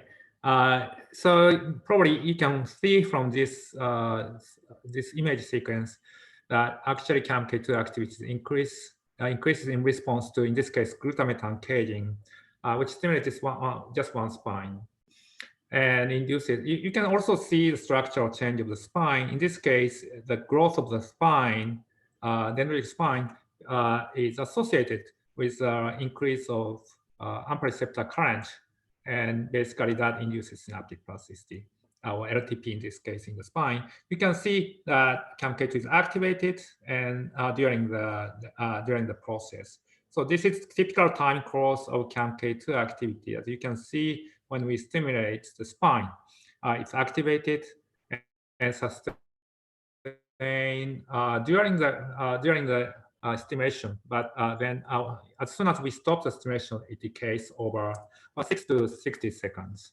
Okay, this is the time scale of CAMK2, and but this is much slower than calcium. As you can see, calcium signal is extremely fast. It decays within in these spines within 20 milliseconds. So calcium itself can't act as memory, but CAMK2 basically act as leaky integrator of calcium, and it allows to basically integrate information over seconds. Okay, so this is a role of CAMK2 in the spine, and basically what we want to do is basically wants to understand what's actually going on in living animals. And basically, we can use this information and develop different way to optogenetically manipulate CAMK2 and connect these two events, which is signal transduction and change in behavior. So for this goal, we have developed basically optogenetic inhibitor of CAMK2. So it's mainly developed by Hideji Murakoshi. Now he's an associate professor in Japan. But basically, he developed based on phototropin, which was introduced by previous speaker. Basically, this protein is responsible for phototropism of plant, but they have this photosensing domain called LAB1 and LAB2, and also kinase domain. But basically, most of people make optogenetic tool based on this. This phototropin takes this LAB2J alpha domain. And so we took the same approach, basically LAB2 and the alpha domain. As you can see, it changes its conformation when it absorbs light. So so basically, we attached inhibitor molecule here called AIP2 to this LAB2 domain and make AIP light sensitive. And this approach basically works pretty well. So basically, the idea is when light is absorbed by LAB2, it changes conformation, it opens up, and this inhibitor is exposed to endogenous kinase CAMK2. And this it's activated in about a second. It's relatively slow compared to the time scale of any channels, but for kinases, it's perfect. It also turns back to the normal state within 40 seconds. So this is relatively convenient, and also light sensitivity is pretty high. So as you can see, this is the light sensitivity of kinase, and using Western blot, we can measure the activity of kinase in cuvette. In this case, it's a cell-free assay. You can see that activity can be inhibited with about 1 milliwatt per centimeter square of the light. Also, this kind of inhibitor, we have to measure how specific the inhibitor is. And this is what we did, basically measure the inhibition ability of PIAP2 to a bunch of kinases. These are usually kinases that cross-react with CAMK2. So many kinases actually can inhibit some of them, but our inhibitor, as you can see, at different concentration from 3 micromolar to 30 micromolars, which inhibit CAMK2 very well, but other kinases, not other kinases. So it's actually provide us extremely specific and light sensitive kinase inhibitor. Okay. Now, so first we tested in vitro in slice culture. So here we basically transfect a neuron in slice culture, hippocampal slice culture, and stimulate one spine using glutamate encoding, which induces structural plasticity. Nice thing about this inhibitor is by expressing this neuron express the inhibitor, but it doesn't by itself. The inhibitor doesn't do anything. So we still can induce normal plasticity. But as soon as we eliminate blue light during the induction, we can inhibit the kinase activity. And now, also the temporal resolution is pretty good for the kinase assay. Basically, when we shift the blue light by 1 minute, basically we can restore the plasticity. So, so in this case, we see that CAMK2 activation during this 1 minute time window is important for inducing this type of plasticity, but not but light illumination after the plasticity doesn't do anything. And we can also inhibit the plasticity first and then induce plasticity after, right, in the same spine. So this is also pretty useful feature of this inhibitor. Basically, you can this blue light really only transiently works during the light on, and once we turn off the light, it doesn't do anything. We can do also in much more kind of easier preparation, like acute size and basically field LTP. So here we infected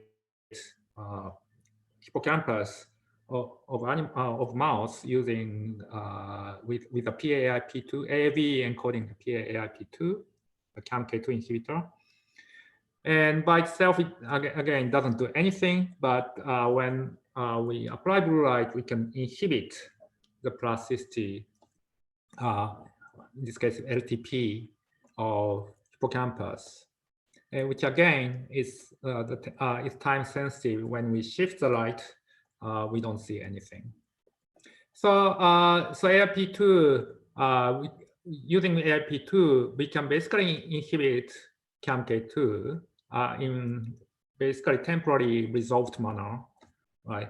And basically we now understand that timing matters when CAMK2 is active, when plasticity induced CAMK2 is activated, and to inhibit plasticity, we need to basically illuminate during the plasticity time.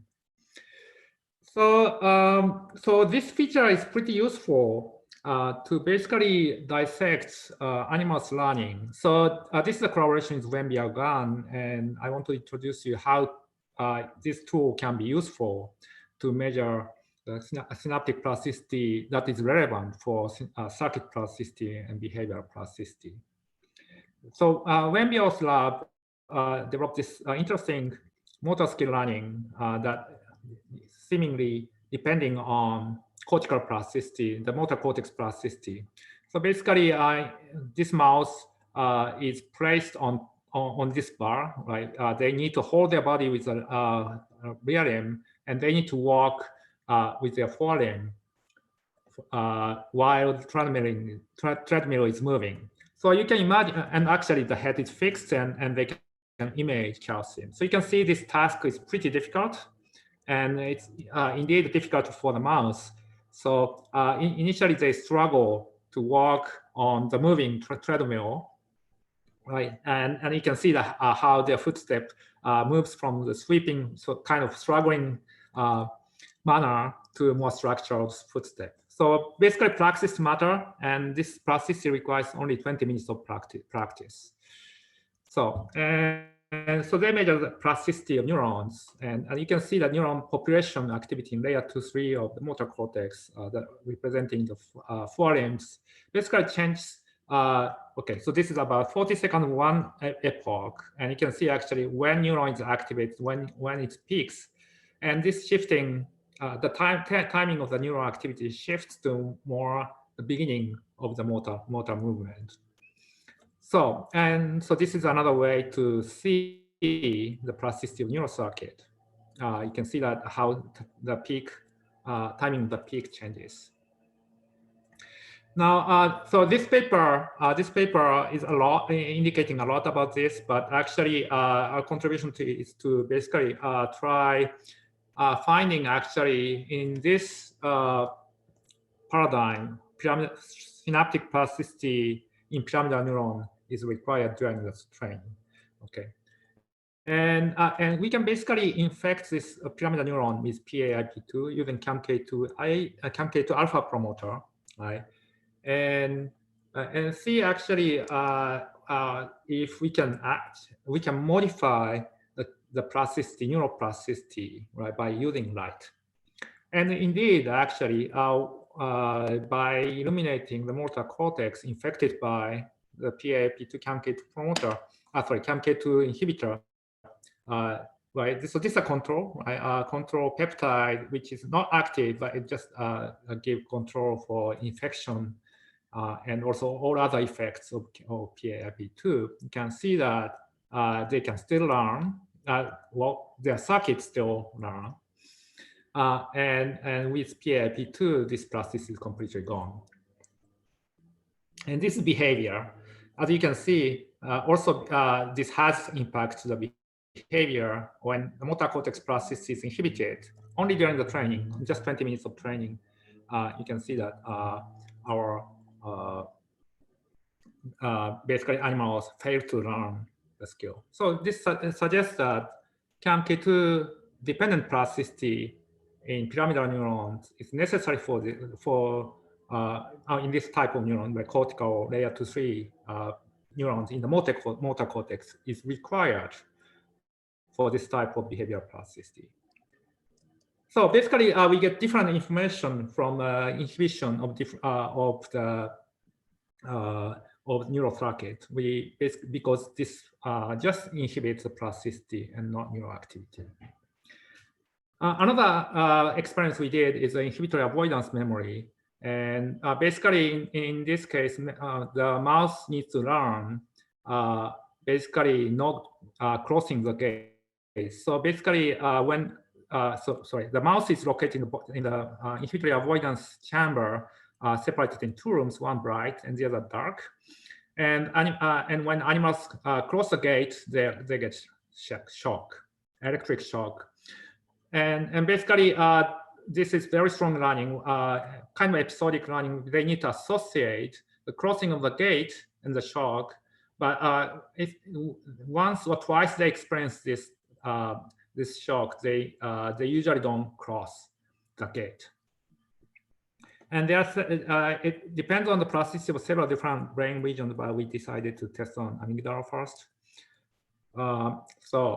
Basically, this protocol, we gave training, and in this case, relatively extensive inhibition of CAMK2, and then do memory test at 1 hour. And also another experiment we did, time shift. We started right after the training until we start the memory test. Right. So the basically test is to measure the cross latency. And you can see that in a control animal, again, the inactive PAP2 with light illumination, exactly the same light illumination, they learn, like they don't cross over for 600 seconds. But then when we use active compound, basically this inhibit their memory, and basically they cross the gate as soon as they find the gate open. And when we shift the time, right? So if we don't inhibit during the training, it doesn't affect the memory at all. We followed up this a little bit more, and because this task we can basically do the test many times. So we did measure immediate memory, short-term memory, long-term and remote memory at different time points. And basically, after the training, and compare the mutant and PIP2. So this immediate memory, it's about 2 to 3 minutes, 1 hour, 1 day, 7 days, and 4 weeks. So you can see that actually it's kind of relatively surprising that CAMK2 inhibit only the memory at 1 hour and doesn't affect other time memory of other temporal window from 1 day to 4 weeks. Okay, so I hope that you see the usefulness of CAMK2 inhibitor and dissection of the signal transduction related to learning and memory. Basically, motor learning and avoidance memory depends on CAMK2 dependent plasticity in the motor cortex and amygdala during the training, respectively. And CAMK2 in amygdala during the training may play specific role in short-term memory, but maybe not in long-term and remote memory for avoidance memory. This requires a little bit more follow-up study. Overall, I think I hope you use this PAP2 to understand the timing and cell type brain region of plasticity. CAMK2 dependent plasticity usually means LTP. So you can basically probe where it happens. There's a very beautiful study from Thornquist, from Harvard, finding the CAMK2 is a molecular timer. And so basically, we can really connect synaptic plasticity and circuit plasticity and behavior. And also advantage that we have been working, still struggling to make different LAB2 peptide, but hopefully we can target to different form of plasticity at presynaptic form of plasticity or extremely long-term plasticity and kind of things. So with that, I think I hope that you see how we can probe the different time scale using optogenetic kinase inhibitors and signaling modulators. So, and finally, I thank my colleagues who actually did all these experiments, especially Myun Shin, who did all behavioral experiments, most of behavioral experiments.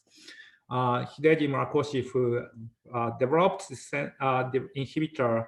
Now he's in National Institute of Physiological Science, associate professor. Reyun measures the activity of CAMK2. Paula Parabueno did EFIS.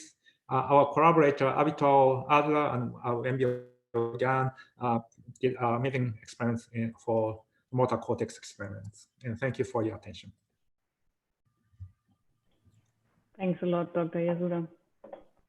And while we're waiting for the questions from the audience, so you were perfectly in time, we have a couple of minutes more for some questions.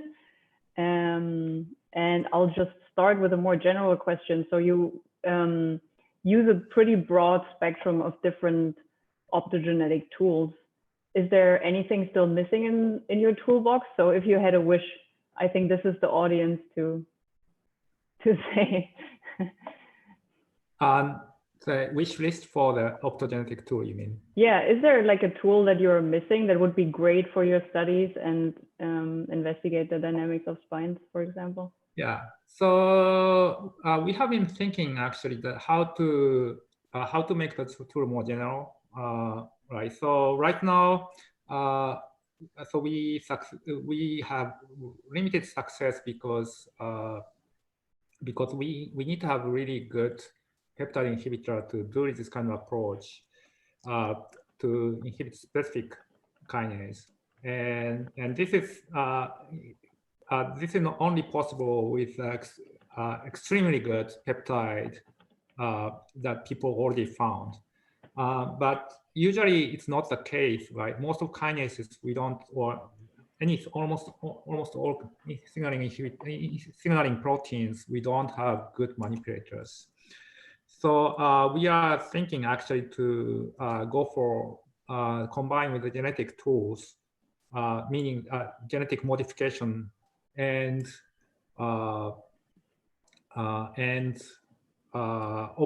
basically opsin or some light sensing modulators to specifically modulate different signaling components. So it has been not easy, but we are trying to develop that. And another thing is actually Lab2 is great too, but I think it will be nice to have different colors, and something we are looking at bed shifted component that can be used for study of signal transduction. Yeah, great. Actually, regarding the tool you showed where you use the loft domain to inhibit the CAMK2, is that reversible? Yes. So it is spontaneously reversed. So so basically, Lab2 lifetime is about 40 seconds. Once you activate, it comes back in about 40 seconds, and that's basically the time of action. So and that's actually the limitation also. So basically, the event shorter than that time, it's not easy to resolve. So, but in that sense, if we inhibit one synapse, right, using this inhibitor, actually 1 minute after you can induce plasticity. Okay. So it's completely reversible in that sense. Perfect. Okay, there is one more question coming in from the audience. Dear Dr. Yasuda, thank you for your presentation. About the LOF2 based optogenetic tool, do you roughly know the CAMK2 binding efficiency after blue light excitation of LOF? What's the strategy to design further efficient optogenetic tools? Yeah. So this is an interesting question. So we measure the binding affinity, binding kinetics between CAMK2 and LAV2. And it seems like it is within a second. It seems like about 100 millisecond order in terms of the binding. So, but it also depends on how strongly you illuminate, because off light is slow. You can actually you can use lower light and which makes everything slower, but still can accumulate the signal inhibition capability. So that's another. So basically, with strong light, it can go as fast as about 100 milliseconds, but also we can use lower light to slowly inhibit. Okay, thanks a lot.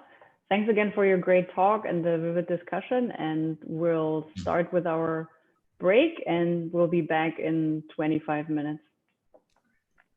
Thank you.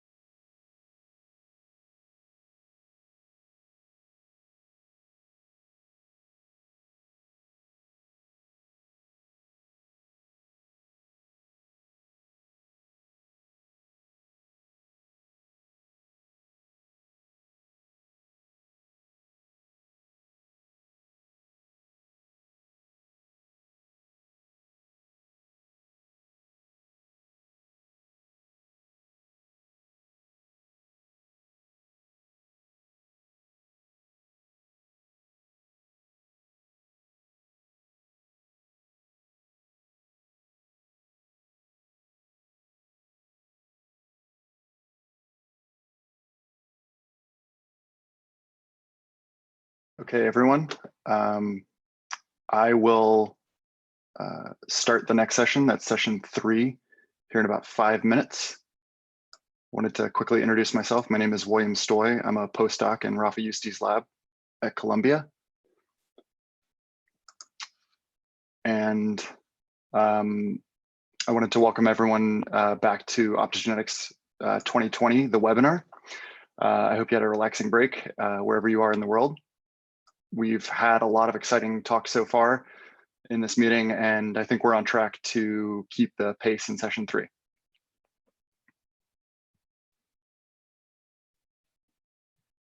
So we will start in just a moment.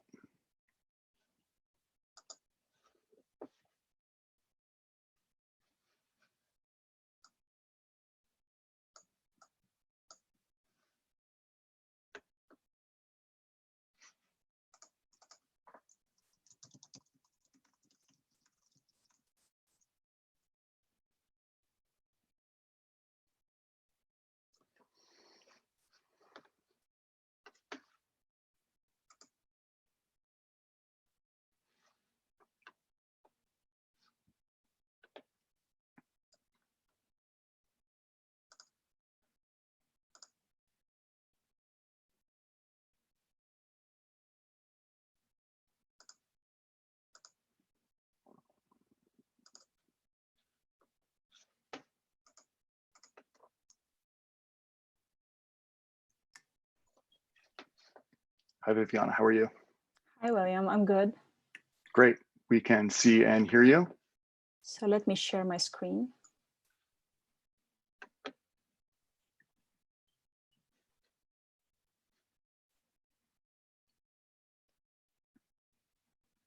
Okay, great, we see your screen.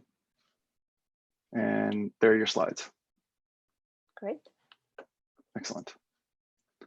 Okay, so we are just a few minutes out from starting, but feel free to start. I'm going to give you a quick introduction. Okay, well, everyone, it is my pleasure to now introduce Dr. Viviana Gradinaru. Dr. Gradinaru earned her PhD at Stanford and is now a professor of neuroscience and biological engineering at Caltech. She has focused her lab on the development of tools for neuroscience and the application of these tools to understand sleep, locomotion, and reward, with a goal of improving deep brain stimulation in humans. Today, Dr. Gradinaru will discuss methods for optimizing several tools widely used by neuroscientists using artificial intelligence in her talk titled Machine Learning Assisted Directed Evolution of Viral Vectors and Microbial Opsins for Minimally Invasive Neuroscience. All right, Dr. Gradinaru, we look forward to your talk. Thank you very much, and thank you for listening in. I want to start by reminding ourselves that most viruses are actually good and useful, and they can perform very interesting functions such as patterning flowers here, or also contribute to the evolution of placenta or comfort drought and cold tolerance. And of course, for neuroscience purposes, we are more used to the viruses contributing as part of our technological toolbox in order to deliver either activity modulators or activity controllers to the brain. And what you can see here is a deep brain recording of GCAMP in neurons in the striatum. And for optogenetic purposes, viruses have been instrumental to contribute to our understanding and us applying opsins in a diversity of ways. And of course, we are familiar with opsins for controlling activity and also as genetically encoded voltage sensors. And we've heard great work on this, and much has happened over the past years. What I want to focus on today is a slightly different angle on our efforts in order to move optogenetics towards a less invasive approach. And as you're familiar, this audience is very familiar with the needs for optogenetics. You need a way to deliver the genes, and then you need a way to deliver photons. And both of these methods have a certain level of invasiveness and limited coverage. And we've worked over the years to try to address these problems. First, by trying to bypass the invasiveness of genetic delivery by engineering adeno-associated viral vectors that can cross the blood-brain barrier. And next, we learned that we had to improve the opsins in order to match it with this non-invasive delivery modality. So today I want to focus just on these two and some applications, and looking forward to a lively discussion. Within the neurosciences, we are very familiar with swapping different serotypes of AAVs for different tropism or spread. And also, we have a lot of flexibility in what we package with our gene of interest, gene regulatory elements that can confer specific patterns of interest. And of course, we have control over delivery. However, more often than not, we use a highly invasive delivery method that can damage tissue, but that's not the only problem. Another one is that the pattern is rather limited in its spread and also heterogeneous. At the injection site, you can have too much, and we're familiar with GCAM toxicity. And away from the injection site, you might not have enough to have functionality. And to amplify the problem that we are dealing with, this is the human brain. So here we have the mouse brain. And then to scale from mouse to human, what you have to do, because spot injection diffusion rules don't change as you scale up in volume of the brain, you have to do multiple insertions. So to get better coverage in brains such as rats or non-human primates is quite a difficult problem.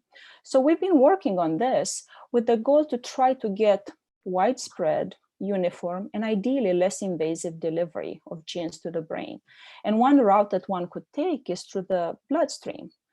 There's a problem though. There is the blood-brain barrier that's protective. We need that to protect us from infections and disease. However, it also prevents research tools or therapies to access the brain. How can one cross the blood-brain barrier? One way would be to know the mechanism to cross and then recruit that. However, we still have, unfortunately, incomplete knowledge on what it takes to precisely and specifically cross the blood-brain barrier across strains and across species.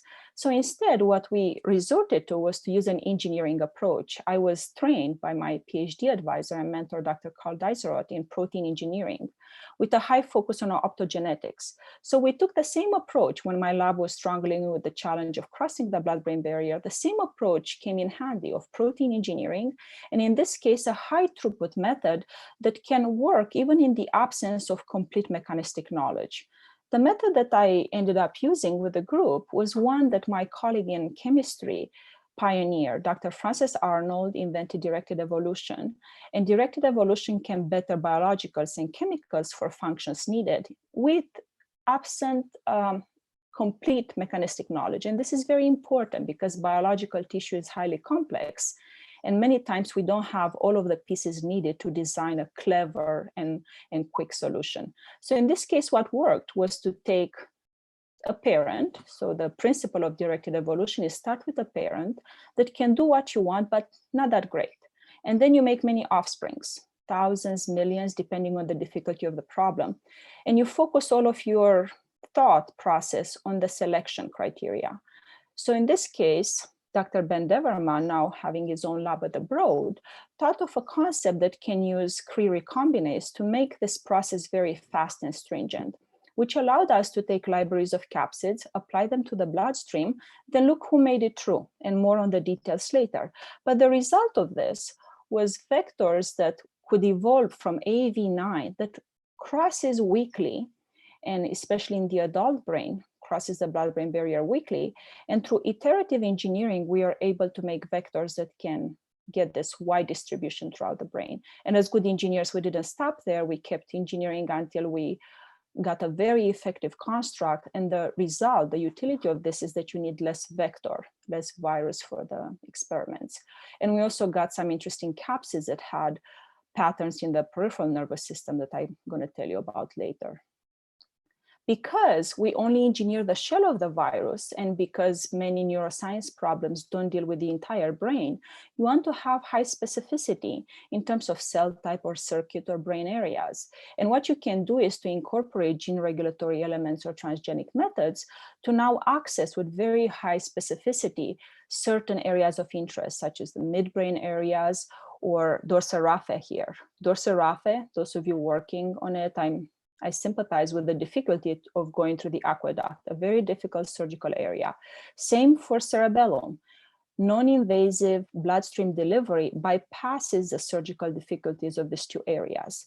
And also, a delivery that covers the cortex with uniformity and wide areas can enhance cortical imaging with wide field of view, such as the microscopy methods that have been developed by many of the panelists here. In addition, you can deliver multiple vectors that can package differential cargo. Most times in behavioral neuroscience, there's multiple circuits contributing to emerge with complex behaviors that we all like to study and learn more about. And you want to be able to target, for example, neurons or astrocytes or myelin with different cargo. And this is a proof of concept showing that you can do that. And you can do this in a way that you control the density of labeling. So by recruiting two viral vector approaches, so you can use a two plasmid component that's dependent on each other. So for example, you can put your fluorescent proteins under the control of an inducer. And then by varying the dose of the inducer, can be TRE or TTA based. And if you're interested in this, the details of the constructs are in this paper, driven by my former graduate student, Ken Chan, now at the Broad. So you can vary the dose of inducer and you can deliver complex cargo to the percentage of cells that's of interest. For morphology purposes, you might want to reduce this labeling density so you can tell apart processes from different circuits. And of course, what we all neuroscientists are interested in is to be able to image activity and control activity with high specificity. And this is a proof of concept that through non-invasive delivery, you can modulate a precise area, so in this case, dopaminergic cells in the midbrain, in a way that's completely non-invasive. So this behavior is intuitive to many of you. Activating with DREADS, dopaminergic cells in the midbrain would cause hyperlocomotion, and it can also affect condition-place preference. So this behavior is highly familiar. What's important about this experiment is that there's no surgery involved, and you can still maintain the specificity on the cell types in the area. Of course, one drawback in this case by using the DREADS is that you do not have as much temporal control, and many times it's desirable that you have high temporal control. So therefore, and a goal that started some of this work was to make this compatible with optogenetics. What we learned though in our early experiments was when we delivered opsins through the bloodstream, unlike direct injection where you have a lot of copies, you get reduced multiplicity of infection. And this results in less conductive opsins on the membrane. And this is not as effective. So what we had to do was to improve the opsins so that now their higher conductivity can match the lower multiplicity of infection that's given by systemic AAVs. And again, in order to do that, we resorted at the exact same method, directed evolution, where you take parents, and there's many wonderful opsin parents out there, and you can basically cut and paste, guided by their structure. You can recombine blocks with a method known as schema recombination, which also is pioneered by Dr. Francis Arnold, my colleague. And then we can express this in a selection system. But here's the challenge with opsins. They're not easy to measure. The ultimate value that's needed is their conductivity. And in order to do that, we need to perform well cell patch clamping, which is extremely low throughput. So the low throughput of well cell patch clamping doesn't combine well with the directed evolution approach that can generate a lot of diversity and a lot of candidates. So we had to think hard about this, how we can combine these two methods. And we had to, one, take a layered approach where our first filtering level is higher throughput, and that was membrane contribution of channelrhodopsins. So labeling channelrhodopsins and only the membrane fraction by a spy tag, spy catcher approach that my former student Claire Bedbrook pioneered and published on. And this served as one filter. So one first barrier was, is it on the membrane or not? And if it's not on the membrane, we can discard it. And then the next one was to measure just a selected set. Again, we couldn't patch everything that was interesting. So what we had to do was to just patch a percentage of the data set, and then using statistical models to predict on the dark space, to predict on that broad space, what would be the sequences that we would have properties that make them worthwhile for individual characterization, and see whether they express, localize, and function as desired. So we've taken this approach, and actually it ended up working in a way that was very encouraging, because I was initially skeptical of this approach. And we combine schema with directed evolution and machine learning, and the result, so basically I'm giving you a bit of insight into the computation that went into this. What's crucial is to have good training data sets. So what was the backbone was to patch a selected data set to get very good characterization. And then based on that starting training data set, you train the classification models, and then you fit the rest of the data. So what we ended up with after doing this layering, selection, and filtering, we ended up with 28 variants that seemed worthwhile of very detailed characterization.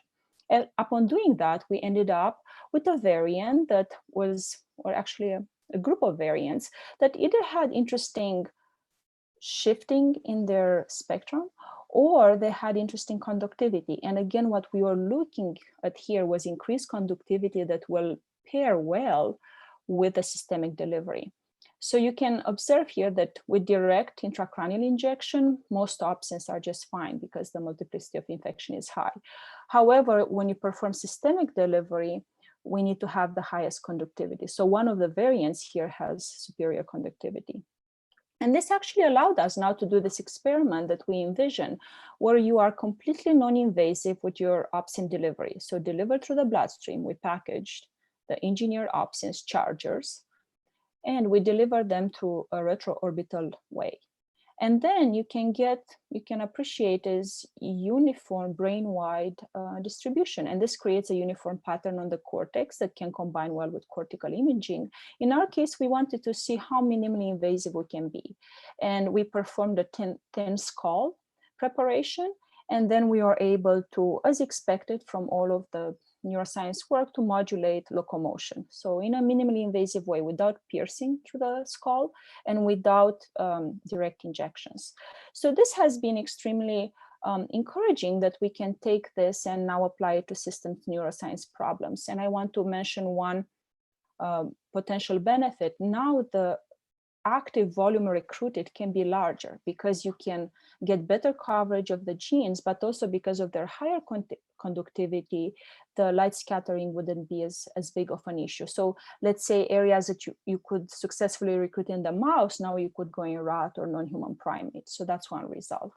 The other one was that in our screens, not only we got vectors for brain, but also for the peripheral nervous system. And it's interesting, in optogenetics, we are very familiar and maybe now quite comfortable with CNS manipulations, but not as much in the periphery. And the reason why this is interesting, at least to me, was that even from my early graduate school days, I focused on neurodegeneration from different angles. And one angle I focused on was deep brain stimulation by looking at the subthalamic nucleus with opsins. And then later on within my group, my former postdoc and now PI, he also looked at the pedunculopontine nucleus, an alternative area for deep brain stimulation. And throughout these projects, we learned a lot. They were wonderful projects, but it also showed me that we are looking at a very small relevant piece. And especially as I learned more about the disease progression and early symptoms, and many of you would be familiar with this, it's not brain and motor symptoms that are early is gastric. So there's gastric dysfunction, and there's also sleep disorders. So this prodromal stage. And it's the two interests converge because we found some vectors that were very good at targeting the peripheral nervous system, and also this interest in neurodegeneration. So then a project driven by my former postdoc, Colin Callis, in this project, we use the systemic delivery vectors to look at pathology, alpha-synuclein pathology in the periphery, and see how this might affect the flow. The paper is highly molecular, and it's not all parts are relevant for this symposium, but I want to focus on two aspects that are rather important. One of them has to do with the tools in the periphery, because we don't have as many tools. And I want to show you just starting baby steps on how we can adopt optogenetics and GCamp imaging for a tissue that's rather difficult to work with. So this was our first challenge. We seeded the duodenum with preformed fibrils that can cause toxicity. And then when we did that, we wanted to look at the physiology of the enteric nervous system and also what happens in the brain. And to do that, we needed tools, and we needed tools to do optogenetic control of the gastric lining of the enteric nervous system, and also GCAMP imaging. And the first thing we learned when we did that, when we expressed too much opsin, the prep was pretty much jumping off the rig. So that was amusing, but also frustrating. So what we had to do was to figure out a way to tighter down the amount of opsin expressing neurons so we can contract this enteric nervous system while still keeping things stable for quantification. So the paper has all the details, but what we were able to do was to look at the enteric nervous system activity with and without alpha-synuclein pathology. And we saw changes in the neuronal activity as measured by GCAMP. And importantly, these changes were partly restored by a gene therapy approach where we deliver GBA that encodes a lysosomal enzyme, GCase, that's associated with Gaucher disease and also has a strong role in Parkinson's. So where are we taking this approach, right? So it's promising to look at pathology, it's promising to look at disease, but there are quite a few steps until we can get to translational work. One, systemic AAVs are not specific. They target many other body areas, and they can perform differently across species. And I want to tell you just a brief note on our progress on this too. For today. And we're also working on the packaging capacity, but in the interest of time, I won't talk about it. Because of our work on tissue clearing, we managed to make mice transparent in this study in 2014. And this was extremely useful in allowing us to do biodistribution of systemically delivered AAVs. And when we did that, we realized that our vectors affect heart, affect liver, affect muscle, which can cause confounds in the neuroscience, in the behavioral assessment. So we were very interested to see how specific we can get. One, in terms of detargeting from the periphery. And second, can we be cell type specific by virtue of the capsid? Advantage of this, saves you space within the capsid, so now you can package more of the genome of interest rather than truncating promoters and making them non-specific. We took this iterative engineering approach, and we are able to evolve from an AAV9 that crosses weakly and it's strong in liver to an option now that gets very strong brain expression and is detargeted from the entire periphery. I'm showing here liver, but many other body areas are also detargeted. And very importantly, some of these capsids actually perform in non-human primates. Of course, mice and rats and marmosets or rhesus, they're not the same. Their blood-brain barrier is quite different. But here I'm showing you an example where the parent AAV9 weakly crosses, while engineered variants can cross with quite good results. And what's important about this is that not only can cross much more than AAV9, but you can see some cell type patterning of these different capsids, to the extent that some capsids are more neuronal specific, while others have a broader tropism. And in terms of the broad tropism, you can observe here that CAB10 is highly neuronal, while CAB22 targets both neurons and astrocytes. So in closing, what's important is that this generates a very versatile toolbox of viruses that can target different circuit elements within the brain that are important for neuroscience. And one that we are very excited about is the ability to target the vasculature, because the integrity of the vasculature determines a lot of the physiological function. So what you see here is non-invasive targeting of the vasculature through an engineered variant that was reported recently by my just graduate student, Dr. Priya Kumar. So this is rather difficult to do, to target vasculature through intracranial injections, because that ends up damaging precisely the areas you're interested in. And so goes for astrocytes. So in closing, we can use this toolbox of systemic AAVs with region or cell type specificity in a lot of the paradigms that we are comfortable with, and maybe they don't get enough coverage yet, or there's too much invasiveness. And I'm looking forward to a lively discussion. And I do want to acknowledge, you've seen many of their names and contributions, but I want to acknowledge my very hardworking, remote or not team. Science never stops. And also alumni of the lab as well and the funding. So I'll pause and looking forward to questions. Okay, Viviana, thank you so much. That was an amazing talk, and I think everyone can appreciate that you've opened a path towards moving optogenetics towards the human brain and potential therapeutic applications of these technologies that everyone's been learning about today. So I'll encourage attendees to use the Q&A feature at the bottom of your screen. As we wait for some of those questions to roll in on Zoom, I would like to ask maybe a bit of a self-serving question. What do you think are the remaining bottlenecks for the development of new optogenetic tools and viruses? You'd mentioned that one of them is the throughput of patch clamping, which is near and dear to my heart, but I'm wondering how you're considering the entire process of generating these new constructs. So one, it depends on the goal, because I think for rodent neuroscience, we have such wonderful tools to work with, and the experiments we can think about and have the ability to perform them, it's quite unprecedented.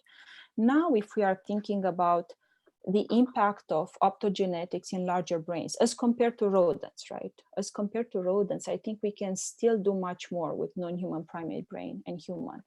Now, for human brain, the bacterial aspect of OpSens is something to be considered, right? And also the applications of optogenetics in non-neuronal cells. So that's why I showed the vasculature. The blood-brain barrier is a gating moiety, and we can affect its properties by genetic means. And let's say biochemical optogenetics rather than the optogenetics of conductance that we're more used to. The biochemical optogenetics could still improve to have control over these biochemical pathways that can eventually lead to interventions. So it's exciting to think that they can pair. And in terms of the AAVs, the main challenges are to still target the non-human primate and rhesus brain. So I showed you marmoset, but we are we still need variants for rhesus. And the challenge there is the models that we can use in our experimentation, because short of testing in a human brain, you can't know, and you can't do that. So what's necessary, and this goes again to the process of protein engineering, whether for OpSens or for AAVs, it's very important, even if you start with a high throughput, non-mechanistic directed approach, once you have interesting variants emerging, you can work backwards and find properties, find the mechanism for those variants. And once you have the mechanism, then you can look and see, is the mechanism conserved, or is the mechanism present in a different species? And that gives you more or kills the confidence that this will work in a different species. So those are some of the things we are considering. Mm-hmm. Very cool. We have a question via YouTube.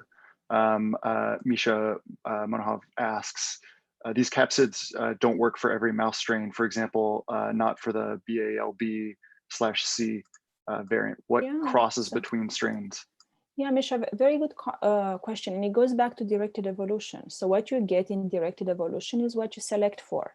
So when your selection is in C57, as it was, you get the best variants for C57.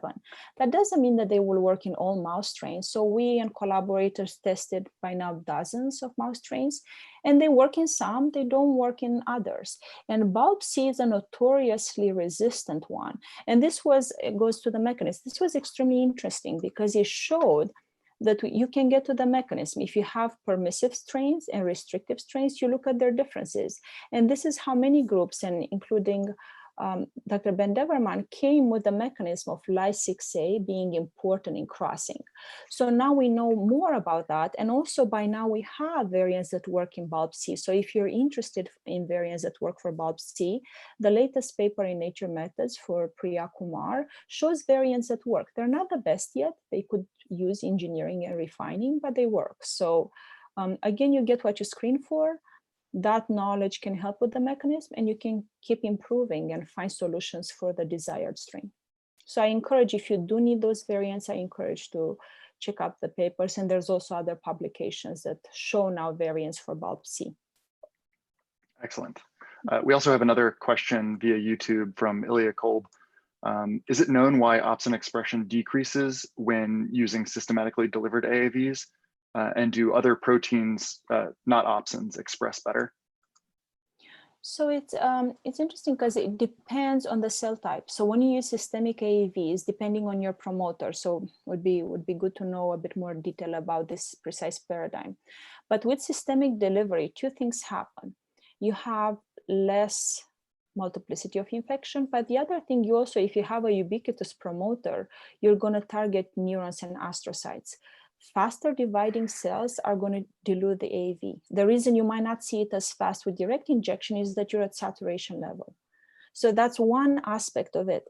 The other one, being a membrane protein, I think the opsins need to go above a certain threshold for you to see them versus cytosolic expressed GFP. We haven't seen in our experiments a decrease that's due to the systemic delivery. If you do a very low concentration of AAV locally in the brain, you'll see the same. I think in the brain with direct injection, we are at saturation or above. And that's why you won't see it as easily. But with systemic, you have this more uniform approach. So what you can do if you're worried about that, you can increase the dose.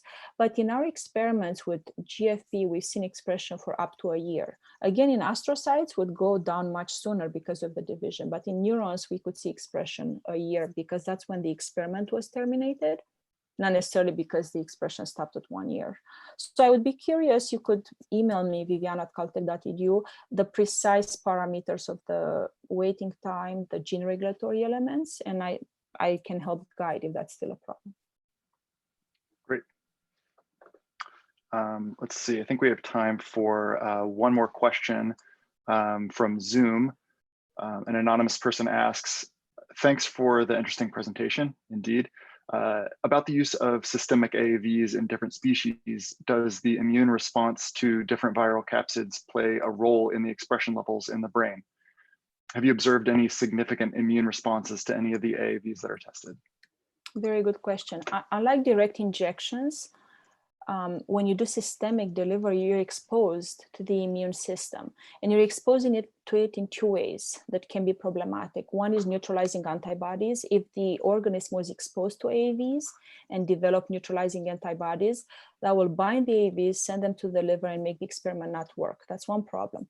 The other problem is that you can develop a reaction to the capsid, and that can cause pathology, can cause elevated liver enzymes. So in our case, as a rodent neuroscience lab, we mainly work with rodents. And in rodents, in mice, these responses are not as big of a challenge as they are for folks working with non-human primates.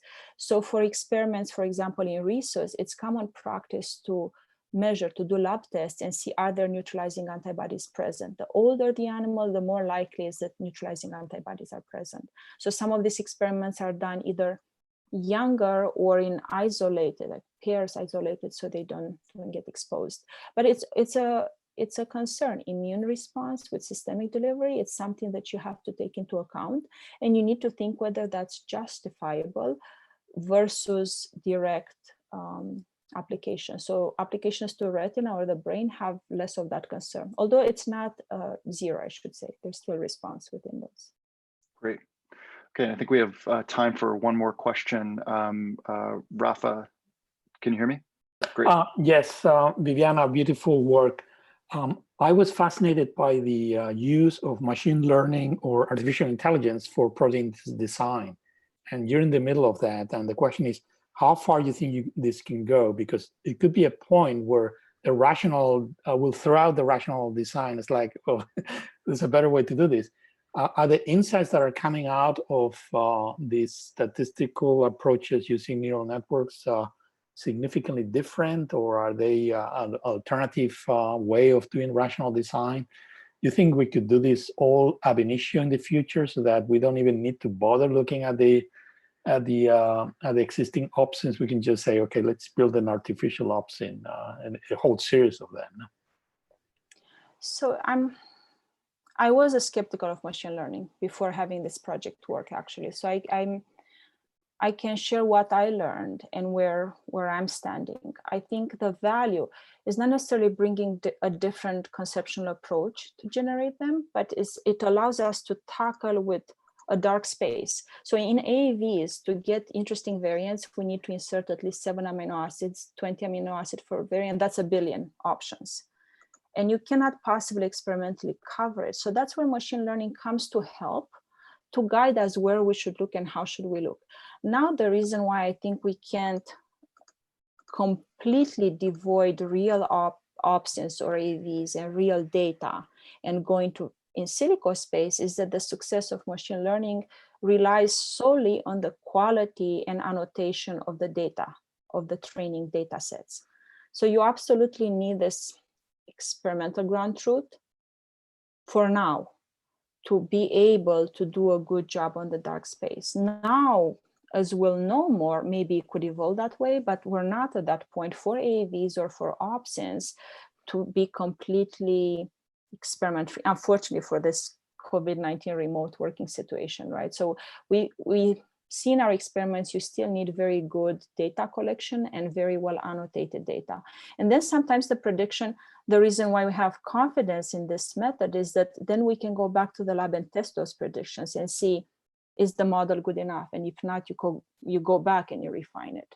So right now I see them very intertwined, at least for something that maybe it's simpler than understanding complex neuronal circuits and behavior, right? It's the protein that you just tweak a few amino acids and has different properties. So maybe at the complexity level, one could say that that's an easier problem than taking complex circuits and see what their contribution to behavior is. But great. Well, Viviana, thank you again. That was an amazing talk and fantastic discussion.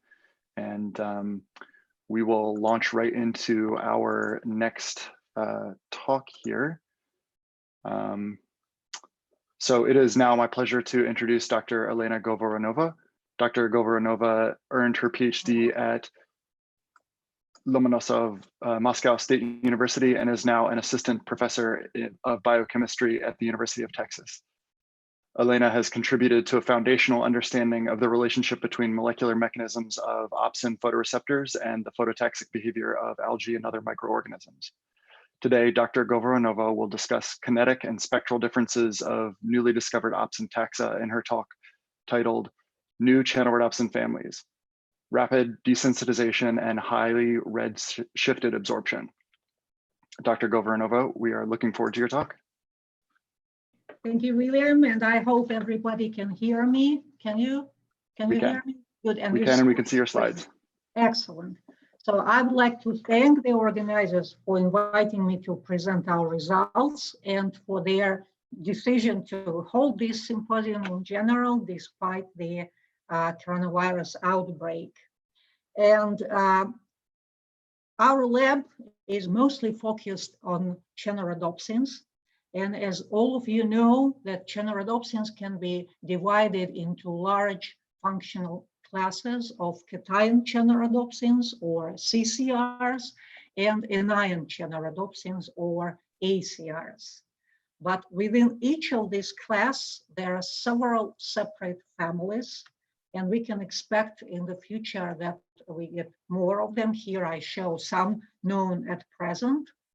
And in my talk, I will focus on CCRs and ACRs from cryptophytes that we discovered some time ago. And also I will tell you about our most recent additions to this phylogenetic tree, and namely ACRs from haptophytes and from Labyrinthulia.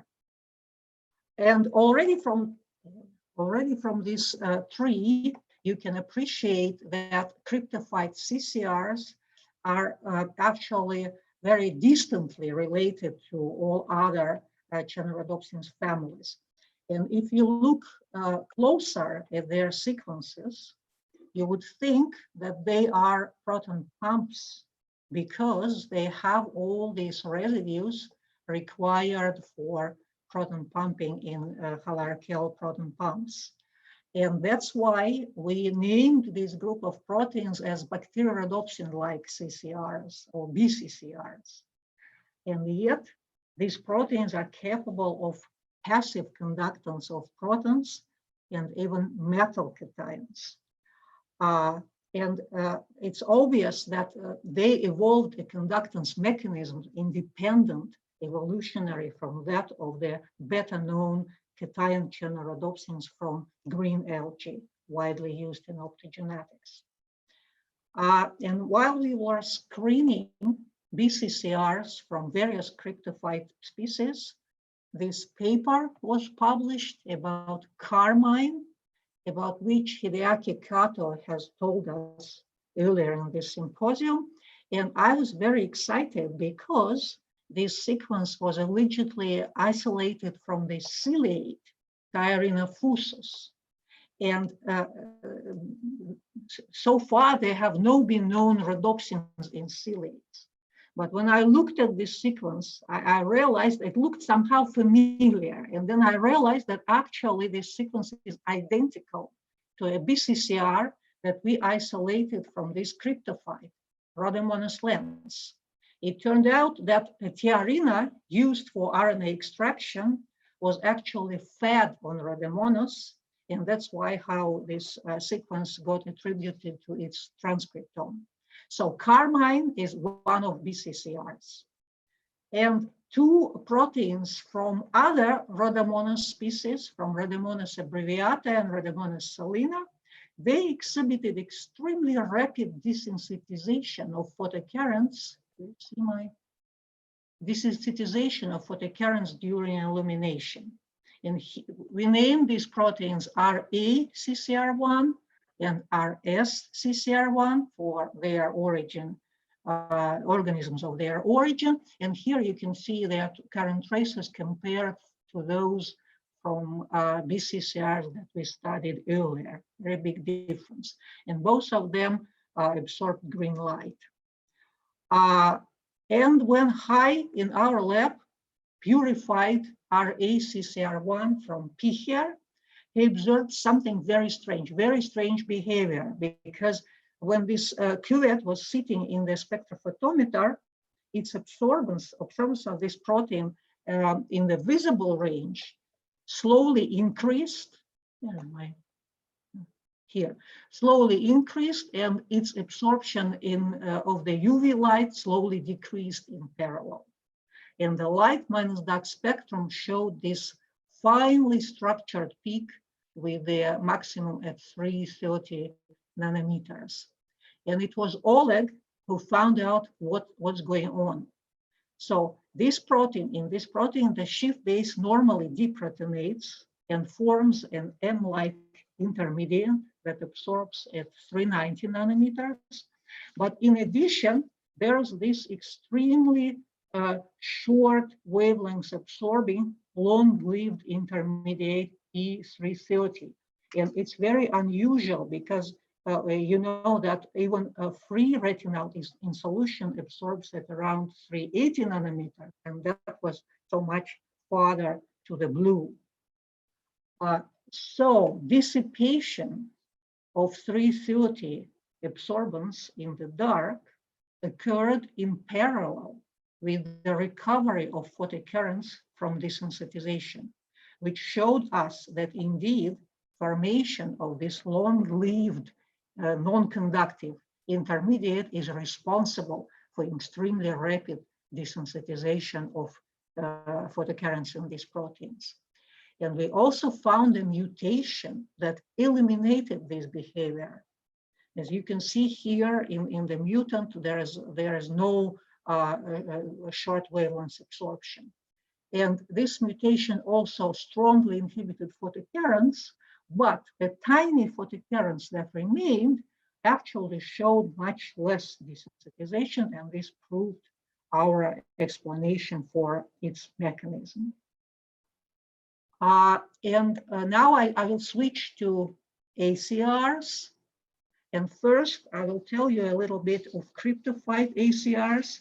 And these proteins are already widely used in neuroscience lab. And today we heard from several speakers about them. And we are interested in elucidation of their conductance mechanisms. And here you can see that the crystal structure of one of these proteins from Giardia theta GTACR1, it actually shows a continuous tunnel, intramolecular tunnel throughout the protein, in contrast to the crystal structures of CCRs. Of course, this tunnel is too narrow to conduct for chloride, because otherwise this protein would be permeable in the dark, which is not the case.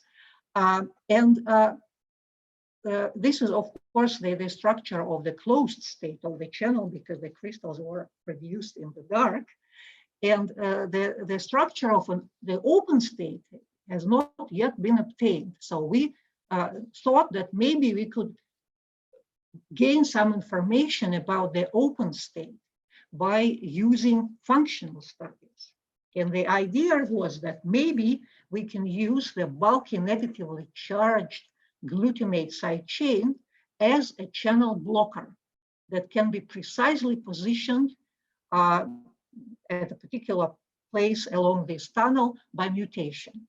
And here are the data. This tunnel has 3 particularly tight constrictions, about which, again, Hideaki already told us. And when we measured, we simply measured photocurrent amplitudes of the mutants made for the residues of this constriction. What we observed that for the outside constriction, for the extracellular constriction, we got no inhibition. And for the residues in the central and intracellular constriction, we got a strong inhibition of photocurrents, which means that in the open state, this tunnel expands and it stays much larger. It looks like a funnel. It's much wider at the extracellular side and goes very narrow in the intracellular side. But of course, when you simply measure photocurrents, the reasons for the loss of function in these mutants can simply be that the mutations destabilize the entire protein structure. So we also used a different approach, and namely we measured not simply amplitudes, but the current voltage relationships. And when I tell about ACRs, the people usually ask me, okay, can you create a CCR from ACRs? Because ACRs are so famous for their large photocurrents, maybe you can create also a very highly conductive CCR from them. And this is what we tried, because there are 2 conserved glutamates in the second helix of cation chenorodopsins from green algae that are replaced with non-carboxylate residues in ACRs, in most ACRs.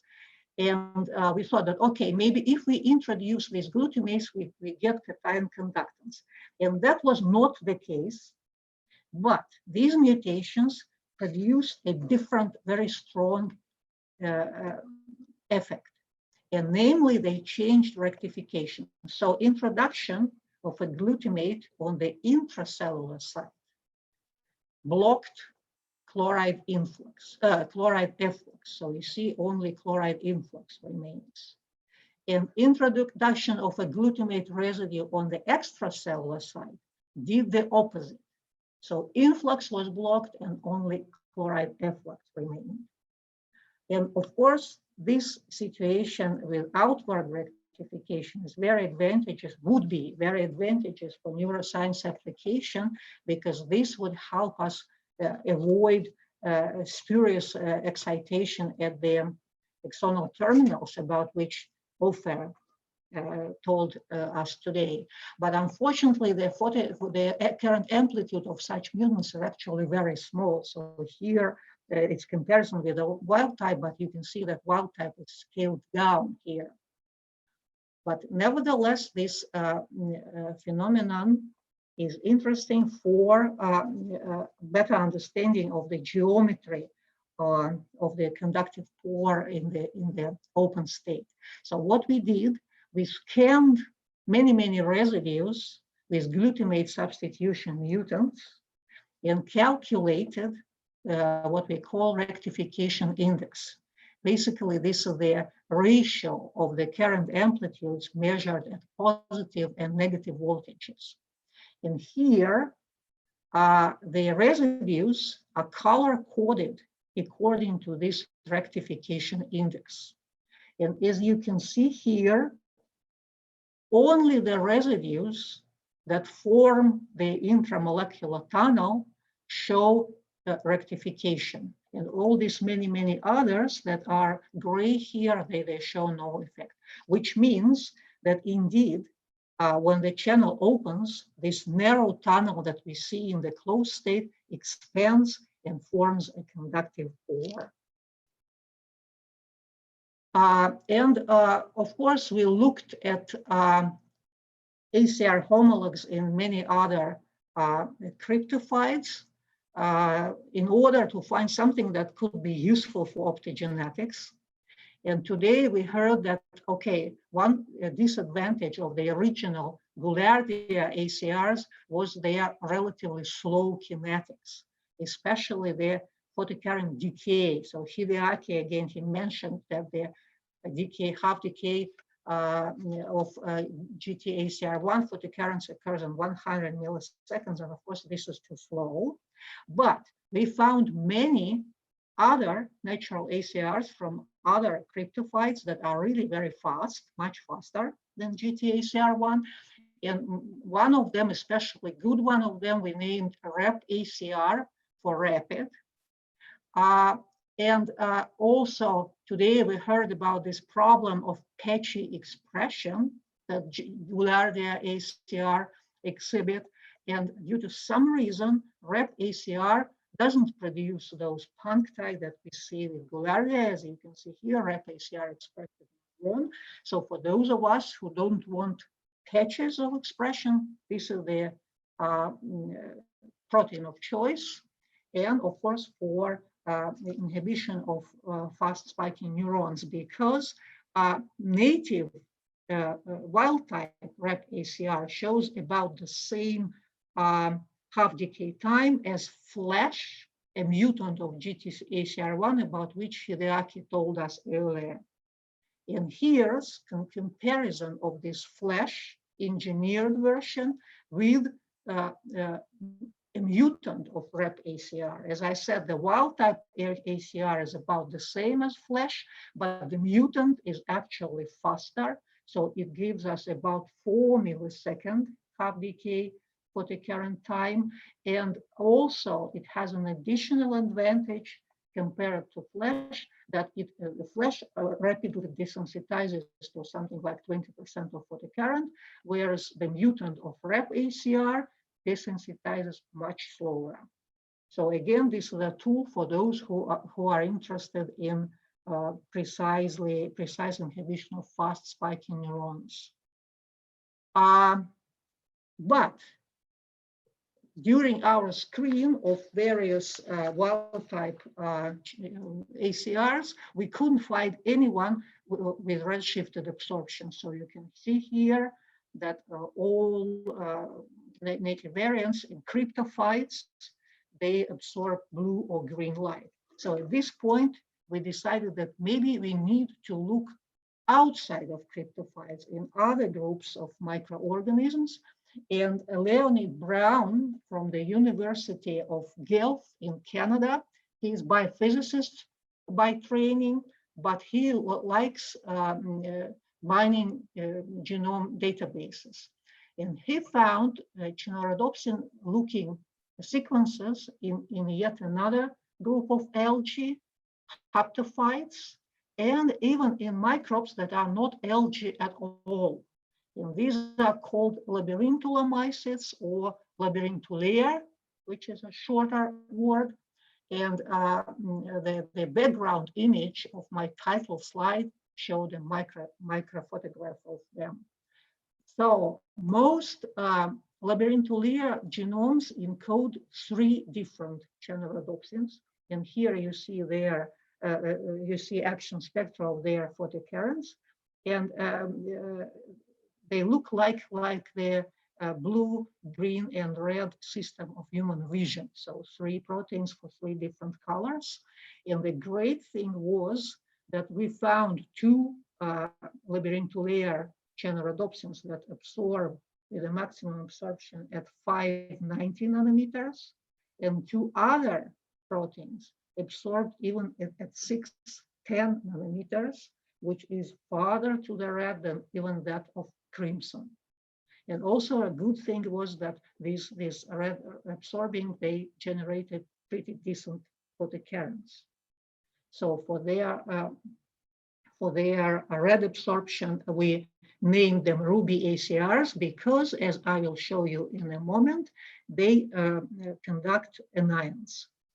Yes, and haptophyte rhodopsins, they just showed normal blue or green absorption, nothing interesting for optogenetics. So here you see an example of a series of photokerins generated by a ruby ACR and a haptophyte ACR. And these first 2 are measured under nearly symmetric chloride concentrations. And these 2 series of traces measured with low chloride concentration in the bath. And here on the right, you can see the reversal potentials, and they match very closely the Nernst equilibrium potential for chloride and are insensitive to the gradients of protons or sodium. So both these new families are actually ACRs. And of course, we were interested in understanding why these new ruby ACRs have so much red-shifted absorption. And the color of light absorbed by rhodopsin is mostly defined by the residues of the retinal binding pockets. So we looked at these residues in ruby ACRs and in their family members that absorb blue light. And we identified 4 positions where we see the difference. And what is interesting that these positions in ruby ACR are actually very different from those found in crimson, although they both absorb red light. And here on the right, it's our homology model showing the position of these residues with respect to the chromophore. And what we did next to confirm possible function of these residues in color tuning, we replaced residues in ruby ACR with those found in the blue absorbing member and measured the action spectral photokerins of the mutants.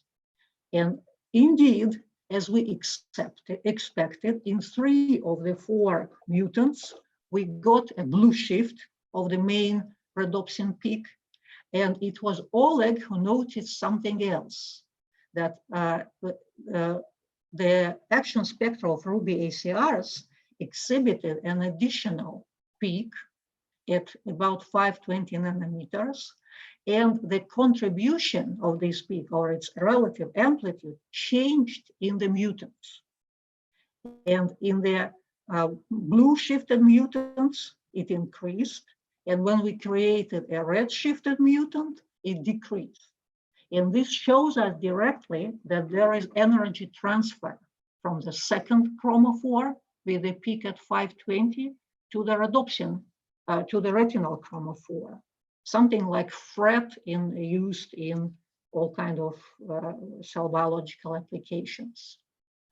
And the question is, what is this second chromophore? What is chemical nature? And we had a lab meeting about this, and Hai asked, okay, maybe this is a YFP itself, because when we express channelrhodopsins for patch clamping, of course, we use a fluorescent tag, and in our case, it was enhanced YFP. And indeed, when we replaced YFP with M-cherry, you can see here that this additional peak disappeared. And when you look at the different spectrum between the 2 fusions, you see that the different spectrum precisely or very closely matches that of YFP fluorescence excitation spectrum.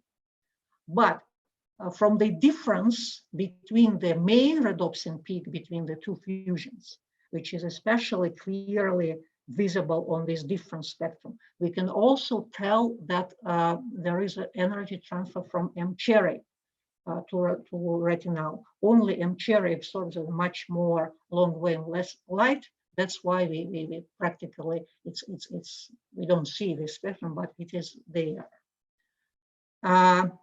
And this gives us a new way to engineering optogenetic tools, because, for instance, if you need a wide spectrum, you can just select a fluorescent protein in such a way that absorbs the light that you need.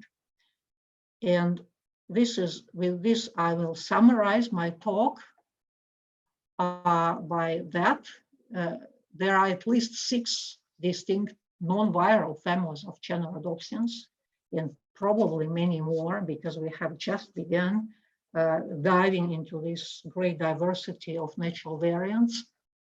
That rapid desensitization in BCCRs results from accumulation of extremely blue-shifted, long-lived, non-conductive intermediate with very unusual chromophore configuration. That finally, we found ruby ACRs that are strongly redshifted, hyperpolarizing molecules, and experiments in neurons are ongoing. And finally, that energy transfer from fluorescent tags is potentially a new way to engineer optogenetic tools. And now I would like to thank John and fellow members of the SPUDH lab for their contribution to this work. And also I would like to thank our collaborators. About Leonid, I already told you, and Michael and Gain are people who produce transcriptome databases, and Meitian is the person who helped us to get a crystal structure of GTACR1. Thank you all for your attention, and I think we have plenty of time for questions. Great, thank you so much, Elena. That was fantastic. Yeah, I think we have a couple of minutes for questions. I wanted to go ahead and open with a question of my own. So you showed some really remarkable electrophysiology with the rapidly desensitizing BCCRs. And of course, those are very similar to the recently published MERMAID ACRs. And so I was wondering, I think with both of those tools, a lot of the engineers, myself included in the audience, are thinking, how can we exploit those properties for neuroscience applications? And I'm wondering if you have any insight into that. William, when we found that, we didn't think at all that these molecules could be useful for neuroscientists. So we somehow, neglected them for a while. But when the MERMAID paper appeared, it turned out that there is a considerable interest for that kind of tools in the community, because there were people who immediately asked us for these proteins as a counterpart for MERMAIDs. And as far as I understand, the good thing is that you can use that light for, let's say, voltage indicators or calcium sensors or something, and you know that your channelrhodopsin already doesn't respond to this. That's how I understand it, but it's better ask those who use it. One of these people is Matthias Sprigge. I don't know whether he is on or not, because he asked us for these proteins even before the paper was published. So apparently there are needs for that kind. Yeah. Great, and we have a question from one of the panelists, from Peter, actually. Peter asks, hi Elena, great work. Is the fine structure P330 absorption caused by retroretinal formation or thioeduct formation? Yes. That's very interesting. Yes, that's a very good question. And we thought about these possibilities that it could be retroretinal. And I think Oleg is going to continue this work, trying to isolate that chromophore from M330 and see what it is. Because we tried, Leonid actually did some Raman on this, but from Raman we couldn't really identify what the nature of this of this form is. So what we plan to do something else. We don't know yet. It's possible that it's retroretinal. Yes, it's possible. It's one of the possibilities. Very cool. Okay, so we have time for one more question, and then I will leave the remaining Q&A up for you to answer by typing answers. But one of these is from Johannes, who asks, excellent work.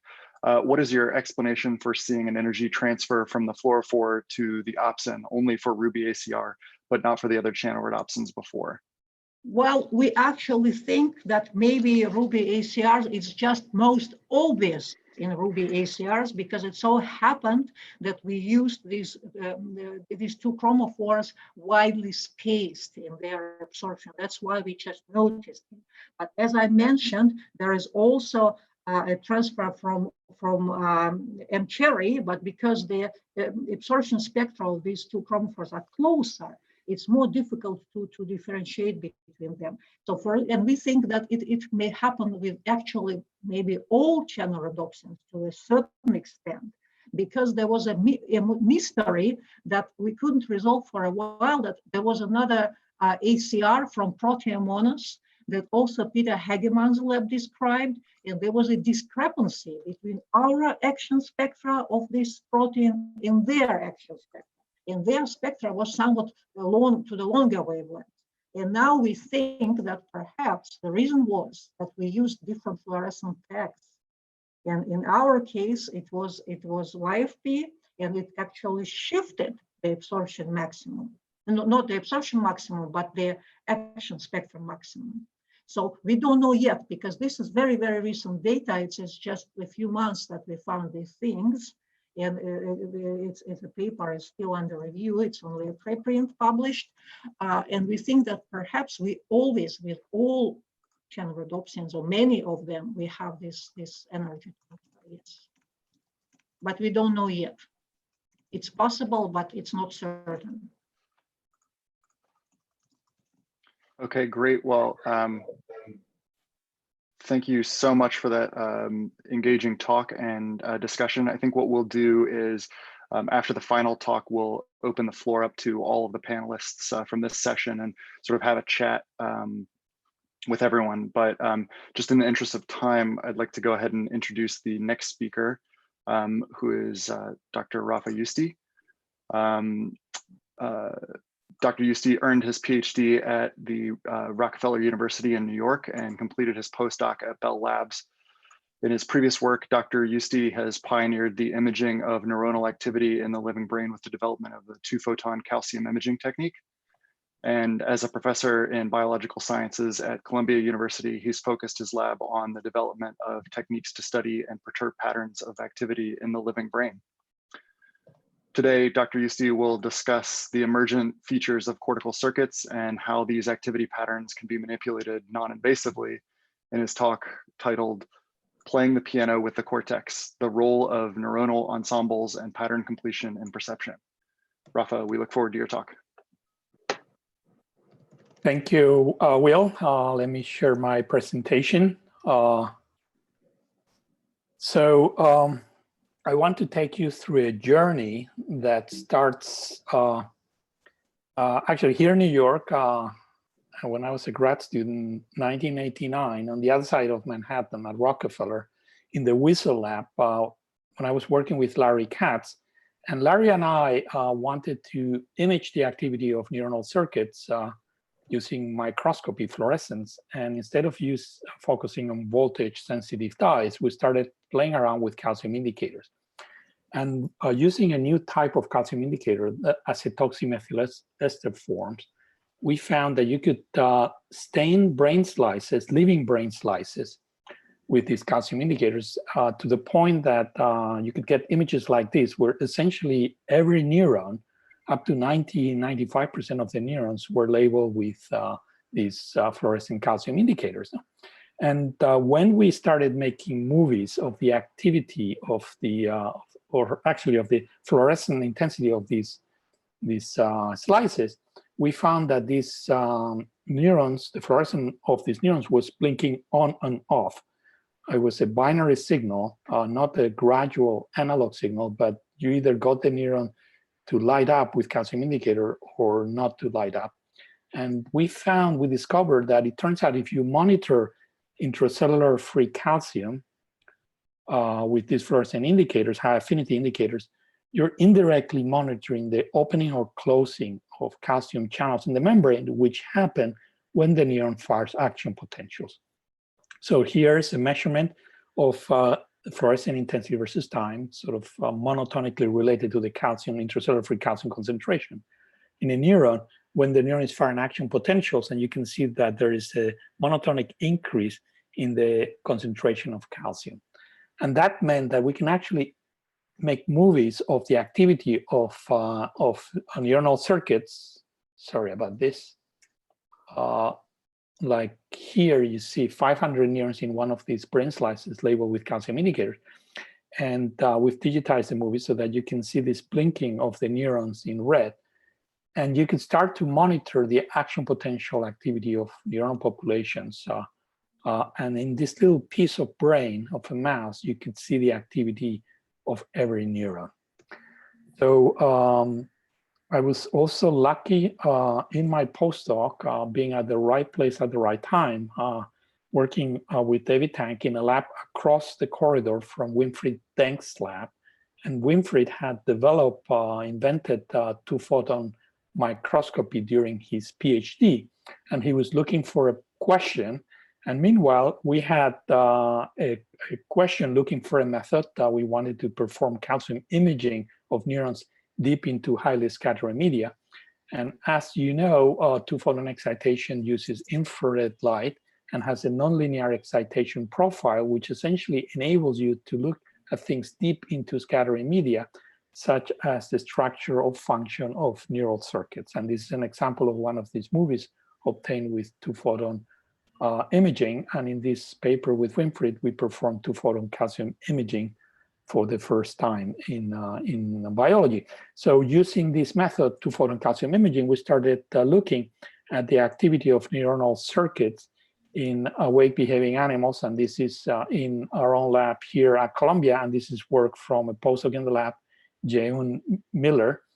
And in a mouse that is running on this treadmill and looking at a screen, and simultaneously with a two-photon laser, we're taking data that looks like this on the lower left, where you can see this blinking of these neurons labeled with calcium indicators. In this case, we're still organic indicators. Now we do this with GCAM. But you can see how these neurons are turning on and off. And here you can see the analysis of these movies. And you can see in the analysis that the neurons that are turning on, the neurons in red, do that in groups of neurons. In other words, you can see how there's little earthquakes going on in this activity of this primary visual cortex of the mouse as he's looking at this screen. And these neurons are turning on in little groups that we call ensembles. So these ensembles are coactive patterns of neurons. And what's interesting about them, a lot of things are interesting, but notice how there are many different ensembles that are occupying the same cortical territories. They're sort of superimposed in the same territories. And these neurons are next to each other and they can belong to different ensembles. So it turns out to analyze these ensembles, we first detect the position of every neuron in the field of view. And for every neuron, we measure the fluorescent intensity versus time. And using an algorithm developed by our colleague Liam Paninsky, we transformed this into a probability that this neuron had an action potential or more than one action potential in any particular frame. And with that, we can actually collect a raster plot where every neuron is aligned as a function of time. And every one of these black dots is whenever the neuron had a particular high probability of having fire and action potential, as you can see here, which and you can see how in this raster plot, we can capture the activity of the movie the way you were looking at. And you see how this raster plot is dominated by these lines of black dots that run down. So these are times in the movie where a group of neurons is coactive together. This is what we mean by an ensemble. And we define it, you can collapse this raster plot at the proportion of neurons that's active as a function of time, you can see these little earthquakes that you just saw earlier are now visualized in these little peaks in the histogram. And defining a very conservative threshold, you can now capture these coactive peaks and you can define them as an ensemble. So this is what we mean by an ensemble, one of these coactive groups of neurons, one of these little earthquakes. Turns out that when Jeun analyzed this data, she found that when the animal was looking at the grating, for example, here in the middle picture, you can see in these visual gratings that the neurons that have these little red dots are the ones that are participating in these ensembles. You can see that the activity of the cortex, the primary visual cortex, is dominated by these ensembles, that most of the spikes are participating in these red ensembles. And when the animal was visualizing a natural movie, the same thing happened. Most of the activity, most of the spikes were participating in these ensembles, even with a very conservative definition of what's an ensemble. But look now at the top. If you notice, here's now spontaneous activity. The animal is in the dark, he's not looking at anything, or he's looking at a gray screen with no visual stimulation. And even in this case, first of all, there's spontaneous activity, which is quite robust. And second of all, this spontaneous activity, neurons are still participating in these ensembles. So we came to the conclusion that neural ensembles are always there. This is the way the cortex seems to like to be activated. And these ensembles can be recruited with a visual stimulus. But it turns out that this vocabulary of ensembles is already present in the spontaneous activity. So you can think that the spontaneous activity of the cortex is built with this lexicon of ensembles. And these are examples of some of the ensembles in red. And when the animal is visualizing a pattern, in this case, scenes from a natural movie, the animal is using some of these ensembles. And now the neurons that are identical between spontaneous and evoked ensembles are in green. And you can see that these are very uncanny, reusing some of these patterns that are already present in its visual cortex. In fact, there is no statistical difference between these patterns. And also something I should point out is these ensembles repeat themselves, but the repetitions are never exact. There's something that changes from one ensemble repeating at any time to the next time it happens. So this raised the issue of whether these ensembles were actually functional. Are they good for anything, or they just happen to pop out in the cortex as an epiphenomenon? And for that, our dream experiment is this experiment that we talk about, the title of my talk, as playing the piano with a neural circuit. So what do we mean by playing the piano? Well, imagine that the neuron circuits are like a piano key, and every neuron is a key. And then what you want is to image these ensembles. You can measure them just with calcium imaging, the way I show you, and then go back and use piano, so to speak, experiment to optically turn them on in the same time, with the same precision, with the same spatial and temporal precision that you've seen them happen in real life. And then you can ask the questions if these ensembles are good for anything or not. And now you have to realize, because of what I told you, these ensembles are intermixed in the same cortical territories. We need the 2-photon precision. We need to be able to not just to read them out with 2-photon imaging, but to turn them on with 2-photon precision, so that we can turn on this neuron here, but not the neighboring neuron that's next to it, because it may belong to a different ensemble. So to do that, we used something called spatial light modulator that has been talked about in the morning already by Emiliani. And we came up with the idea independently of her, and we published our results at the same time. In fact, we did it with 2-photon excitation, and they did it with 1-photon excitation. And the idea was very simple: to use a holographic device to build holographic patterns with 2-photon light.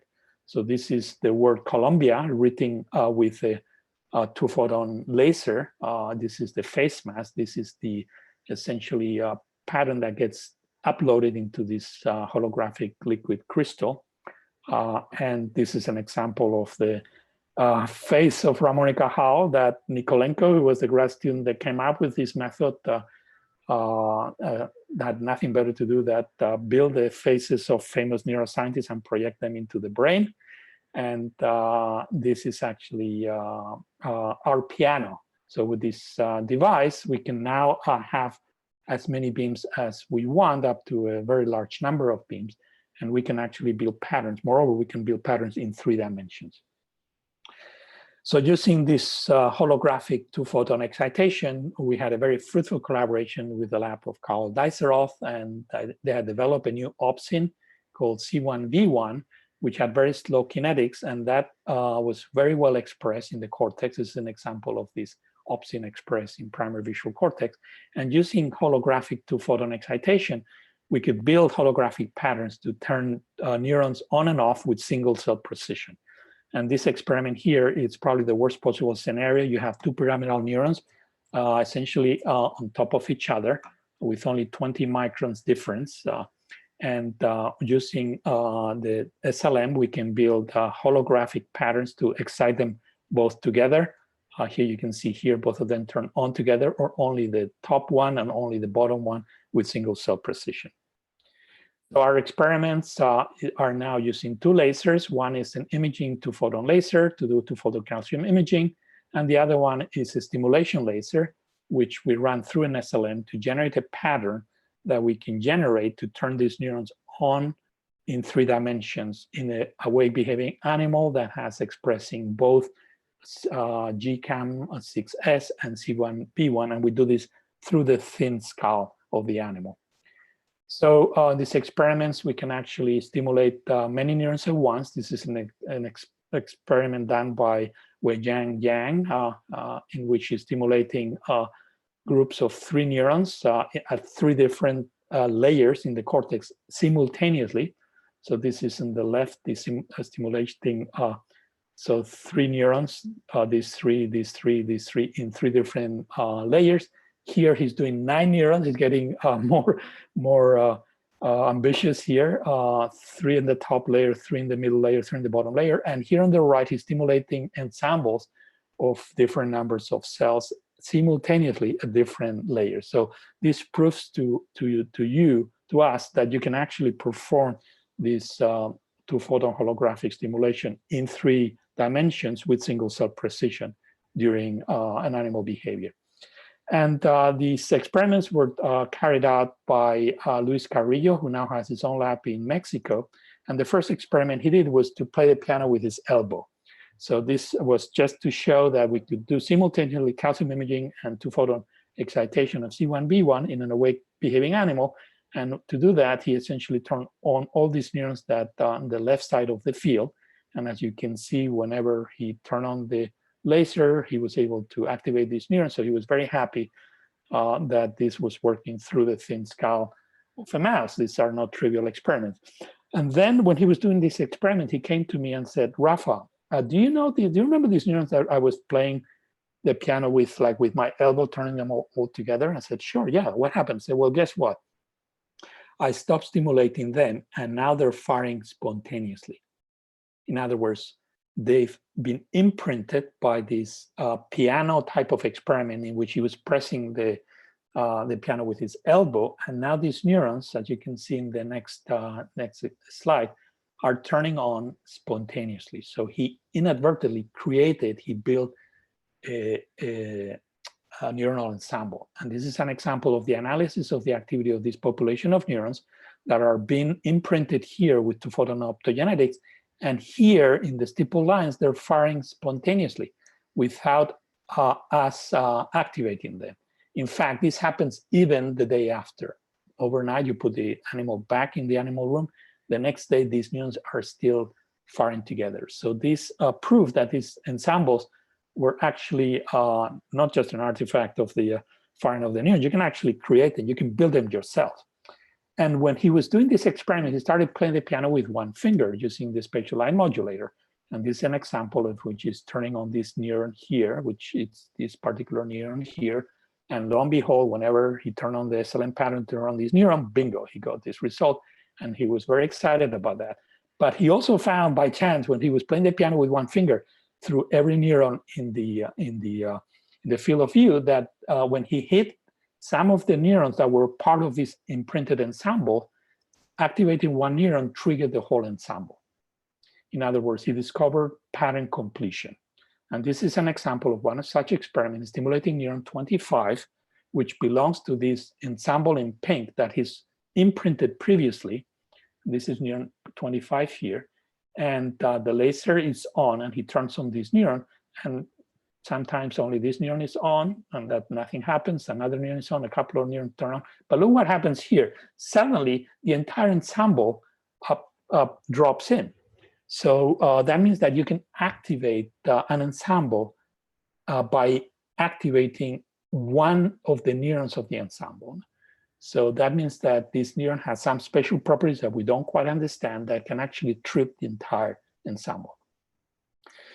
And this pattern completion still happens a day later. So this is a very robust phenomenon. It's approximately about a third of the neurons in the ensemble have these pattern completion properties. Here we are turning them on. In this case, is neuron number 19. We're tripping this ensemble. And this is an analysis of the ensemble, which is ensemble number 1, gets tripped by activating neuron 19. A day later, neuron 19 still trips this ensemble 1. So this was actually quite exciting that there's a way by which ensembles can be turned on. And this enabled us to perform the last series of experiments I'm going to discuss, which have to do to test if ensembles have a behavioral effect, if they have functional unit.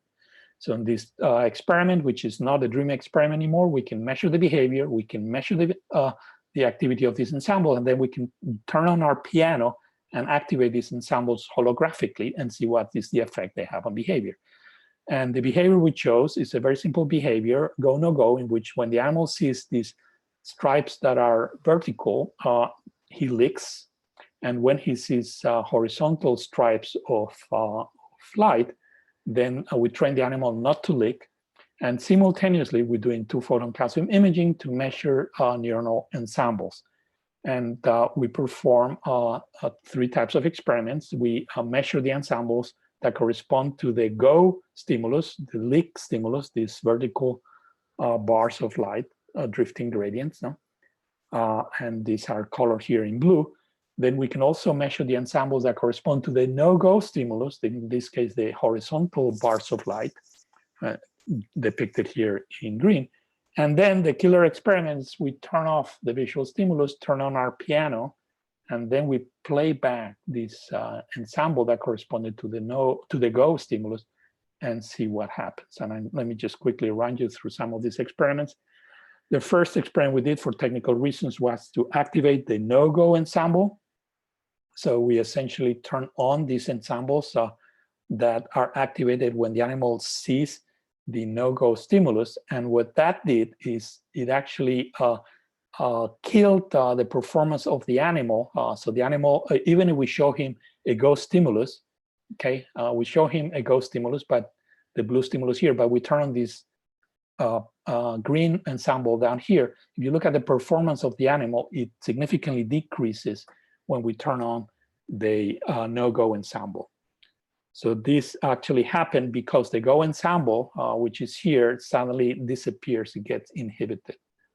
So this proves that the go ensemble was actually necessary for behavior, because if we inhibit it by turning on the no-go ensemble, behavior is actually degraded.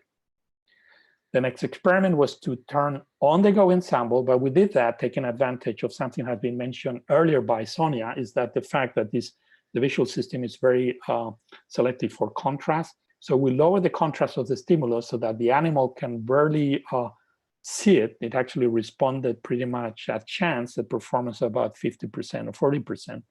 And then simultaneously with this low go stimulus at low contrast, we turn on the go ensemble. And when we did that, we actually found, Luis found that now the animal licked as if he was seeing the stimulus with high contrast. There was no significant difference.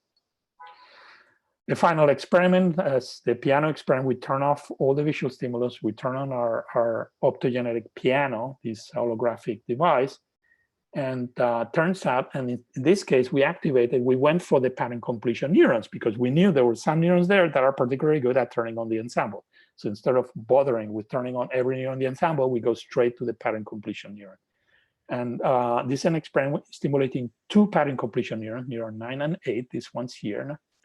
Every time there's a blue bar is when we turn on this optogenetic holographic stimulation to both neurons. And most of the time, these two neurons fire. In this case, for reasons we don't understand, hey, this is biology. The neuron 9 fires, neuron 8 doesn't fire. And this goes on until, look what happened here. When we turn on these two pattern completion neurons, we light up the whole ensemble. These are the two pattern completion neurons, and these are the other neurons of the go ensemble. And when that happens, the animal licks. So this is illustrated here. If we successfully recall the go ensemble by stimulating these pattern completion neurons, the licking goes from about 20% to about 70%. So this means that the go ensemble is not only necessary for behavior, it's sufficient for behavior. And this happens even without any visual stimulation by just activating two neurons. Just think about it. You're turning on two neurons in the brain of a mouse that has 100 million neurons, and you can get the animal to lick, to perform a particular behavior like a puppet. One final experiment I wanted to show you is that this correlation between the activation of the go ensemble and the licking happens even under spontaneous activity. If you just look at this panel here, in this case, there was no optogenetic stimulation, no visual stimulation. Luis was just lucky that he caught that the go ensemble activated spontaneously 3 times, and the 3 times the animal licked. This is shown here with the blue bars. So in summary, what I showed you is that with these new methods, 2-photon calcium imaging, 2-photon optogenetics, holographic optogenetics, we find that cortical activity is organized in groups of neurons, neuronal ensembles. Some people have called them attractors before. They're spontaneous states. Neurons can belong to different ensembles. I didn't show you this. There are repeated spatial temporal dynamics of these ensembles that are not exact. And these ensembles have pattern completion, something that was predicted by John Hopfield, the same theories that predicted these attractor dynamics of cortical circuits. The visually evoked ensembles resemble spontaneous ones, as if they're using this intrinsic vocabulary that's already there. Ensembles can be imprinted and recalled for several days, and they're necessary and sufficient for visual behavior. The last point is a hypothesis. Because this relation between the causal relation between the activity of the ensemble and the behavior happens even without any stimulation, as I showed you here before with this spontaneous activity, we think that ensembles are representing not a sensation, in other words, the echo of the visual stimulus, but a perception, which is the idea of the animal of the visual stimulus. So I think we're getting one step closer to this intrinsic building blocks of perception and perhaps, as Kant would say, of the representations that build our mind. I wanted to finish with a quote from Sidney Brenner in the spirit of this optogenetics conference in the Neurotechnology Center, that progress in science depends on new techniques, new discoveries, and new ideas, probably in that order. And also highlight that this was the work of a team of people. I've highlighted some of the names of the people who did the critical experiment, but here you have the rest of the lab. Thank you. Great, Rafa. Well, thank you for that engaging talk. While we let just a few more questions roll in, we've got a few already in the Q&A. I just wanted to ask, so we just heard a great talk from Elena and also Ofer about the development of hyperpolarizing opsins. There's been a lot of development on highly selective channels and pumps recently. So I wonder if you envision a role for patterned single cell or multi-cell stimulation, or rather inhibition of cells for the study of ensembles. Yeah, I think absolutely. This is, in a way, the future that is charted ahead of us and ahead of not just our group, but many other groups. And I think the smart way of doing this is by getting to know these ensembles a little bit better, getting to know their anatomy, their connectivity, their properties. I showed you something that we just encountered by chance, which is this pattern completion. We weren't looking for it. We're just playing the piano like dummies, one key at a time. And imagine you play the piano at home. You hit C minor and suddenly, boom, something happens. No? So I think if we get to know pattern completion a little bit better, we may be able to harness that. And instead of going there blindly with optogenetics and turning on this neuron, that neuron, we go straight to those neurons. And then we can sort of drive the cortex or maybe the neural circuit of the brain sort of by the nose, by using its own internal mechanisms to arrive to the experiment that we want, either to turn these neurons on or off by turning on or off particular key neurons, these pattern completion cells. Right.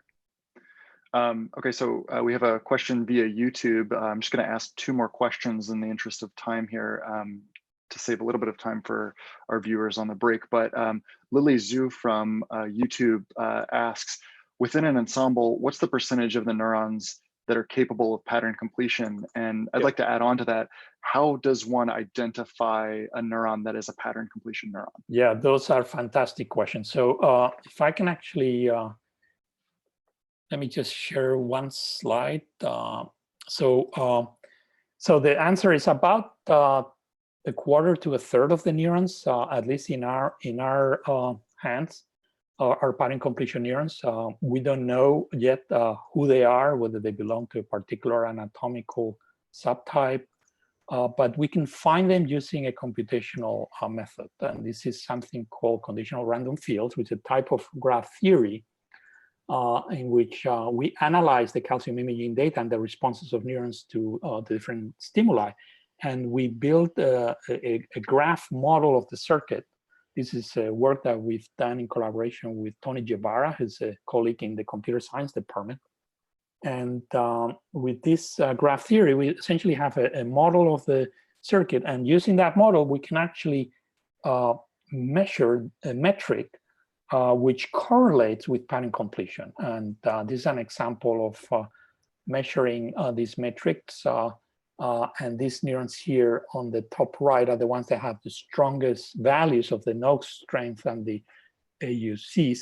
And it turns out those are the ones that we go for when we're stimulating these ensembles during behavior. So we use a graph theory analysis. The answer is, and using this graph theory, we measure a particular metric for every neuron, and the one that had the highest pattern completion number, so to speak, those are the ones that we go and hit. And luckily for us, it seems to work.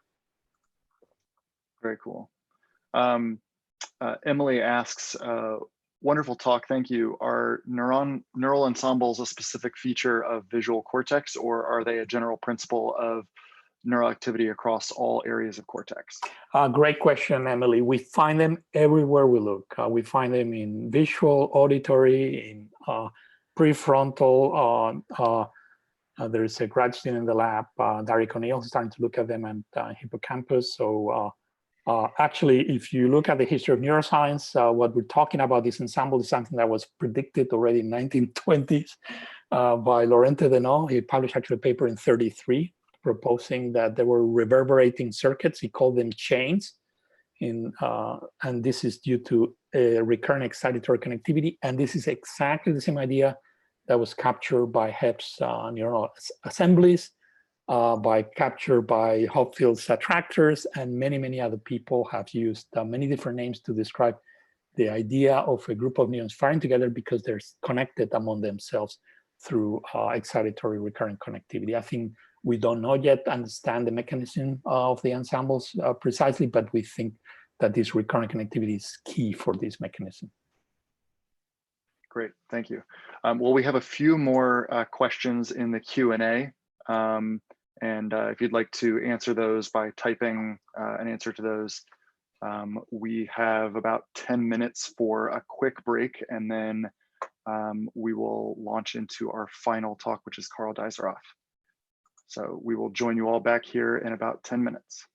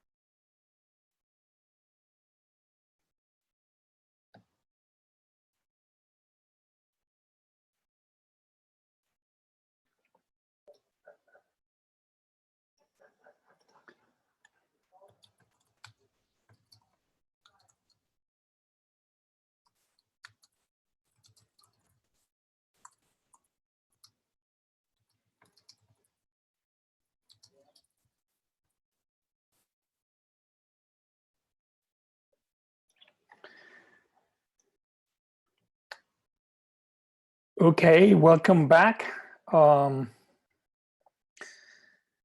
We now are entering the final talk of the symposium, and this is our second keynote, and we're honored and delighted to have Karl Dijsselhoff. Karl needs no introduction. He's a leader in optogenetics. He's built and developed a lot of the tools that the field is using. He had a tremendous impact, which is hard to underestimate on the field. And I wanted to highlight that besides all these tools that he's contributed to the field, he's also has done it in a very generous fashion. So from the very beginning, his website and his lab has been a grand central station to distribute these tools to the community with no questions asked. And this is a very admirable behavior that permeates now the entire field and has contributed to the success of the field. I think it's critical when the pioneers of the field set up the right message to the troops. And as you have heard today, many of the people that have spoken, including ourselves, have benefited from the generosity of the Dijsselhoff lab over the years. So without further ado, I'm going to give Karl the floor. And Karl, you have 40 minutes for your keynote. And I'm going to keep track of time, and then we'll have a brief Q&A. You are supposed to talk about future directions. The title of your talk is Inner Workings of Channel Rhodopsins and Brains. And go for it.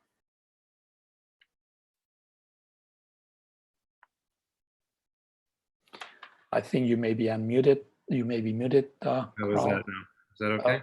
Now we can hear you. Yeah. Okay, wonderful. Well, thank you, Rafa, for the invitation, for organizing this wonderful meeting. It's actually been quite therapeutic for me to see everybody, hear the science. I hope we get to meet each other and see each other again soon. It's like an extended family, it seems. And to everybody else who's on the Zoom, I look forward to meeting you and talking science someday. But the science, looking both forward and back and at the present, is as exciting as ever. I actually thought I would show again the initial statement from Francis Crick in 1999, now more than 20 years ago, the first to articulate this idea in print. He said, what we need in neuroscience is to control the firing of one or more types of neurons on and off, and the ideal signal would be light, probably infrared. This seems far-fetched, but it's conceivable that molecular biologists could engineer a particular cell type to be sensitive to light in this way. So very interesting in the present context, I think. Now, as we all know now, the answer was already known in some sense at the time, starting from Dieter Osterholz's initial identification of the bacteria rhodopsin, and then Peter Hagemann's pioneering work in identifying channel rhodopsin from algae. The particular path forward into the future that I'm going to focus on arises from identification of the initial redshifted channel rhodopsin, which Ofer and Peter, as well as Feng Zhang, were collaborators on. Peter showed this image already from our work together, which has been longstanding and ongoing.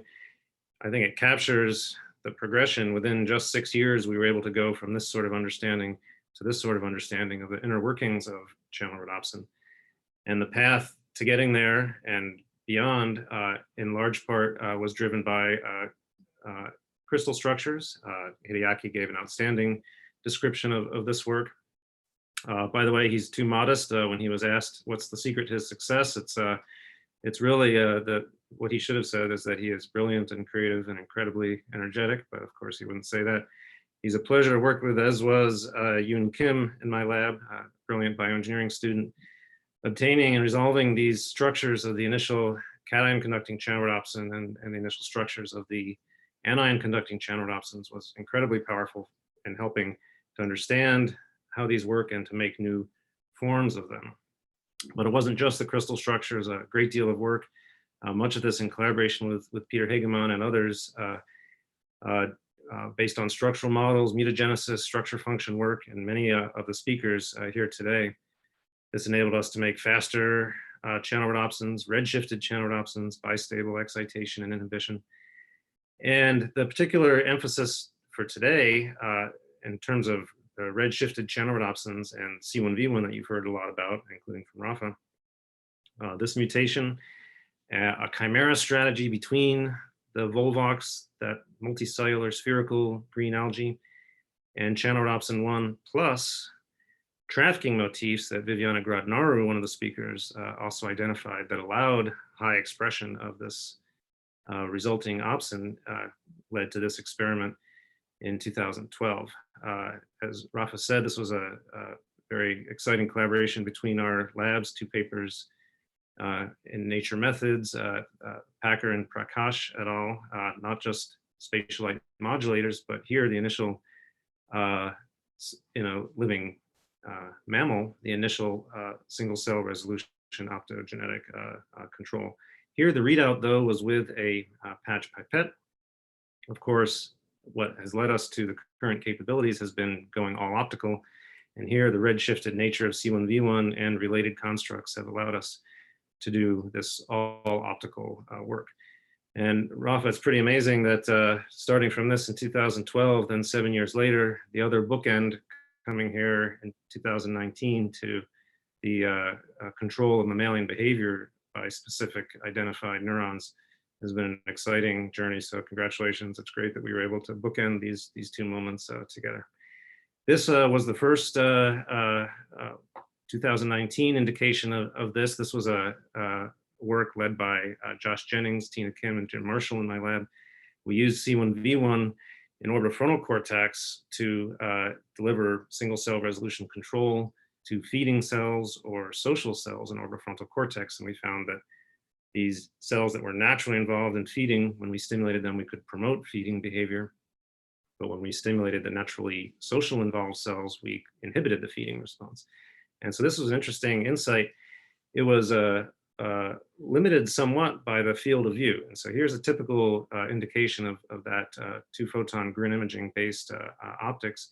It worked and worked well, but you can get a flavor of the somewhat limited spatial extent that we're able to access here. As Rafa said, the exciting advances that came with holography were incredibly important and indeed date back to that early work. And here is a very large SLM. This is something that we planned and commissioned over a number of years and work led by Jim Marshall. And then and Sean Kieran building the microscope, and outstanding contributions from Tim Machado on the analysis and Yoon Kim on identifying carmine. And this has led to this sort of capability where each of these 6 squares is a 1 by 1 millimeter expanse of visual cortex going from superficial to deep. And we're able to control individually cells and see how we're doing, and to select those cells by virtue of their naturally occurring activity. And so this, of course, is yet another big step forward.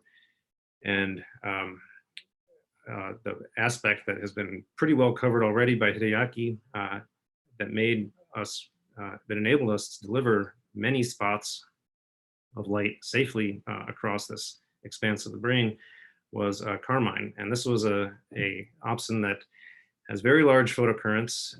We're working on understanding why it has such large photocurrents in the red.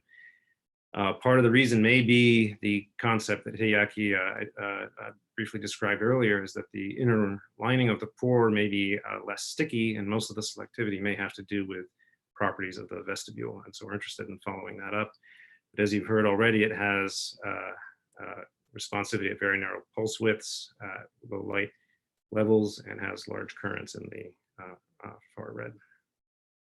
Also relevant to 2-photon work, it has low jitter of spike timing. with 2-photon illumination and has relatively little crosstalk with the imaging laser at low power. We used a SOMA-targeted construct, as this is a valuable approach that you've heard about, and here we co-express GChemP6M with Carmine in visual cortex, and this is the sort of co-expression that we can see. You've seen this slide again from Hideaki showing the spatial extent of our access, more than 1 millimeter across visual cortex. So then we're off and running in terms of what we can do, and then the question is, what do you do? And that's, of course, a very complex question. One thing we were interested in was to ask if we could recruit naturally occurring ensembles of activity. Rafa gave a brilliant depiction of his journey through to the hypothesis that ensembles represent an important part of perception. I think that's likely to be true. It's something that we're interested in. And one question is, can we, by stimulating cells that are naturally active during perception, can we recreate dynamics and behavior that correspond? And so what we did was we had, even before training mice on anything, we would deliver vertical or horizontal drifting gratings and identify naturally occurring cells that were responding either to vertical or horizontal gratings. And just, you can see they're distributed across many layers of visual cortex. And then we asked, did we have the ability to stimulate or recruit those cells? And to identify, and indeed we can, optogenetically using Carmine. And so we had tuned ensembles that responded to the vertical or horizontal directions. And we also had a paired non-orientation selective, so-called random ensemble that we used for each as a control. And what was interesting was then to say, okay, let's be very conservative though. We, what is, first of all, what is our spatial resolution? And mapping that out, we find that both the current that we evoke and as consistent with our optical measurements drops off quite rapidly on about the 10 to 20 micron range, where about the full width at half maximum is about 20 microns, as you can see here in terms of the delta F over F that you get from shifting the spot. So this is our resolution, but we want to be very conservative. If we're asking a question like, if we stimulate a few of these cells, say 20 or 25 cells, and we're going to ask a question like, of the thousands of other cells that we can see in visual cortex at this time, are we recruiting a naturally recruited ensemble? We don't want to be confused by accidentally reporting as part of the ensemble cells that we are in fact directly stimulating with light. And so to address this question, we excluded from our analysis any neurons that were within 20 microns radially in XY or at any depth above in Z, above or below. We excluded those from our ensemble analysis. And then of course, in addition to that, we do controls where we have random cells that we select for stimulation. So this was the quite interesting result, is that stimulating just on the order of 20 to 30 cells and imaging from thousands of cells across visual cortex with this conservative exclusion criterion. This is, of course, a very high dimensional space with all these neurons, and so we carried out standard dimensionality reduction. And the first principal components of the visual cortex dynamics for the two bar orientations, the drifting grating orientations, gave well separable dynamics in these two principal components. What was interesting is that if we just stimulated 20 to 30 cells that were appropriately tuned, we obtained naturalistic downstream ensemble dynamics. And that was seen in multiple animals.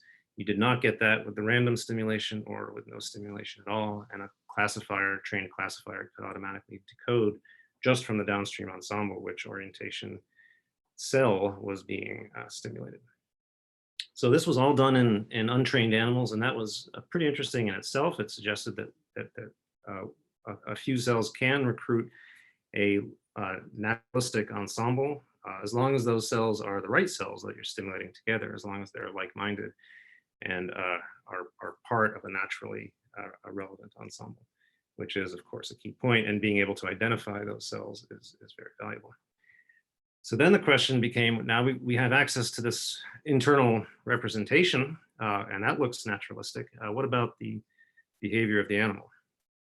And here we resolved to carry out a perceptual discrimination task where there are two kinds of stimuli, the vertical or horizontal bars, and two kinds of actions that are required. The animal is required to lick for the target orientation, and it's required to stop licking, to not lick to the distractor orientation. And that is indeed an action that it has to take. The mice are water deprived and are licking at a particular rate in any case, and they have to not lick in response to the distractor stimulation.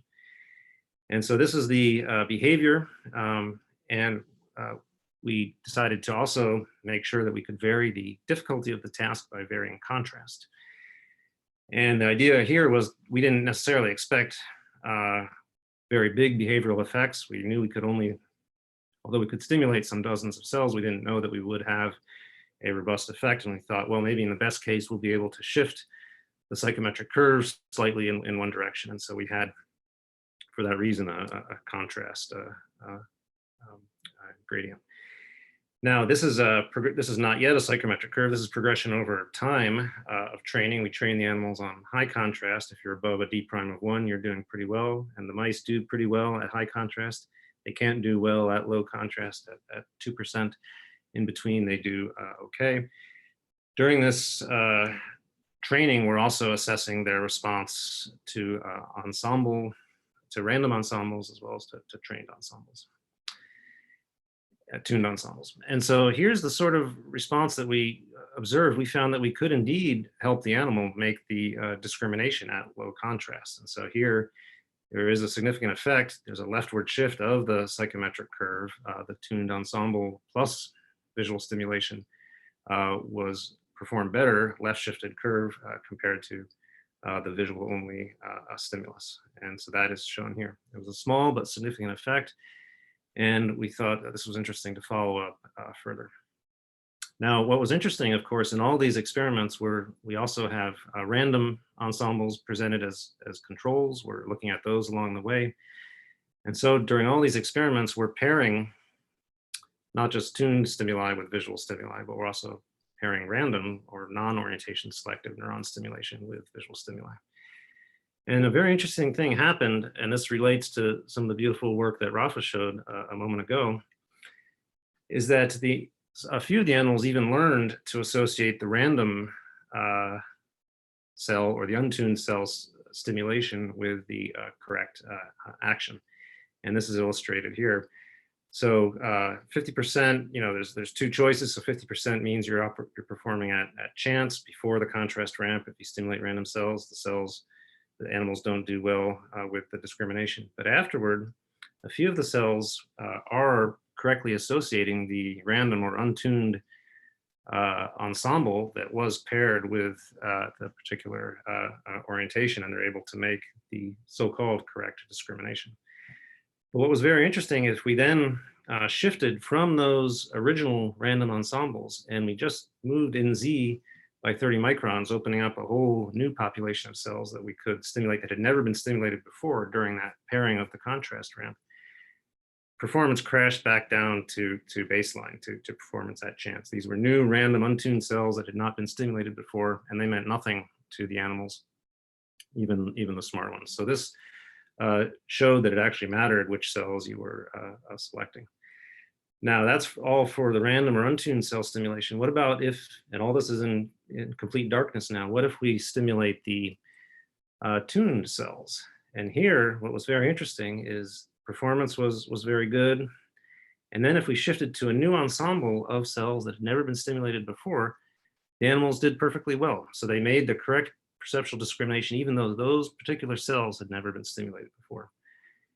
And so this was, of course, really interesting. And if you think about everything that people who, in the neuropsychology field, all the elegant experiments done over the years to try to understand the internal representations of the external world, what is the internal structure of perception? And of course, what's in part, what made that field so elegant is they didn't have direct access to the internal cellular level representations of the external world. Here we do, at least in visual cortex, have access to those internal representations. We can see that when we stimulate a few correctly tuned cells, we do recreate those natural internal representations. We recreate natural behavior, and it generalizes. And so the animal, when you stimulate a new set of cells, the animal makes the correct interpretation. So this, it's obviously a very exciting moment in the field to have this sort of capability. There's a lot of interesting work you can do in terms of microcircuitry. We've just begun to scratch the surface of this. For example, if you stimulate the layer 2-3 cells, all this is done in 3D, and you ask about recruitment of layer 2-3 cells versus deeper layer 5 cells, those tend to go together approximately in the same, with the same sort of dependence as you increase the number of cells stimulated. But if you stimulate layer 5 cells, there appears to be a faster recruitment of other layer 5 cells compared to layer 2-3 cells. And this is an interesting aspect of the local circuit microstructure and functional connectivity. But then you may notice there's an interesting point here, which is, wow, that's a pretty low number of cells. Rafa's amazing results with the 2 cells he stimulated were recapitulated in this work as well. We found that we could stimulate relatively few cells, in some cases down to 2 or 4 cells, and get statistically detectable effects both on behavior of the animal and on ensemble recruitment. This measure is the classifier, the automatic trained classifier detecting which was the orientation of the ensemble. Layer 5 seems a little better at low cell number than layer 2-3, which is an interesting result. So this is, if you put this in context of Francis Crick's initial charge, and you think about this, what I've always found interesting was that was his use of the word type here. Cell types is something that's evolving rapidly, as we all know. You can define cell types in many ways by many features. And but Crick's articulation of this principle obviously preceded a lot of the current debates about cell typology. He didn't say particular neurons, he said types of neurons. And it's possible that he anticipated a result such as this, that there are cells that are types, maybe molecularly, maybe by position, but also by function. There are cells that have a particular type that depends on how they're naturally used during behavior, or how they're naturally recruited during behavior. And I imagine what he probably meant was what he envisaged was something like this, that the particular cells defined by their natural function would be relevant to probe. Now, that's sort of up to where we are now, just pre-pandemic. Now we can look to the future a little bit, thinking and hoping that we have some paths forward relatively soon. And one aspect is, to what extent can we go brain-wide? To what extent can we, of course, we're greedy, as exciting as it is to have 3D and millimeter scale, single cell resolution access in visual cortex. We'd like to go beyond this and capture as much of the brain as possible. Now, we can do this in fish. I won't have time to go over this, but we've done a lot of whole brain cellular resolution work in zebrafish. To what extent can we get there in mice? Now, we and others have put a lot of effort into wide field cortical imaging, but that, of course, is just cortical. There are other ways you can get subcellular resolution access deep, or multiple single spots of deep access. But one thing that is unparalleled in terms of the sort of information that you can get across the brain is with electrophysiology. Now, many of you know, and this has been alluded to already in Hideaki's presentation, these high contact density long shank electrodes called neuropixels probes are really revolutionizing in vivo systems neurophysiology for a number of reasons. One is that we're now putting in many of these in a single animal, but even if you just put in one per animal, you can have them at different trajectories. You can register them to existing brain atlases like the Allen Brain Institute Atlas. And if you have a temporally precise task, you can align the results from different animals and see if there's a brain-wide principle at play. And so what's shown here, this is work led by Will Allen in the lab, different trajectories of single neuropixels probes aligned to an atlas. And so the question is, can we capture a brain-wide understanding of a behavioral state and then an optogenetically induced state and compare them? And so that, of course, is a very interesting question for everybody who uses optogenetics. Are they similar or are they completely different? That's maybe the most important and simple question. So what happens when you do this? Well, here you're familiar by now, everybody is, with go, no-go tasks, intentionally setting things up as simple as possible to ask a very simple question. And these are water-deprived mice that are trained to lick for one odor, but not another odor. And here's what the behavior looks like. So this is all just behavior. This is the animal. Each little spot here on the raster is a lick that the animal makes, and these are trials going from 0 to 250. These three dotted lines correspond here to these three vertical dotted lines. This is onset and offset of the cue, and then onset of the reward, water if there is one. And you can see in response to the go cue, the animal's performing very well until it becomes sated, and then it no longer licks for the go cue. But the training is very good. Interspersed with the go trials are no-go trials, and even though the animal's very thirsty here, it's not licking for the water. So what is the brain-wide representation of this task of licking for water when thirsty? And one amazing result is that most of the brain is statistically modulated by this task. And here, these are color-coded regions across the brain. Each set of neurons within each region is grouped, ordered by peak activity relative to the onset of the trial. And that's just to organize them so you can see different regions and brain-wide recruitment during the go task, much less during the no-go trials. And not only are all the regions engaged, but most of the cells across the brain are task modulated in the thirsty state.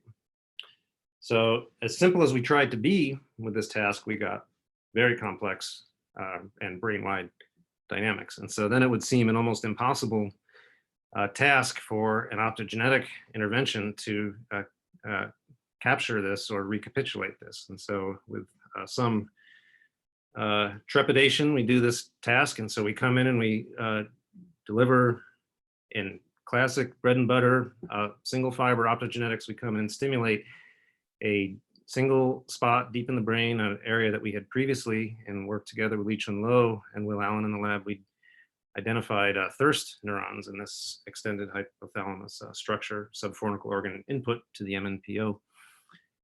And what happens when you do classic optogenetics in this situation? Well, here's the behavior, thirsty animal becoming sated, and then you stimulate and the animal immediately acts as if it's thirsty again. We also know that stimulating these inputs are as aversive as natural thirst. So there are multiple features of this thirst state that are recapitulated. And then the question became, what is the brain-wide state that's recruited? And quite amazingly, there's a naturalistic brain-wide state that's recruited with this simple optogenetic intervention. So this is the thirsty state. This is the same animal sated, but with optogenetic stimulation, and then turning off the stimulation again. So this is, first of all, very interesting, from the point of view of brain structure and function and connectivity. How is it possible that this small population of cells is able to do this? But secondly, I think this is very reassuring for people. As of course, we and others have put immense time and effort and money into these very expensive microscopes, and you can imagine people wondering, well, you know, am I going to have to spend $2 million on the microscope to do any optogenetics? Well, just look at this. The answer is no. So of course we're going to keep doing that. We're interested in those questions, but you absolutely, all you need for good optogenetics that recapitulates naturalistic brain-wide dynamics is, you know, a good old fiber optic and a virus injection and some light. So this is I think valuable, but it raises very interesting questions, as I alluded to, about controllability and propagation of activity across the brain. And here's where we need our computational colleagues to help us.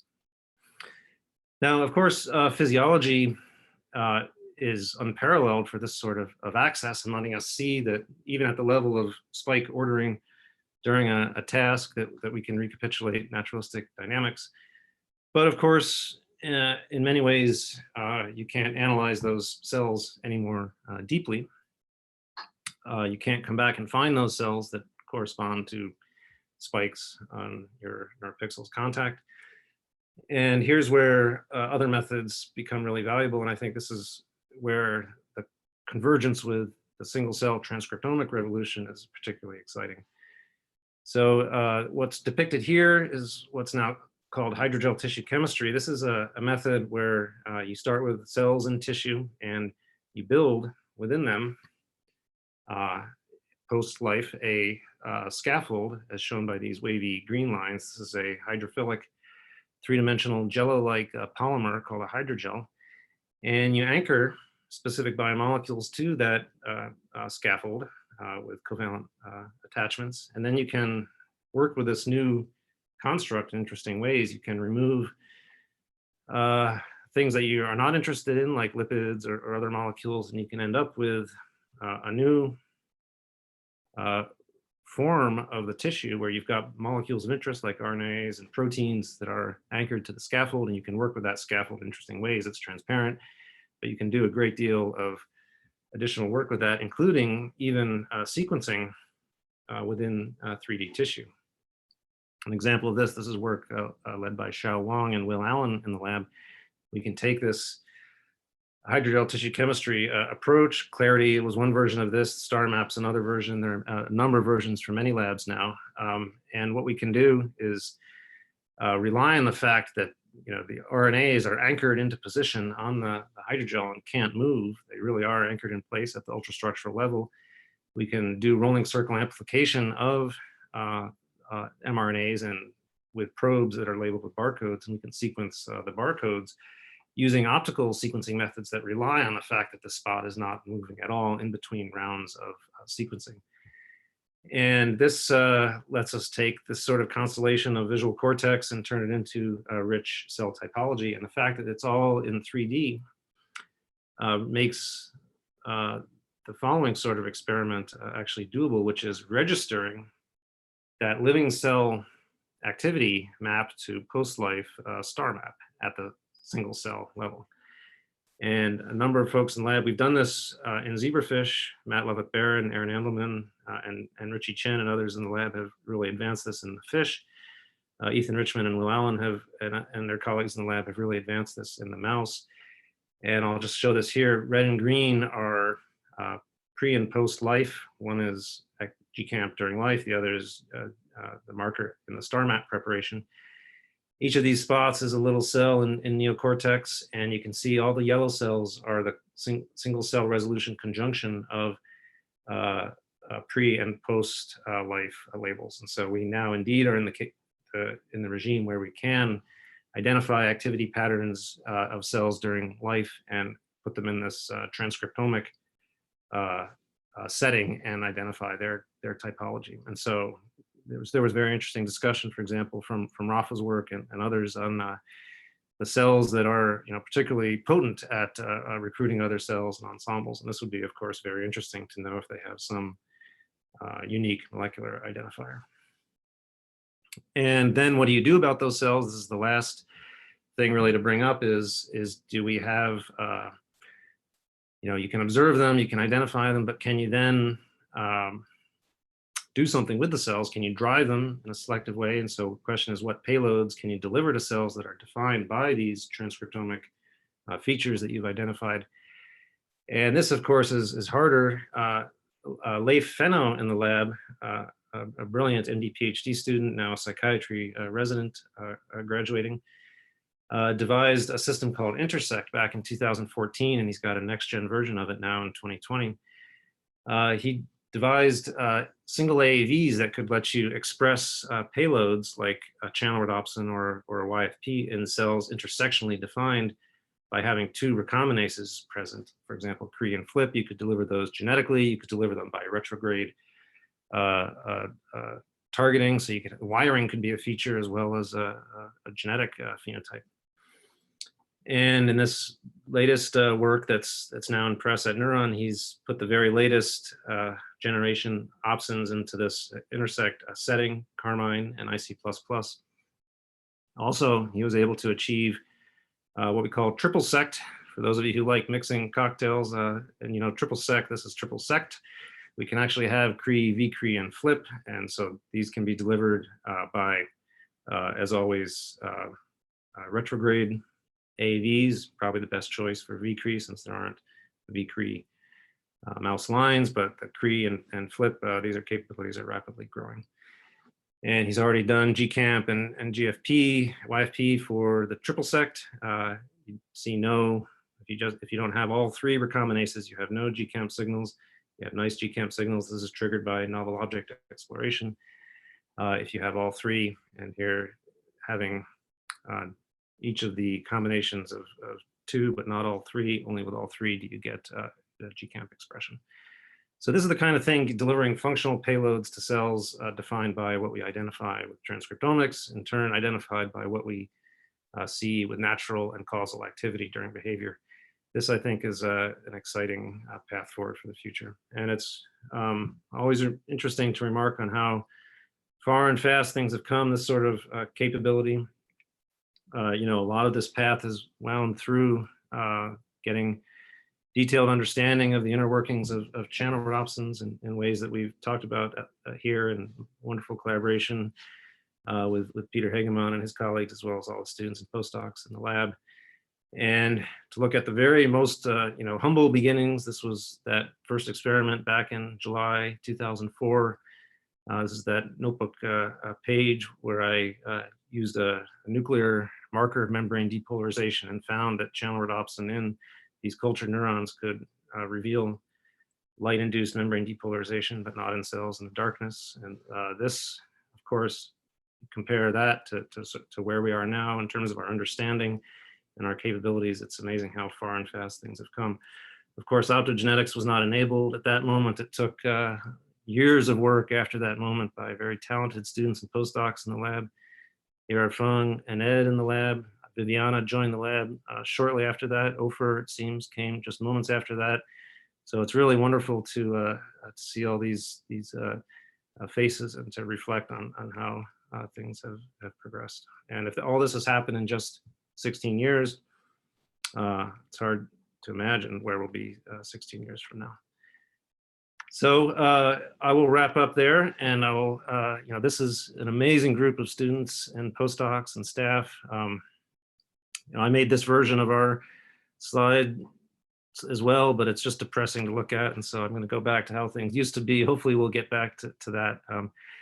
And I want to thank, I've mentioned the key players along the way. There's so many more who are doing exciting work now. All our collaborators, many of whom are speaking today, and all our funders and other supporters. And so I'll wrap up there. Thank you very much. And Rafa, it's great to see you. Peter, great to see you. Ofer, Viviana, everybody, take care and best wishes. Thank you, Carl, for this wonderful talk, spectacular. We're going to be gathering questions, but let me start one right off the bat. When I was in medical school, I had a colleague of mine who's a very smart kid. And I remember neuroanatomy, that was sort of one of the hardest subjects. We had to learn essentially the phone book of who's connected to whom in the brain. And he always said, "Are you kidding me? Everything is connected to everything else." And now looking at your first experiments, I'm starting to wonder whether are you guys revealing or weakening the concept of functional connectivity in the brain? Are you weakening essentially the functional importance of anatomy? Because if you have something as simple as the behavior that you described, and you can light up essentially all of the brain, and the converse is also true. I mean, I didn't talk about that, but when we look at V1, there was one of the questions in the Q&A had to do with this. Actually, we can find populations of neurons and samples in V1 that code for locomotion, state of the animal, stress, you name it. So V1 knows about everything else that's going on in the brain, and a simple stimulus triggers the whole brain. So what does that leave us in terms of going back to neuroanatomy? Yeah, that's a great question. I think about this all the time. A short response is I do think that every part of the brain has to know at some level what every other part of the brain is doing. That is a sound way to construct the system. And as a psychiatrist, I see plenty of plausible cases where that seems to go wrong, where the right hand doesn't know what the left hand is doing. I think every part of the brain has to be read in at some level, not necessarily in a causal way, just an informative way. This is what's going on. And I think that's one reason we have this very extensive representation, even in primary sensory cortices of virtually everything. Now, that's the representation. Then the causal aspect is also interesting. I think a lot of those, are not necessarily causal. I don't think, at least in terms of the behavior that triggers them, it's more just keeping the other regions of the brain read in on what's going on. I suspect, though, as we become more refined with our behaviors, we'll be able to identify situations where all of these representations of information are important for some class of behavior, and that'll, that just, well, we're just not being sophisticated enough in our behaviors yet. Okay, we have a couple of questions from the Q&A. Carl, I don't know if you can see the Q&A. If you wouldn't mind addressing them. Yeah. Okay. So the first question from Natalia says, in case of rhodopsin expression in human brain, is it physiologically safe? Will cells get rid of extraneous proteins after some time? Good question. We don't know the answer to this yet. We've done a lot of work in monkeys. For example, in collaboration with Krishna Shenoy at Stanford, we've looked at monkeys more than a year later after a virus injection. It appears safe. The cells expressing the channel rhodopsins appear healthy. And that was after a single AAV injection. In the peripheral nervous system, expression seems to be less stable. And it's possible that is due to some immune response. But in the CNS, it seems safe. Second question is, do you think functional cell types of neurons responding to certain stimuli and not others are shaped by experience? Or is there sort of a conservative genetic program?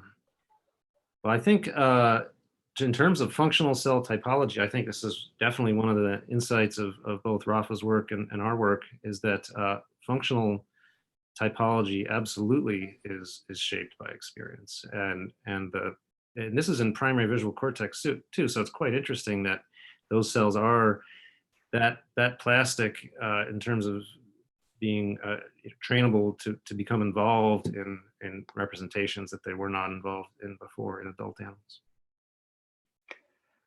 I wanted to open also the talk to questions from the speakers. We have still a significant number of speakers that are logged in. Many of them are in Europe. It's getting close to midnight. But if you still are excited as much as we are at this late time in the day, feel free to ask questions to Carl. And also I can just open this up as a general discussion of the future of optogenetics. Carl was asked to address that, and I think every one of you may also have your own opinion and may want to contribute to the discussion. We have time, so don't feel like you're taking away time for your questions. I do want to reiterate what I alluded to earlier, is that, and I've probably been as guilty of this as anybody.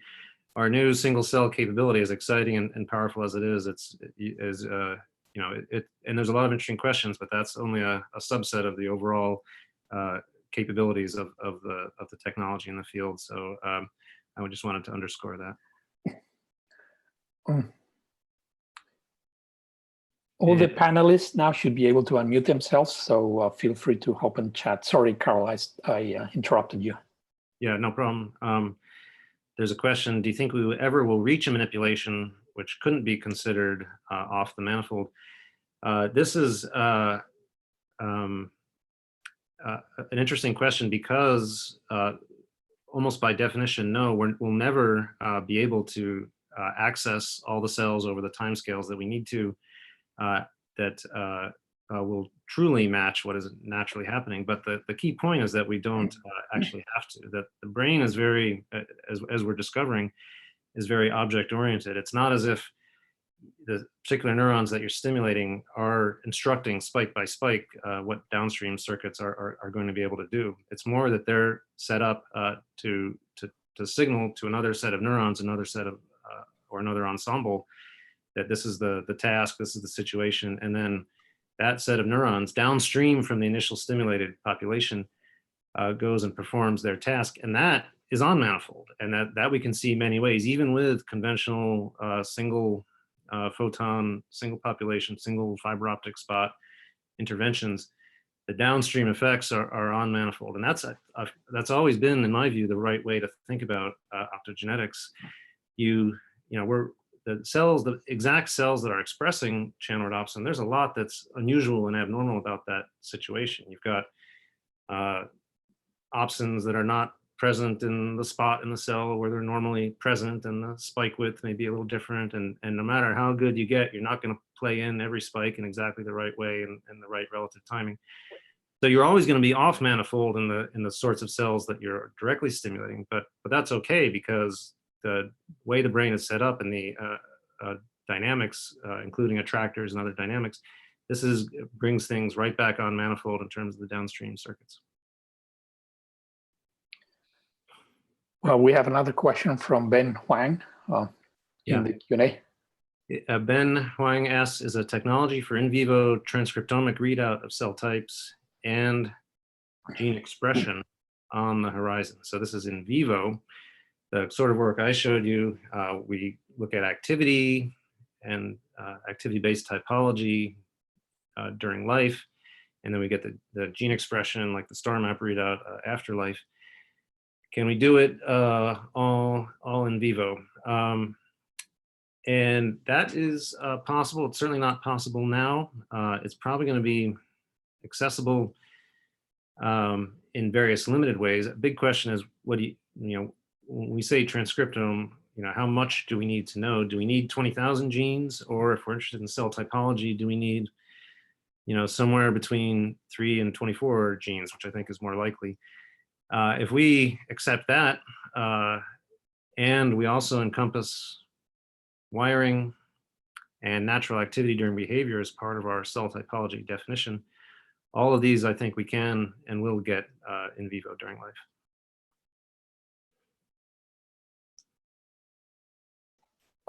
Peter Hegeman, great talk and summary, Carl. Let's assume we could monitor activity of all cells of the brain.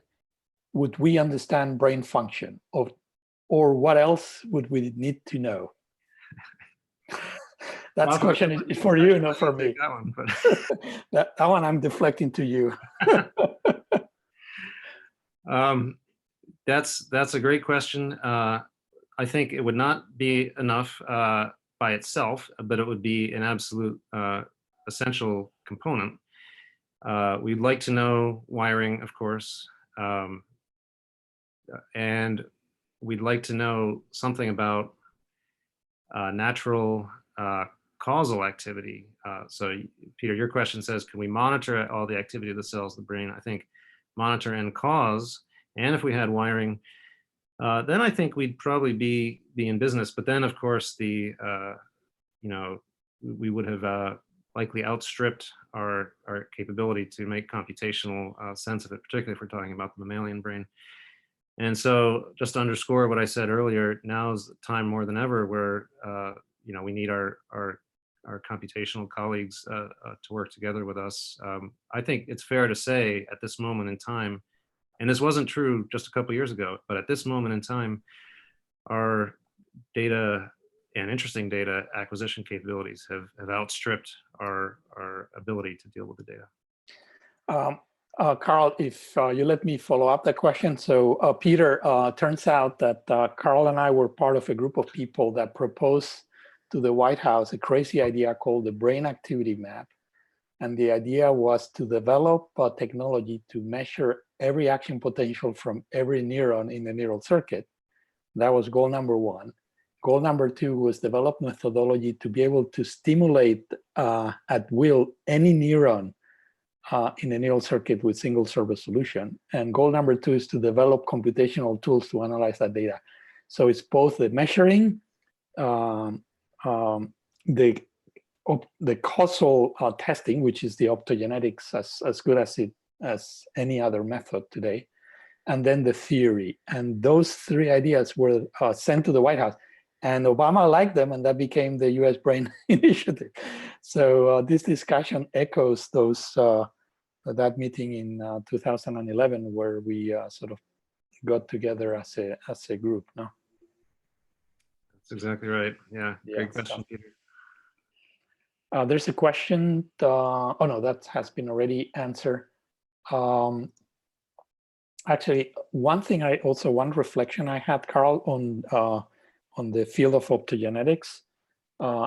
It's been successful beyond anyone's dreams. I don't know what you guys were thinking when, and Peter, what you were thinking back then, but this is, it's been wildly successful. And part of it, of course, has to do with the elegance and the power of the molecular tools and the creativity of the people in the field. But I think, honestly, I think that there's been also some element of luck having to do with brain plasticity.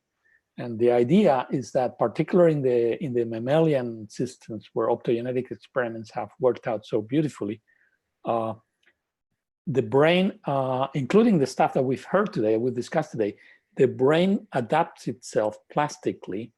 So if the animal is trained, then the neural wiring is probably shifting around to maximize the effect of this particular perturbation. And I remember a conversation with Carl at Genelia in the lunchroom, also a long time ago, must have been 10 years ago. So when he published this paper in which they were getting the mice to turn around in circles, I forgot, and I sat down with Carl and said, Carl, explain how the hell this can work. If you stimulate in a bunch of neurons, so you don't know which neurons they are, what cell type, what, now we know there's 140 different subtypes of cortical neurons. You're just going in like with a hammer. You're hitting these neurons, and the animal starts, instead of like going into some sort of shock of uncoordinated motion, it goes through a specific behavior. No, so and I remember how we back then were discussing. Well, maybe it's just the system is sort of learning plastically to fix itself and come up with something that's coherent. No, in spite of our brutality. So what are your thoughts now, 10 years later, Carl, on this issue of plasticity? No? I remember that conversation very well. And that was that, that was a movie that was from Viviana's 2007 paper, actually. So one of the panelists, that was her data. But this, in a way, this gets back to the earlier point we were making, is that people in the field, people doing optogenetics, have always known that what they're doing is on manifold in some sense. So what people see, these incredibly potent and specific behaviors that arise from these interventions that are not yet single cell ensemble guided, but very appropriate, very specific, robust behaviors. And so it's always been clear to people in the field that the brain, and it's not necessarily plasticity, Rafa. There certainly is going to be plasticity, but I think it's also a more acute dynamical process, like an attractor. That there are certain modes that brain circuit dynamics can be in, and they settle quickly into those with the right perturbation. Okay, so there's one more question in the Q&A, Carl, if you want to address it, and then that could be the last question. Okay, so question is, my understanding is that there are two different assemblies to control go and no-go task. What if excitatory and inhibitory cells would be made light sensitive? Would this give rise to activity of different cells, those different assemblies? This is a very interesting question. The genetic targeting that we used, upon which the activity-based targeting is layered, is excitatory cells only, at least in the published work. So we used a CAMK2 alpha promoter, which favors expression in excitatory cortical pyramidal cells. But we are, and others are working on exactly your question of what about inhibitory cells? Do they play similar or different causal roles? But the short answer to your question is the excitatory cells, alone are able to deliver both go and no-go behaviors. So thank you. I wanted to ask two things before we finish today, and are both in the spirit that we're surviving the virus, we're going ahead, virus or no virus. And as part of a typical tradition that happens in meetings is the group picture. So I wanted to ask everyone to turn on their camera so that we can take a group picture, at least all the speakers can take a group picture of all of you as in an act of defiance to our viral situation here, and that would be a wonderful way to be together, if not in person, at least in picture. I don't know if Sonia, Anna, and Offer, and James, please also turn on your video if you can, NTC host. I cannot. You should allow me to do so. All right, so we'll take a picture with whoever is here now. Here, Sonia is there, James is there, Peter, Offer, brilliant. And the other thing I wanted to say, and that's also for everyone, for the participants, is that we are actually getting ready for another of these online meetings. So this is a meeting that we were also going to have in person in San Sebastian in Spain. And this is organized between the Neurotechnology Center in New York and the Donostia International Physics Center in San Sebastian in the Basque Country. And we're doing this meeting online. It's happening in a month. It's called Nano Neuro, and it's also focused on neurotechnology, in this case, the intersection of neuroscience and nanoscience. We have a great lineup of speakers, also with two pioneers in the field, Louis Bruce and Naomi Hallas. And registration, it's free. It's going to happen very similar to this meeting online in a Zoom platform. And I encourage all of you to, if you can make it, to sign up for the meeting and join us. And with that, I want to close the meeting. I wanted to thank again Chrissy Grimm, Will Stoy, and James. James, are you there? Yes. Who have essentially done a lot of the key work. James Holland in particular has put a lot of hours behind to make this possible. And anyway, and just congratulate them for the success. They are the ones who deserve the credit, not me. And thanks everyone. Have a good rest of the day, or a good night for those of you who are going to bed, or good morning those of you who are waking up. All right, cheers everyone. Yep. Thank you, Rafa. Okay, thank you, all of you. Nice to see you all.